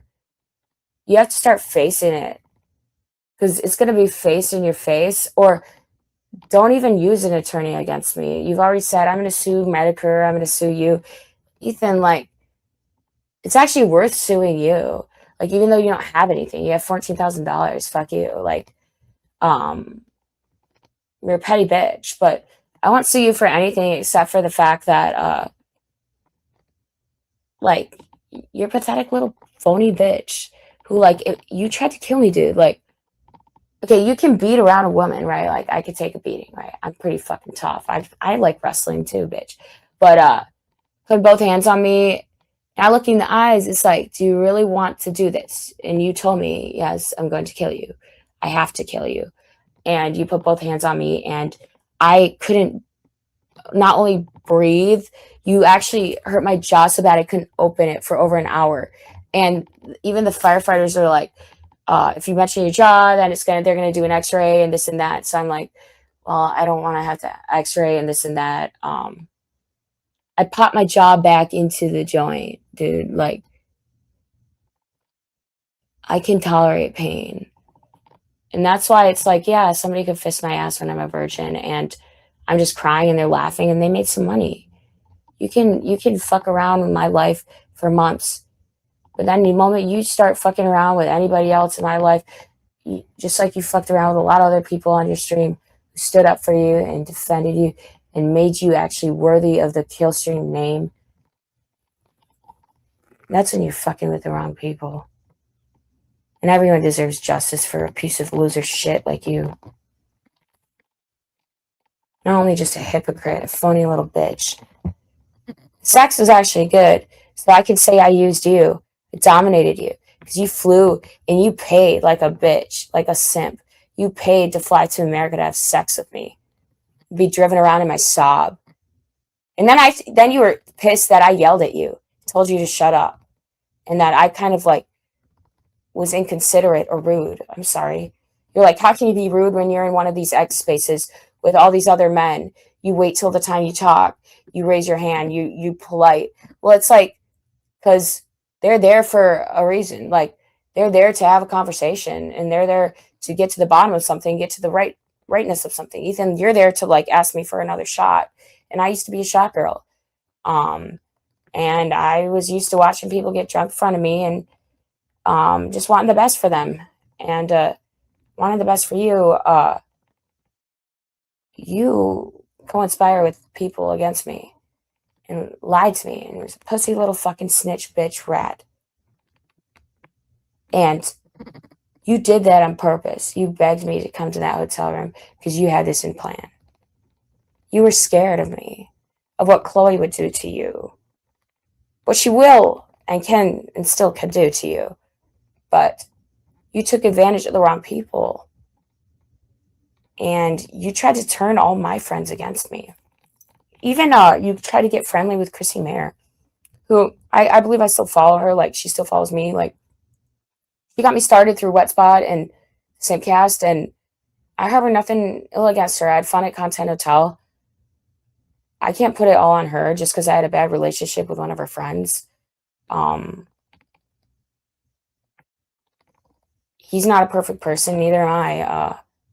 We had shit happen, but actually, like, he might have an excuse for it because he actually is diagnosed with, like, some mental issues, and he wasn't taking his medication, and he was spiraling. And but you, Ethan Ralph, you said you were telling your whole audience that you were sober, and you stop smoking even because your lung nodules, and you still couldn't bend over for Medicare.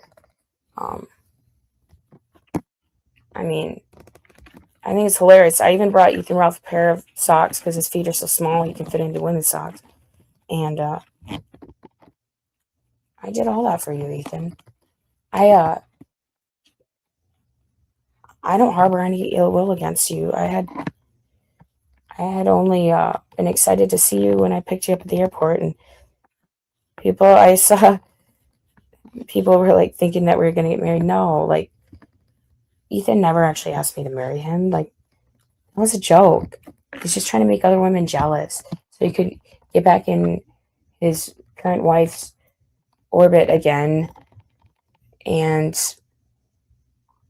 Ethan never mentioned that Harry Morris followed me. I didn't know who Harry Morris was, and I followed him back. I was just like, I don't care who this is. They look based.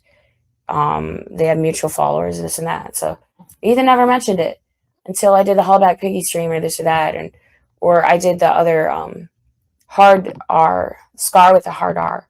I said that because Ethan always likes to use the hard R on his streams, but yet he won't. He's so scared. When he had Grace Thorpe, me, and King Sly on his stream, King Sly is like just kind of confused why, like, Ethan's acting so weird to him. And King Sly was pretty based in that situation, like him and his girlfriend both. Because I don't know why Ethan wasted their time either. Same with Richard Spencer on the Kill stream again.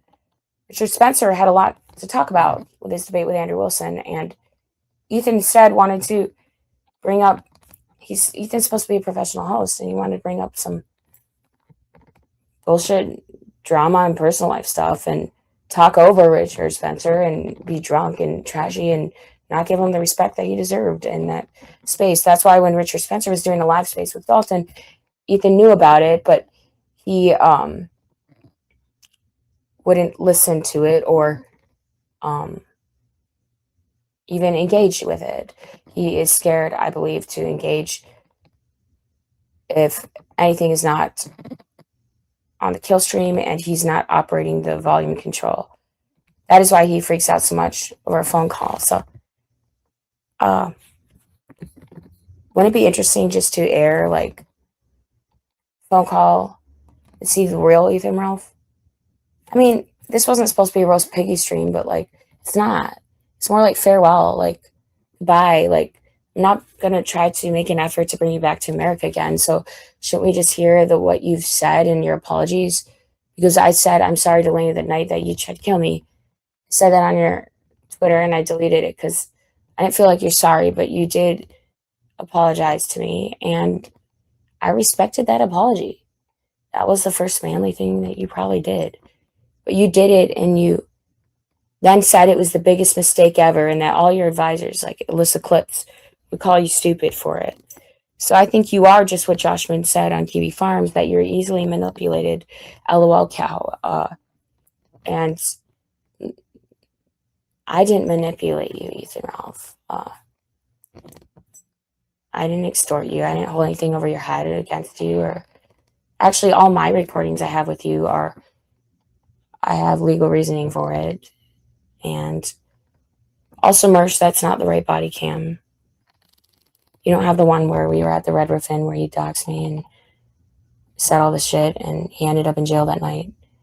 That's the night he got the battery charge, which he said was a minor citation. But he's done a lot of things, and I'm not ratting on him. Like, this was public information. I actually said, no, just go find him for me. Like, wrangle him in. Because I can wrangle in a bitch. Like, I don't need Josh Moon to tell me to wrangle in my bitch. I just was like, just help me find him. He probably ran away to the airport, and that's what he always does. And he blames me. I was a $200 Uber. It's like, dude, like, I don't know, go suck dick or something, Ethan. Like, thing is, I don't have to suck dick to make money. And all you do is call me a whore prostitute or whatever, but I have people that I can just be an emotional support figure, and I'm an empath and I care about people. And I've had people tell me that I've been there for them during hard times where I've helped them. And I respect that and I remember that. And that means more to me than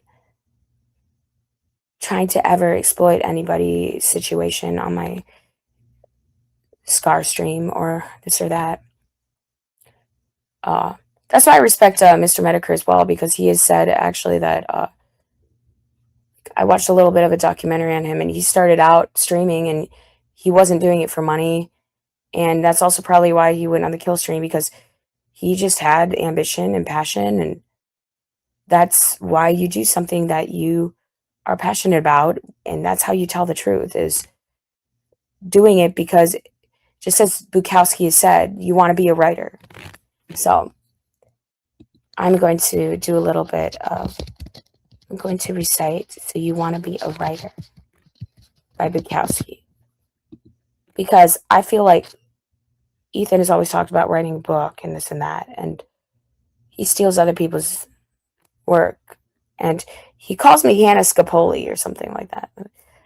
He said, Hannah Scapoli, this and that, pick me up. That. No, he's trying to use that as my book alias or whatever. But his story he was pitching to this actual job opportunity he got was his relationship with a former porn star and this or that. And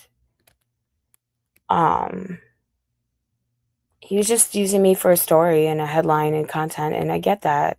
It's the internet. It's just the internet. People act like, oh, he's mean to you and this and that. And it's like, I understand that, but I also respect entertainment and I respect creating content. And I put myself in bad decisions, and now I'm faced with reality and real life things that compromised my life in ways that I never could have really imagined being part of a podcast would have done. This is my early 4 or 5 a.m. talk with everybody. I did have a Frappuccino, but it was light, so it said no sugar added. Back on that Splenda. I'm back on that running as well, but not running from somebody, just running to be like, you can always be thinner, better. Patrick Bateman words. That look maxing, yeah, fuck that shit. I don't care. I did cucumber mask probably every morning and did 1,000 countries. I don't give a fuck. It actually aged me more than fucking my own insanity. Actually, what you just have to start doing is not giving such a fuck. If you're somebody like Ethan Ralph, simp, you're gonna get white hair before you're 40. Don't be Ethan Ralph, disaffected leftist. And actually, I shouldn't be saying his name so much, because this is actually cyberbullying. I mean, I felt like I'm not doing it for money. This is just my freedom of speech, and I have a right to do this. If somebody such as him or Liz Clips says otherwise, they can speak to. They can just come to my door, or send someone after me, like they've said they would. Where's the hooded man with the gun, Ethan? Like, you send him to other people's houses where I mean, you and Chief want him to come to my house. So, luckily, I am moving. Not for the reasons people may think. It's not because of Ethan. It's actually kind of sad moving. I lived in this apartment for 4 years, taking care of it. Brought Ethan in here. He slept on my twin mattress. He fit on it, Imagine. He's actually not that heavy. I could lift him. Like, he's like my woman. Like, if you imagine, like, that, what is that little old fable where there's a mother hen, with a big breast, and she's feeding the little hens the food. And there's not enough for baking the bread. Yeah, it's like a bakery bread story. The classic fable of Little Red Hen. Yeah, it's a Little Red Hen. Hardworking hen who finds a seed of wheat. She asks her lazy farm friends for help planting, harvesting, milling, and baking it into bread. When they refuse every step but rush to eat the finished loaf, she keeps it for herself. That's what I'm gonna do for me, Ethan. Like, I asked you for help, you said you didn't know. What you did, you you run from every time, every chance, every opportunity to be right with me. And then you make me the liar, which is fine. Say what you want. Like, when it's time that the bread is baked, you won't get a bite. And have you? Why else would you be in a shack in Mexico? Have you gotten a bite of any of your little red hen loaves of bread that they have come up through the kill stream and risen somewhere where they have a voice? They might acknowledge you. They might cringe, grimace at the thought or idea of you in your existence, but they may remember you. And all of them want you where you are, alone in Mexico, deported from the land your father gave you. And I want that too. Because you can't even sing karaoke with me and the Thorpes. Like, it would have been fun. Like, can you imagine what we would have sang? The Love Shack is a little old place where we can get together. Love Shack. What does that song go? It's the B-52s. I think it's like, how does it go? The Love Shack is a little old place where we can get together. Love Shack, baby. Love Shack, baby, Love Shack.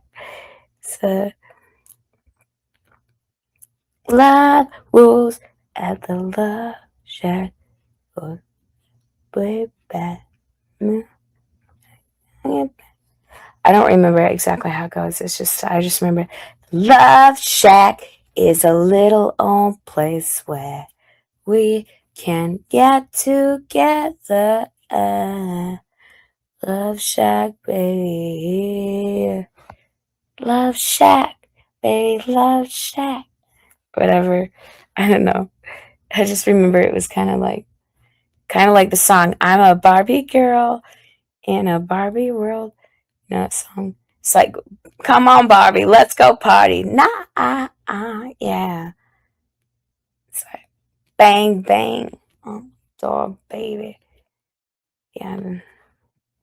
Your what? Tin roof rusted. Oh, I just looked up the lyrics. Your what? Tin roof rusted. Hey, do you got tin roof or is it steel? Ethan. I don't know.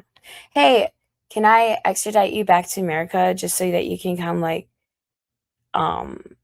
be my pillow and advertise on Rumble like comfortable way to sleep at night? Because you were like sound asleep like a baby taking so many prescription drugs out of my friend's cabinet. Prescription drugs she needed for her actually prescribed health issues, which you don't give a fuck about because you don't give a fuck about anybody but yourself and your own drug habit. So, Love Shack, baby, Love Shack. Know what song I want to sing?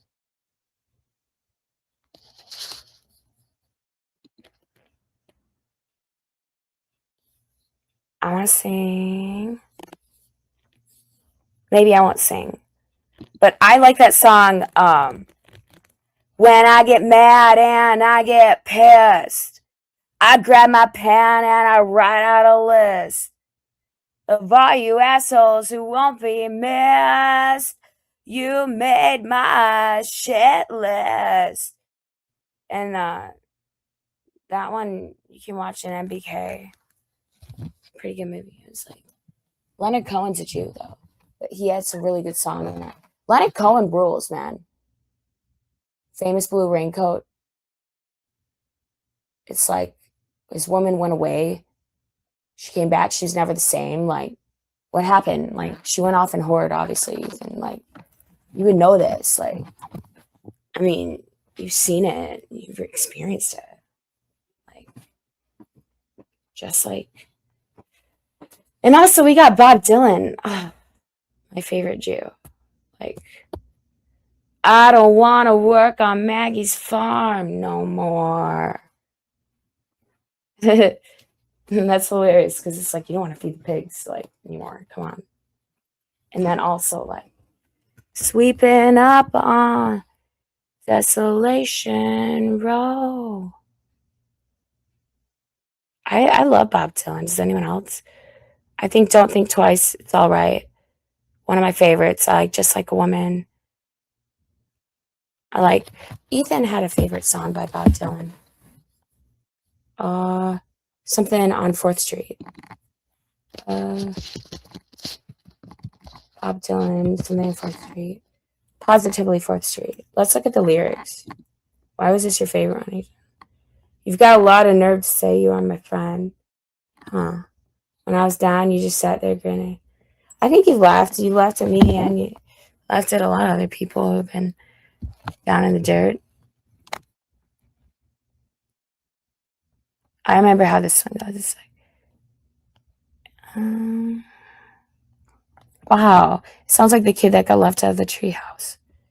Because it says, I know the reason that you talked behind my back. I used to be among the crowd you're in with. You take me for such a fool to think I'd make contact with the one who tries to hide what he don't know to begin with. You see me on the street, you always act surprised. Ethan, did you feel like people like forgot about you? They just ran through the kill stream like you say you run through horrors that you don't? You'd rather see me paralyzed is one of the lines. That's tragic. When I see the heartbreaks you embrace, if I was a master thief, perhaps I'd rob them. You're not a master thief, but that is a good one. That is a good one. There are so many good Bob Dylan songs.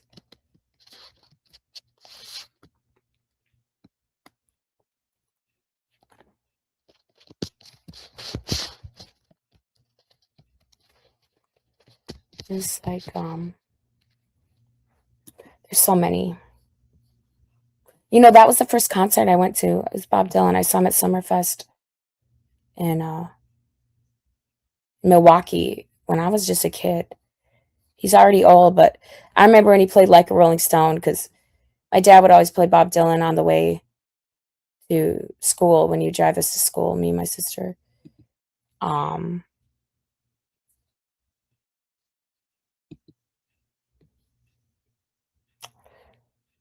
Yeah. I really like the song If You're Gonna Go, Go Now, or else you gotta stay all night. If you're gonna go, go now. Also, lay, lady, lay across my big brass bed. Yeah. No. She makes love just like a woman. Yeah, she does, and she aches just like a woman. But she breaks just like a little girl. Okay, it was raining from the first, and I was dying there of thirst. So I came in here and said, You're long. Something curse hurts.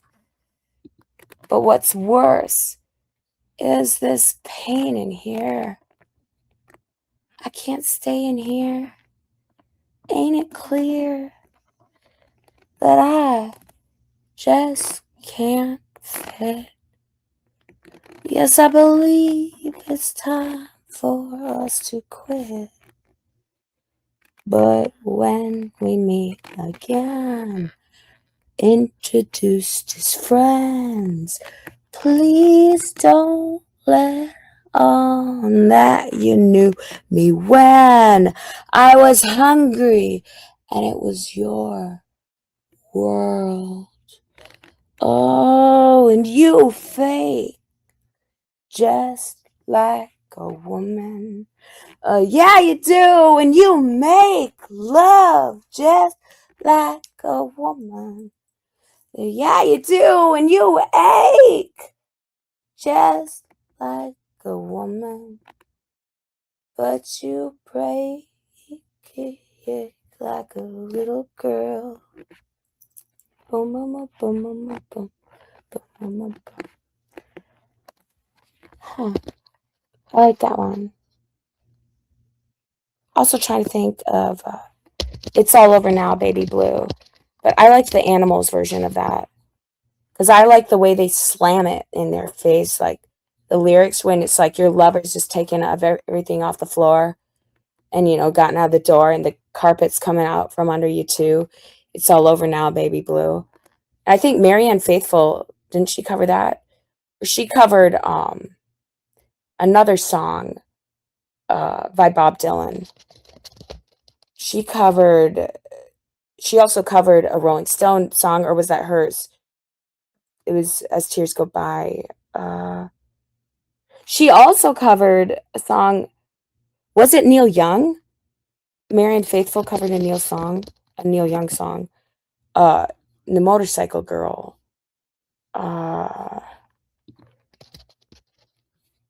She covered, I believe, she actually wasn't she kind of hit with being involved with Jim Morrison's death?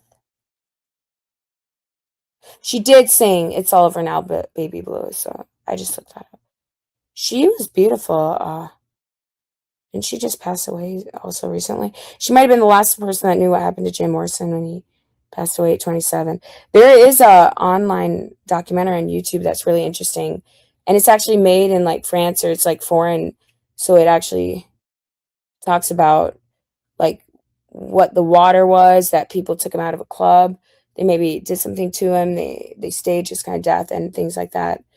It's quite sad, actually. He's only 27.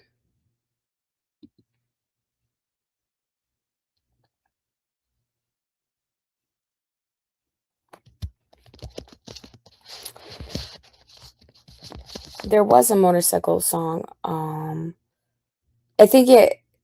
So she did a cover of Bob Dylan. It's All Over Now, Baby Blue, but it was in the film The Girl on the Motorcycle in 1968.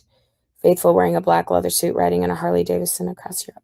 Okay, yeah, because I like the Animals version of It's All Over Now, Baby Blue, personally, myself. Um, why did I keep this message up so long? I'm sorry, I haven't looked at the. I never talked to a 14-year-old. I don't know what you're talking about, Dr. Good. Where's your PhD? I didn't actually, I never, a 14-year-old, let me think.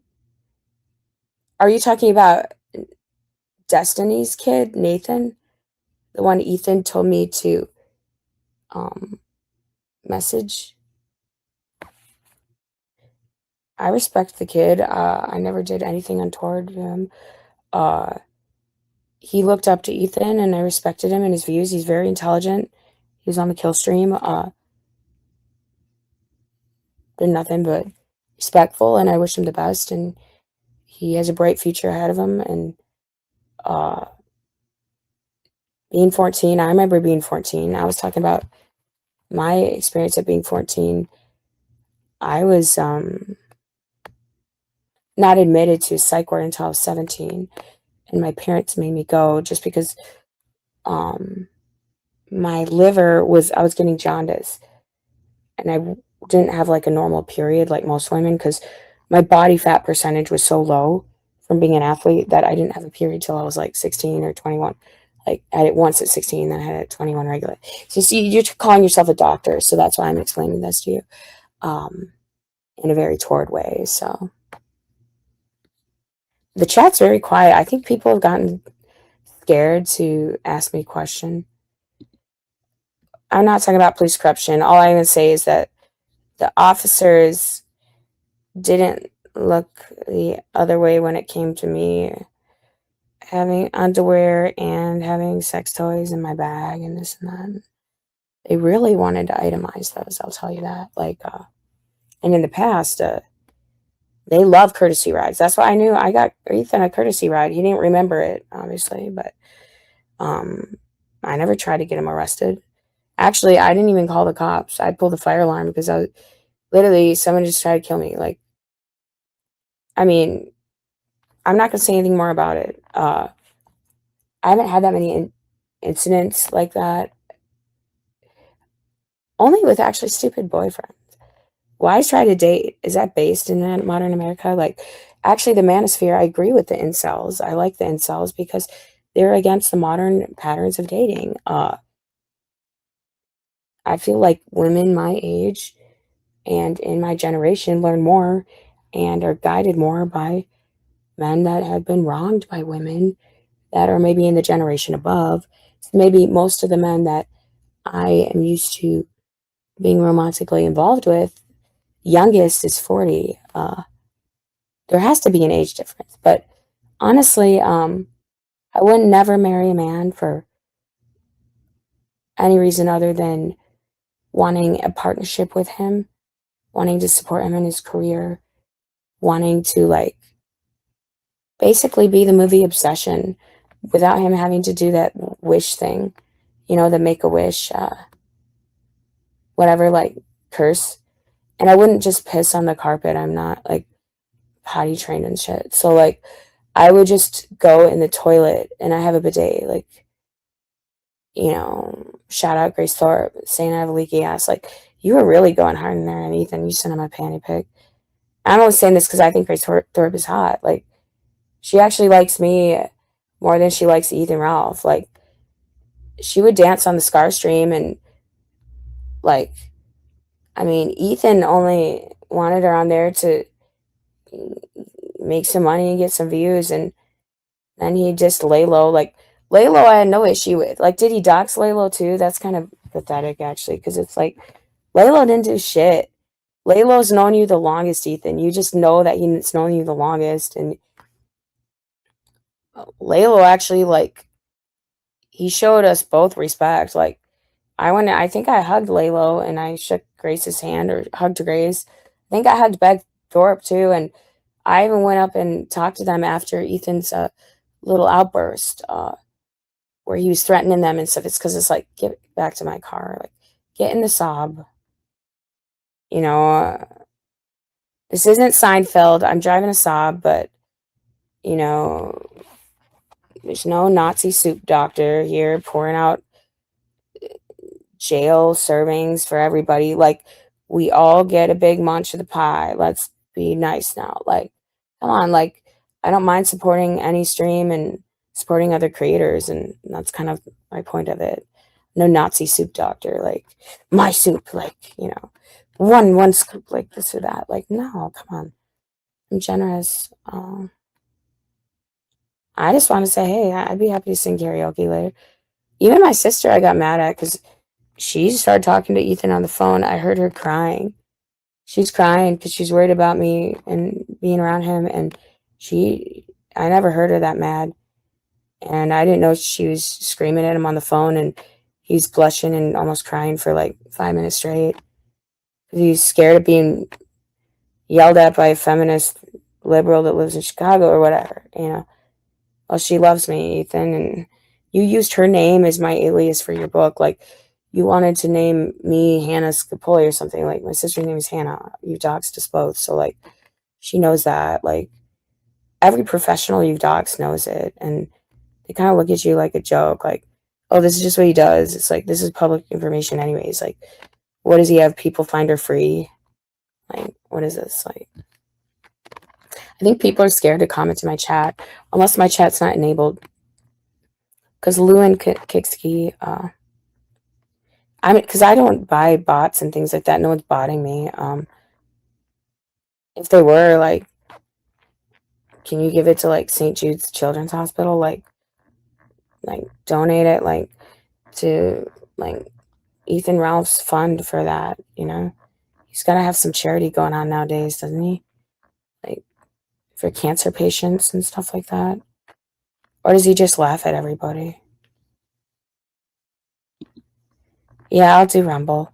I'm not interested in monetizing in a way that's why I said I respect Daddy Jim, because he didn't start out monetizing. Now he sells hats, and good ones too. It's the only hat I'm ever gonna wear, like a hat for my hat. Other than I have my Team Skate hat. I like wearing that one. Um, I do have a Make America Great Again hat and Make America Hard Again hat and a New York Yankees hat. Um, I have some sort of hat for some racer stuff. I know that Ethan freaks out about his hats. He let piss get on him, but he won't let anyone touch him. It's just like, jeez, cool. Like I already know what I'm going to send him in the mail. A chair, proper desk chair, and a whoopee cushion, and that desk chair. I mean, he won't fall out of it. He won't break his little sacrum or whatever the heck the tailbone's called. If he has one. I mean, it seems like he's got some good cushioning there. I mean, does the dude still have a heart? I don't know. He could have called in. He's been hiding from me since Mommy Skarsgård got left in his in the park. He left Mommy Skarsgård in the parking lot, um, in front of multiple surveillance and witnesses. Broke my phone and threw me down. Multiple things. I screamed in the hotel room. I'm like, if that's all I can do, like, I let you cut off my air, like I allowed it. I looked you in the eyes because I'm just thinking, like, do you really want to do this right now? Because you crossed the line. Like, you crossed the line. You are being fed lies and corrupted by your 3 advisors into coming back to America to kill me or make sure I'm dead or steal my phone. And then you guys laugh about it. Did you actually send a razor blades? LOL. Alyssa Clips. And then it's like, Alyssa Clips, explain yourself. Like, I'm not a PPP Andy Worski fan, but like, shout out Andy Worski. Actually, that's a funny song though. It's like IRL, I'm sucking dicks all night. And it's like a song on YouTube. I'm like, this is actually really catchy. And it's like, I got to see Ethan Ralph fall like he fell in Portugal. And that's after he tried to kill me. And I just realized all I had to do is kick this fat fuck. I used his belly, his gun, as like a trampoline. And I just bounced him off me. He fell in the air conditioner. He just got all red faced and upset. Dude, the dude just, I mean, he shoved my head into a lamp when I backed into a corner to get away from him. He was acting like an intimidating little bastard. Like, this was no Matt Mead situation, actually. This was no secret show comedy. Like Ethan Ralph, and then he proceeded that week to like say he'd banged this girl that just turned 18 to break her in, and then started to diss on Kevin Brennan, who's been somebody that questioned Ethan Ralph's whereabouts and decisions he made when he came to our great state of Wisconsin and the Midwest in general. Everybody in the Midwest questions it. I mean, we tow boys, but I don't really know. Like, I think, like, I was never like a fan of like any of this YouTube stuff, but like, I became a fan of Medicare really quickly. I mean, just because I can take a joke, and he is very skilled at, he's very smart. So, and he can bend over, and yeah, I'm slowing down now because I decided to go for 6 hours again. Uh, this was not a diss stream. This wasn't a Hollaback Peggy stream.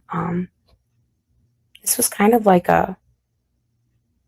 after everything that's happened, Scarlett won. I didn't run away. I face everything head on. I get the head for a living. And I finish. They always finish, Ethan. But you didn't. You didn't even come.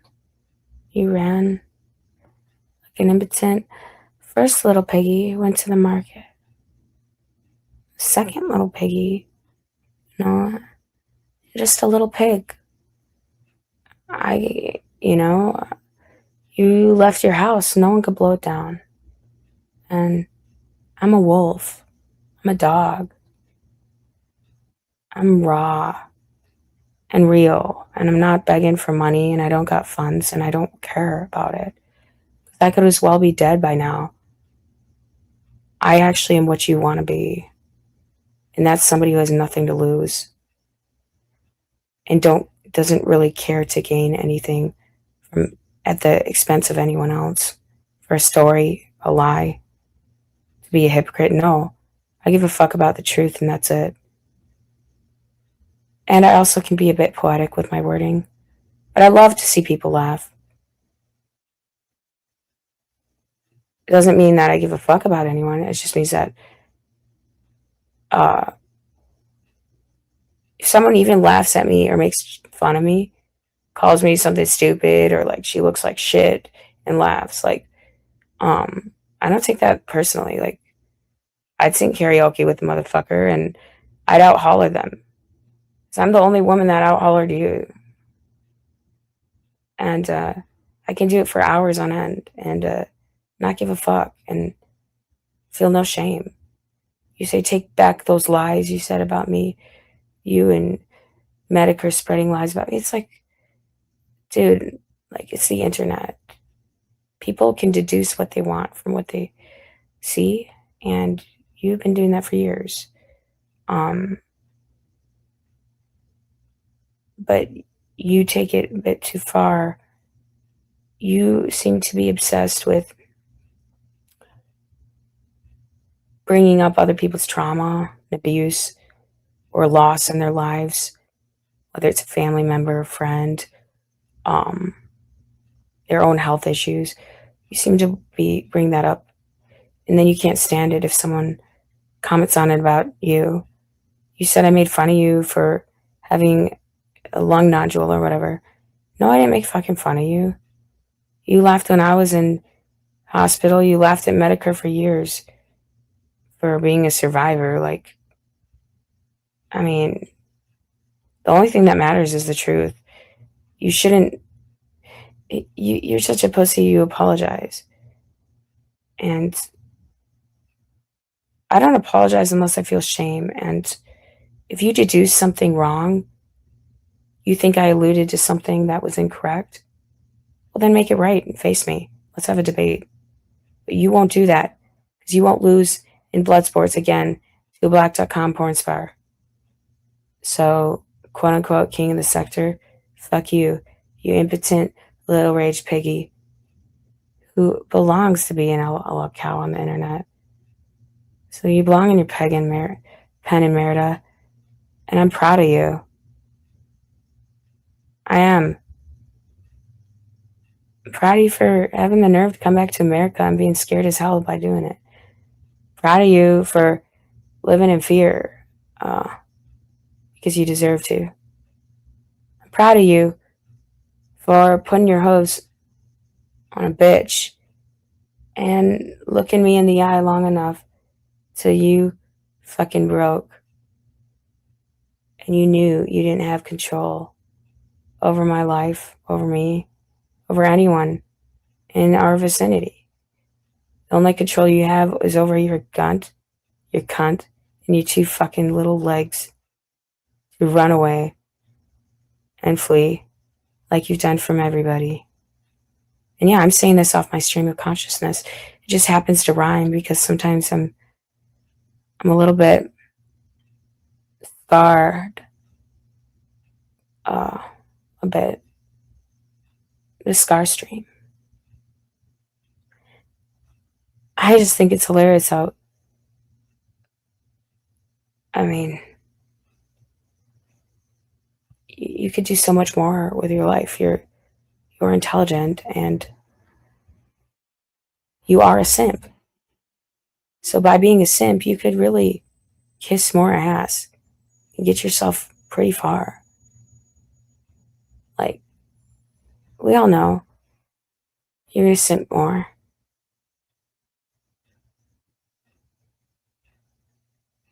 You really do simp hard. You remember the song where you slipped your thumb in my friend's waist band of her pants? And then you said and told me that she was flirting with you and coming on to you at a party you were invited to because of me. And you said that of my friend who was based, actually defended your ass to protect me because I didn't give a fucking two flying fucks. I was driving to Jason's house to suck his dick because I have more respect for him than I ever had for you. And he deserves it. You should actually suck his dick too. Because all you said is, I knew about him longer than you. No, you don't know shit, motherfucker. Shut the fuck up. Leave me and my friends and family alone and just stay away from us. I didn't get a restraining order. You got somebody, who did you get? You got Doompill. You struck Doompill for agreeing with Ricada Law that I had all rights and reason to put a restraining order on you. And Doompill, Ricada Law, 100% correct. I didn't do that because I'm about the truth. And I was waiting for your confession. And I think we all have. And I broke you. And I got your confession. And I have it. And that means more to me than money or anything, because here I got some deadbeat loser who can't confess to anything in his life and then even tell me that his advisors were against this. His advisors want me dead. They want him to ruin me. Dude, like, if these advisors are the ones that you and your advisors plan your kill stream and this and that, you're not making yourself look so great when it comes to doing what you've done, and the fact that it has its own associations with the 764, and they send kids shotguns to kill themselves, and they tell them how to do it, and they coerce them to do it, just like the way you mail me razor blades and coerce me to go across the street, down the sidewalk, across the street. Don't do it in my apartment. And you know what I did? I didn't do shit. I gave you a razor so you could shave your beard. And I still didn't let you eat my pussy because you're fucking weird. And I'm all about sucking dick, not eating pussy. So I'm pretty straight. And you never touched my ass that I know of. You can, if you want to say you fucked me in the ass again while I was sleeping, brag about it, motherfucker. You brag about coming on 15-year-olds' faces. Then you go on like things like Fish Tank and say Josh Moon's a pedophile. It's like, who knows? Who even gives a fuck about, like, Josh Moon's a pedophile? If Andy Worski's a pedophile, everybody that he claims a pedophile. You told me Medicare has killed people and wants you dead. Like, dude, it's like nobody gives a fuck about you. Nobody gives a fuck about you. And you could well as be a man or a woman. I could be a man or a woman. And I'm just being based right now. And I've been patient with you. So I'm the one that can say this. People criticize me for, quote unquote, going back to you and this and that. No, I give people chances. I believe people can change, and that's my fault. And I learned lessons, and I made my own mistakes, and none of us are perfect. And I learned from them, though. And I don't have it out to hurt anyone in my life. And that doesn't bring me joy or happiness. When I get hurt, I experience the pain. I acknowledge it. And it makes me stronger. My scars make me stronger. It defines who I am going forward. And I look at life as evolution of retaining the soul you have, that you're born with, that you're given. Child, the bluebird in your heart, your joy, your inspiration, your imagination, and not giving it to the wall, not being another brick in the wall and giving in to the conformity and the decisions of advisors and others. It's about developing your own sense of justice, morality, deciding what is right and wrong and acting on it. Acting on inhibition, baby. That's what it's about. And I'm sharing that bit. Just all my stream of consciousness. None of this is scripted. Not even looking at my laptop when I'm speaking this. I'll look at the chat now to catch up. I'm a terrible singer. Appreciate that. Dr. Good, why don't you actually get a real PhD? Is this like you want to really, why don't you call in? Why don't I give you my call-in number? Do you really want to call in? Because everybody's so damn quiet. It's Wake Up with Scarlett. Hey, I'm on before the Tequila Sunrise stream. Thank you, Billy.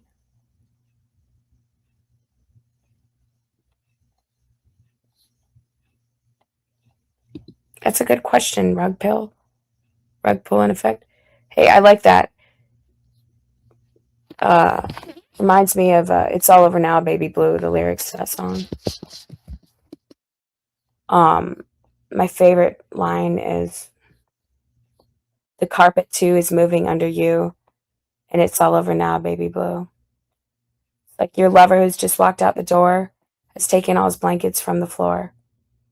That's how I feel like I've let down a lot of friends of mine who've had faith in me about staying strong, not giving in to this and that, and my vices, my bad decisions that I continue to make. But the carpet is moving under me. Yeah, things go into turmoil, and it's all over now, baby blue. Yeah. Whatever imagined fantasy it becomes reality slowly. You allow it to. You're in control of it, and it all becomes what it will in the end. So stay grateful and remember you're alive and living. That's what matters, I think, in the end. I don't currently have a cell phone, so I'm just letting people know. Oh, okay, good. I do have Apple Care, though, theft and loss protection, so my phone that was backed up that night is going to be replaced, and we can see all of Ethan Ralph's sexting with Alyssa Clips. I mean, it's actually public knowledge. It should be, because, I mean, anybody conspiring to create someone's own death, like, or conspiring to get someone to commit suicide, that should become public knowledge. I mean, me actually taking action on this and raising awareness isn't a diss on Ethan. I think he was easily manipulated by his 3 advisors. So I actually was looking at being his conservator at the time. He was snoring and he fell asleep in Mommy Scarlett's arms. And I saw on his phone a bunch of dangerous shit about people he had his doubts. He was like, but I don't want it. But he's easily manipulated by these people. So you guys are the evil ones. And I believe Ethan is just a bit sick himself. He is 99% of the time hurting himself somehow and living in shame and regret and sadness and misery. And that's why he would talk to me for 6 hours, just like I'm talking to you guys. I had to convince him. He said, why do you talk over me? Why don't you respect me? I respect him. I just got passionate when we would talk, where I'll get so excited, I would yell over him, and he didn't tell me to shut up. He didn't shut me up. He got mad. I go on X Spaces, and I patiently wait my turn, and I have a point that it could be well said, because it's just, I learned, I guess I even you allow yourself, you can't demand to be treated like someone who you're not. People will treat you not just the way you treat them, they might treat you better than you treat them, but they catch on to what you will and will not tolerate.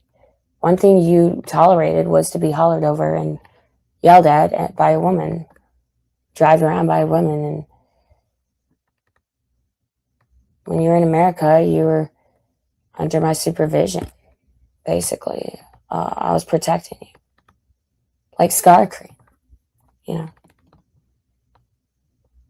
And I was looking out for you while you just had it out for me, but it was the voices in your head.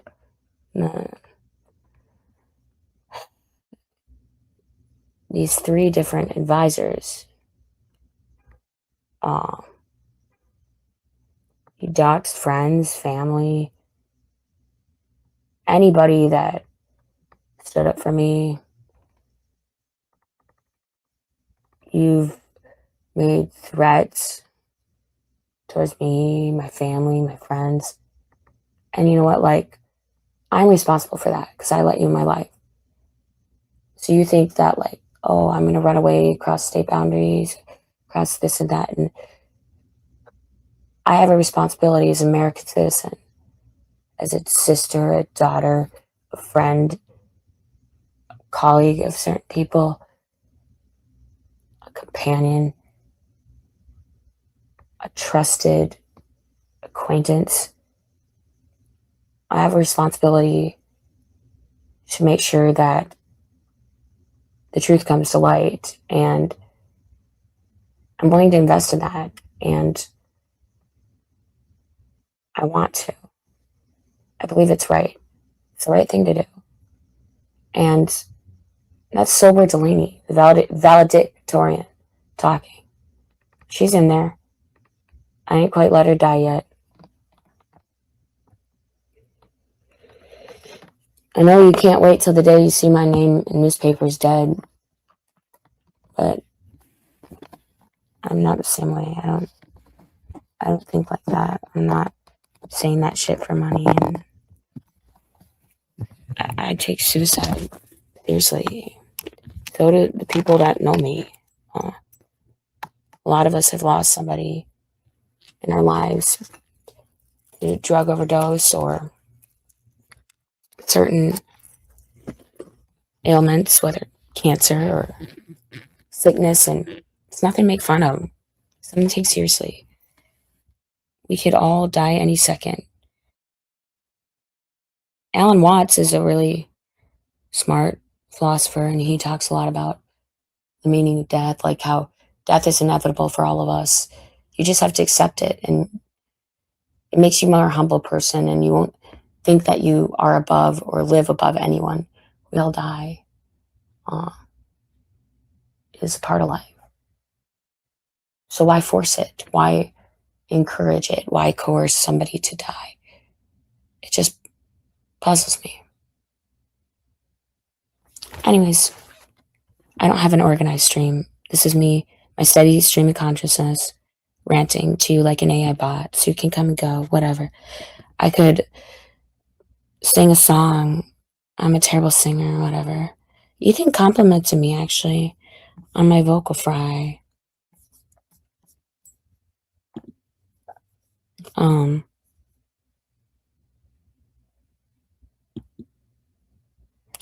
I think fucking a 78-year-old 3-year-old isn't. It's based. I mean, dude, if they're gonna go out the way they want, and they want to go out finishing hard, give them the ride they want. Just like Ethan and Hunter Thompson say, like, buy the ticket, take the ride. So, don't give out. Don't just fuzzle away. Burn out. Be the flame. My valedictorian quote in my yearbook, I believe it was, be the flame that burns through the rain.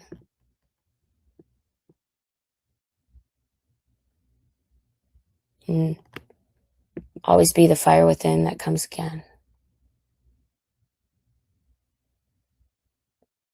Quitting's not an option. Fight for what you believe in. Morality is actually a sin. We should develop what is right and wrong. All of us are capable of making our own decisions. And what matters is accountability. That's understanding the consequences, owning up to it, and not running away from that. Run for what you believe in. Run towards something, not away from something. It creates discipline. It creates values. It makes yourself a stern believer of something that you can take pride in someday. Not when you reach what you wanted to accomplish, but when you keep going and you just don't stop. You evolve and you allow yourself to adapt and be part of the water, the sea, exist with everything around you in constant motion,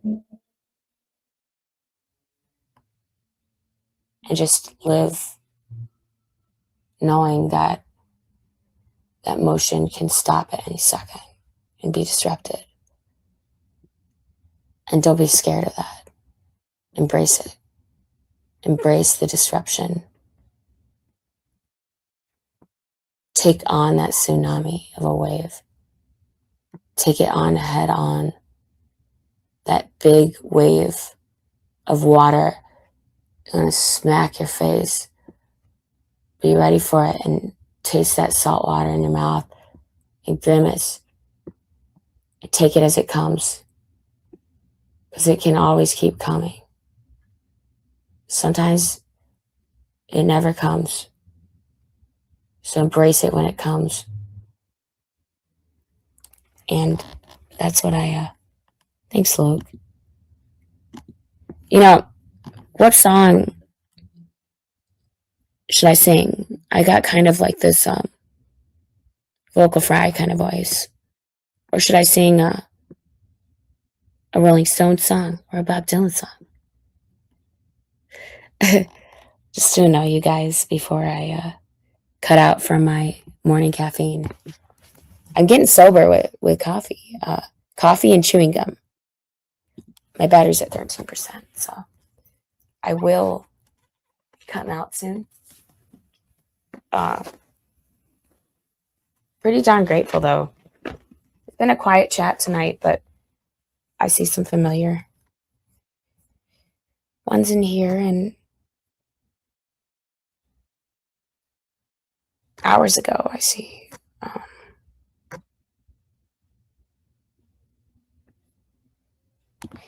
yeah. Ethan, you like the pill stream. I love that Daddy Jim thinks I have a sexy voice. I don't try. I actually am just a Midwestern. Thank you, the thing from Malibu. I appreciate that. I always trust a Florida attorney. You know, I want, what is it called? There's an app, Cameo. If someone will buy me a Matt Gaetz Cameo, that would be awesome. Because that's why I wrote I wore a Be Offended shirt to the Whatever podcast, because it's like, Matt Gaetz rules. He should have been Attorney General of the United States, honestly. He's pretty based. Like, they're like, so you're saying that these fat women they're the ones that support abortion and this and that, and he's like, yeah, be offended. I mean, I literally, I had, even on my last laptop, well, the one even broke, I think I had a Be Offended sticker on it. And then I had Invest in America by a congressman. I love that sticker. I want to put one on the bumper of my Saab.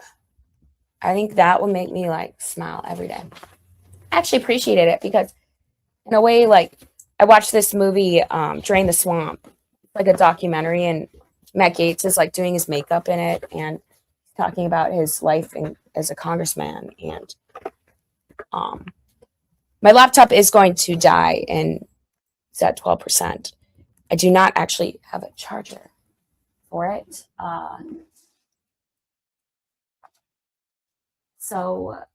Actually, this is pretty bad, actually. 1 second, everybody. What is using... Okay, no app's using significant energy. This is actually pretty bad. I forgot to... Oh, my... Okay, this might be the last time I talk to people for a bit. I appreciate... maybe I can charge this with a C. Okay, it is charging. It is charging at 12%. But it's weird. These new MacBook Pros, or well, this is a MacBook Air. Shout out. I got this as a gift for standing up to Ethan Ralph and supporting Mr. Medicare. I was gifted a MacBook by a very generous, good-hearted person who wants to see me succeed and do well in my life and stand up for the truth and has a sense of justice that I respect. And I'll be taking some really good pictures in my Medicare hat.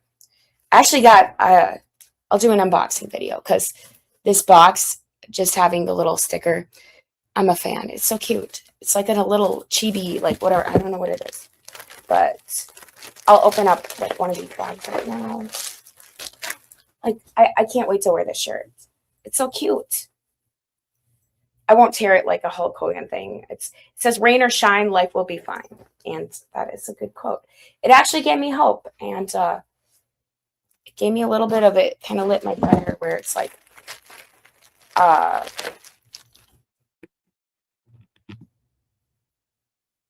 yeah, I have some more hope too. I might have to charge this laptop. It's staying at 12% now. So maybe I just saved it temporarily. It's one of those where you can charge it, I guess, with a C, but it does have that long mag strip of a charger, those pain in the ass old school ones. I don't know why they brought that back in 2026. Somebody tell me, because I was worried about it bending and breaking in there. Like, damn, isn't that like crazy when you're fucking somebody and like your dick is so hard and you're actually wet and it just slips out, and then it like painful, I guess, for the guy. Like, it's like, dude, it like, damn, it's just like, oh yeah, Ethan does have to take Viagra. Like, I think that's funny. But like for anybody, like he takes it. He also takes like my friend's prescription drugs when he is invited into their home. He does it in their bathroom like a little bitch would. Like, I mean, I'm not gonna talk no more shit now. This is my little midnight pill stream. Even though the only pill I'm taking is Prozac, which they were giving me in the psych ward, that and vitamin D. So I was doing my best, and I'm gonna stick to that. And I'm gonna try to do my best. And I don't wish anybody anything bad in the world. I want Ethan to come to his senses and find out what it is to be a man and all that stuff. I think that would be valuable to his existence, honestly. Yeah. To a lot of people's. I think that a lot of people are waiting for some answer. Hey, it's my buddy, So Thorough Joe Burrow. I'll say it a few different ways. So Thorough Joe Burrow. Is that So Thorough Joe Burrow? He's so thorough. It's Joe Burrow hitting the home run daily, every weekend. Boom. I like clip channels. So Thorough Joe Burrow is based. And yeah. Plus, he always supported me being on MLC, and I respect Kevin Brennan, and I like being on MLC. But I'm not Karmic X. Fuck you, Karmic X. Let's debate, bitch. Because If you're another one of these Ethan Ralphs scared at losing blood sports to a black.com porn star, we got another problem. Because now I'm sober. I'm just on some coffee. I have an espresso machine, but today I had a light frappuccino. I got it at the Speedway in the dollar deal aisle. So I like the Speedway now better than Quick Trip. It's pretty based.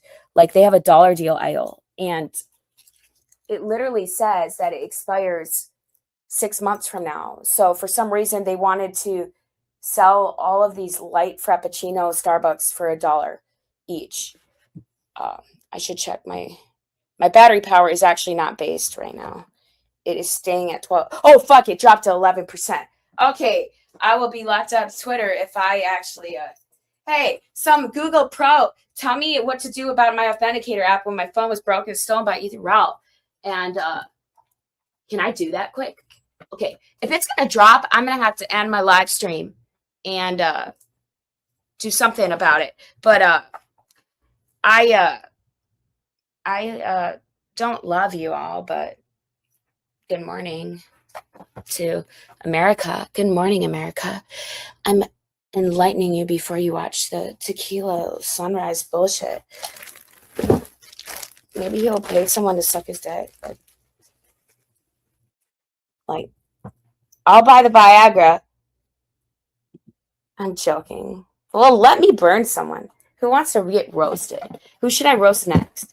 It's actually fun. I actually deserve it.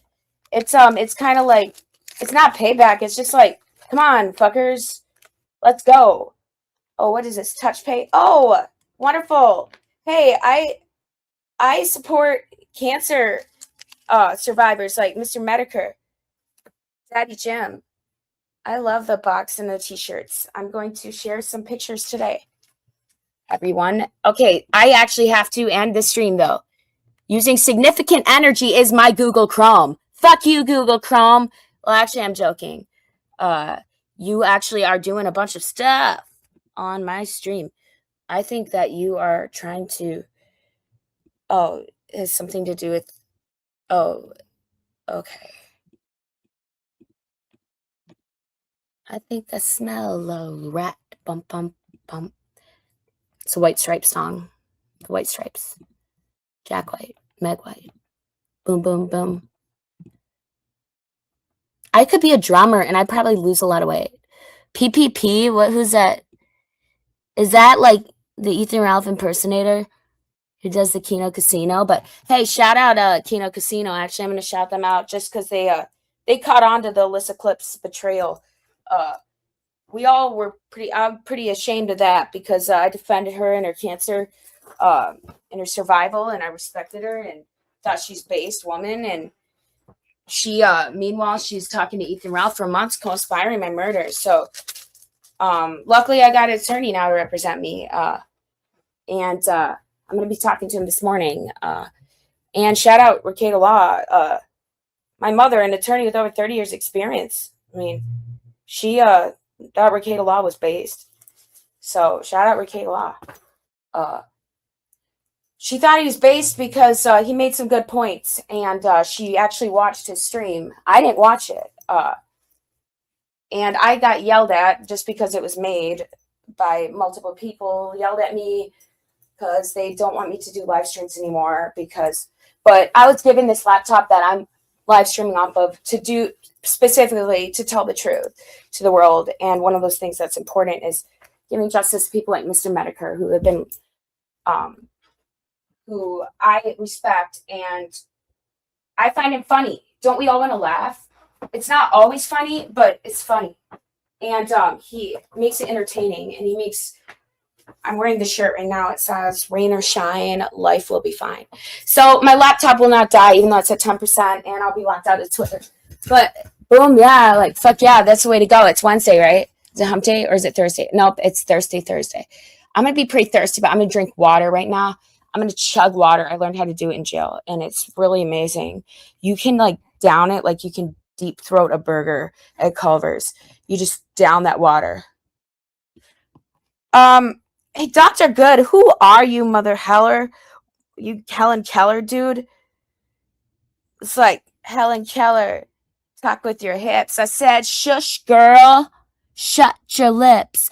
Do the Helen Keller and talk with your hips. Cause you know you don't trust me. She wants to touch me, woo. She wants to love me, woo. She'll never leave me, woo. Woo. Don't trust bitches. You like to fuck, Ethan. I know you're Alyssa Clips and I know you're gonna sex later. Just go fuck each other. You just get a good fuck. I can deep throat cock. That's what. Okay. This was not a cybering bullying podcast. In fact, take care all. God bless you all. Have a wonderful day of August. I will go get fucked. Legally. I will continue being fucked and not fucking myself. That would be nice once in a while, but I will make sure that it is all finished, and I will finish strong as I always have, and I will face it head on. And Dr. Good, you know what? I'm going to fucking block you. You're asking for it. You're probably Ethan in disguise because he likes me to talk. He likes Mommy Scar to be mean to him. He jerks off to that. Like, just go watch. I did a prison scene. I did do a prison scene once in porn, and that was the only one I got to be dom in, where I'm yelling at the guy that comes for the conjugal visit, and he's talking to his girlfriend. He's like, "We're gonna break out here. The jail woman's an asshole," and I bang my baton, and I'm like, "You guys got to do something for me, and maybe then I'll let you out." And it's like, that's not how it works in jail. Like, you don't do that. But you also don't run. You don't run away, and you don't beat up officers like Ethan Ralph does. So, allegedly. Well, we'll see about that. I mean, prison food's good, but like, thank God, there's something called sweetbread and cornbread, and I didn't know the difference. So Mexican woman's telling me, and I'm like, damn, I like these Latino chicks. I could live in Mexico or Colombia, whatever. I talked to my mom about it last night. I said, well, that's where Ethan's moving. She's like, why is he moving to Colombia? And she actually was worried, Ethan. So maybe don't move there so quickly, little boy. Running away from the law. Hell yeah. Hey, what do you want me to say? You want? I'm meta. I don't know what you want. I don't like it. And I'm gonna block you. Yeah, I'm gonna block you, bitch. You like that? You like that? You're getting off on that jerk off for me right now. Jerk off, bitch. Dr. PhD, motherfucker. I know you can imagine what it looked like on the inside of me just by looking at my body. Can you measure my body weight too as well? I wonder how. Okay. Yeah, okay, yeah. I'm not gonna block you. Are you kidding me? People beg me to block them. I'm just like, block me first, be a pussy. And then I'll go inside. Like, with my hand. Dude, like a cow. Enjoy that, alright? Mwah. Mwah. Ethan would always say mwah like a little bitch. Hey, Ethan, I love you. Just joking. Probably, maybe. Too soon to say. I'm about to die. Well, no, I can't say that. No, I'm gonna stay in my place. Not the place you doxed. I have a new home. And I'm safe, and I appreciate everyone's help, support, this and that, and I'm out. Mwah. Good morning and good night. The fuck, I love Scarlett now. Don't love me. I'll be gone too quick. No, I actually may get married, but we'll see about that. It'll be legally. Really? You think so? Ooh, should I be mad at the internet or should I just fuck it? Ooh, fuck the internet. I'm fucking at the internet so hard right now. Like, damn, it's about to explode in my head. Like, I'm seeing fireworks. Like, like the Dabbler told me. He said, just go end yourself. And I just made a joke out of it. I said, I'm seeing fireworks right now in my head. That's how they all finish. I just close my eyes and suck dick until I see fireworks. Ooh, that's my life. Man, I love it. Sucking dick is an art. That's why I don't like 6ix9ine. I don't 6ix9ine. Thank you, Luke. Luke is amazing. He contributes to my lunch fund. I didn't know that. They took my wallet and they put it all in commissary.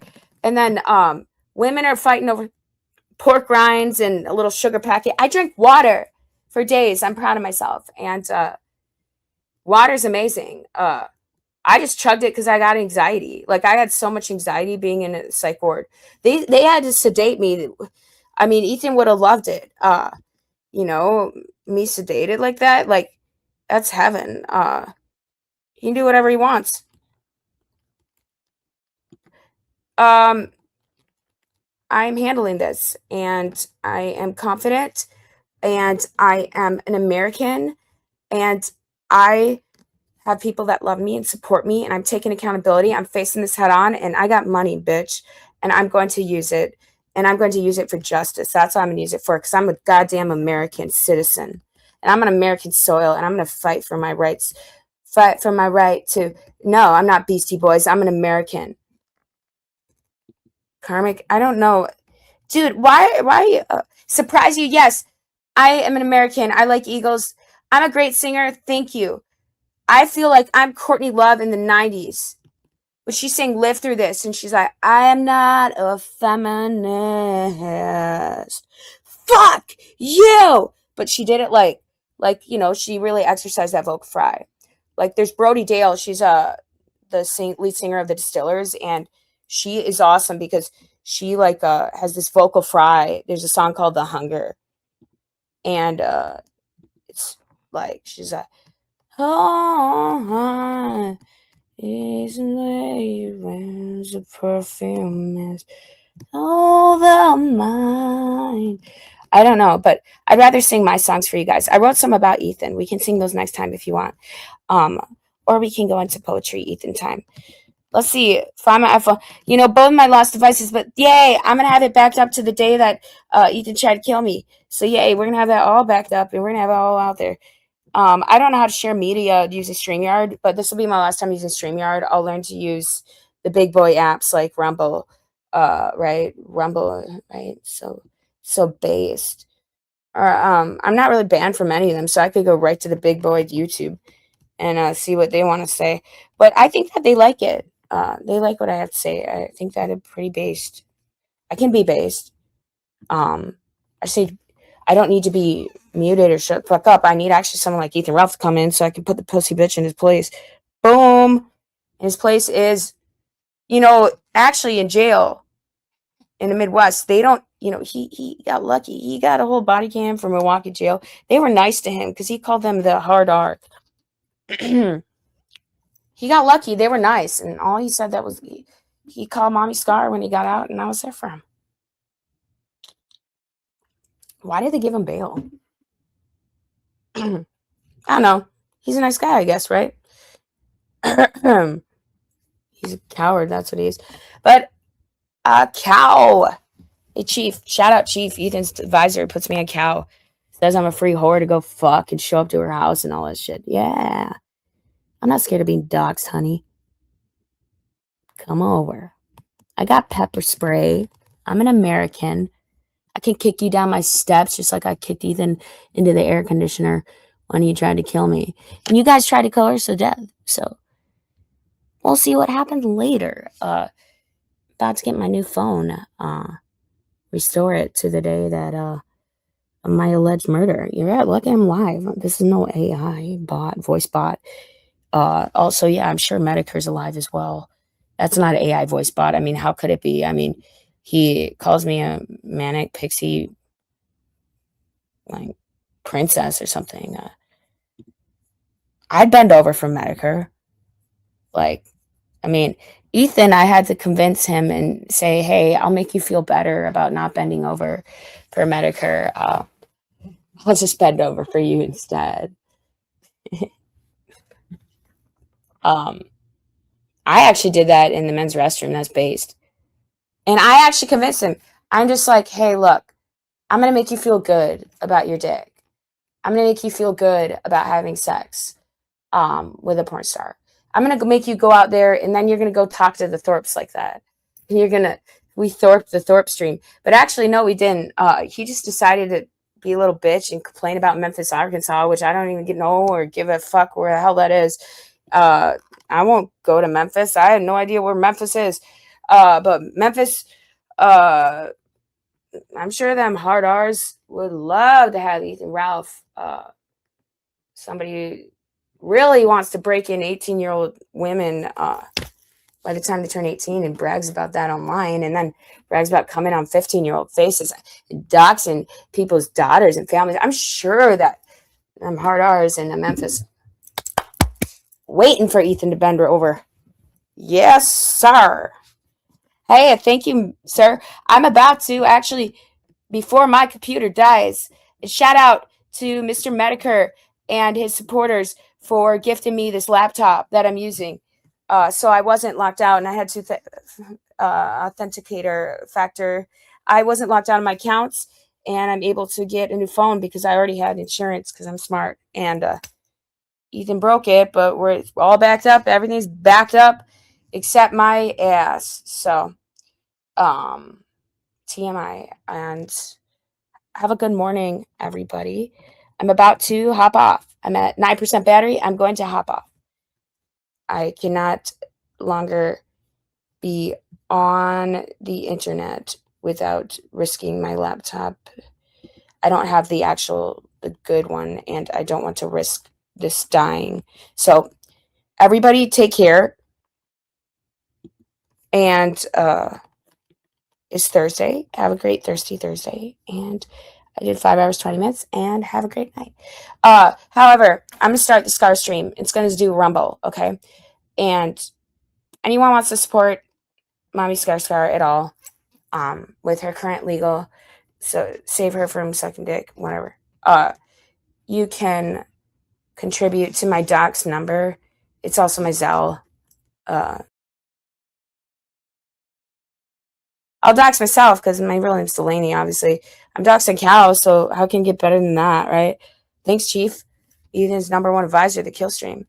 Doxing me. But no, that's just to support Mommy Scarsar if you want.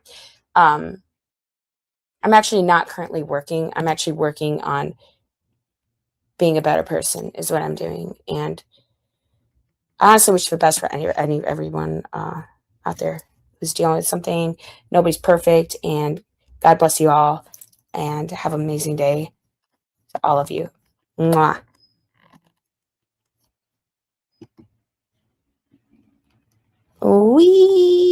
I'm not a piggy.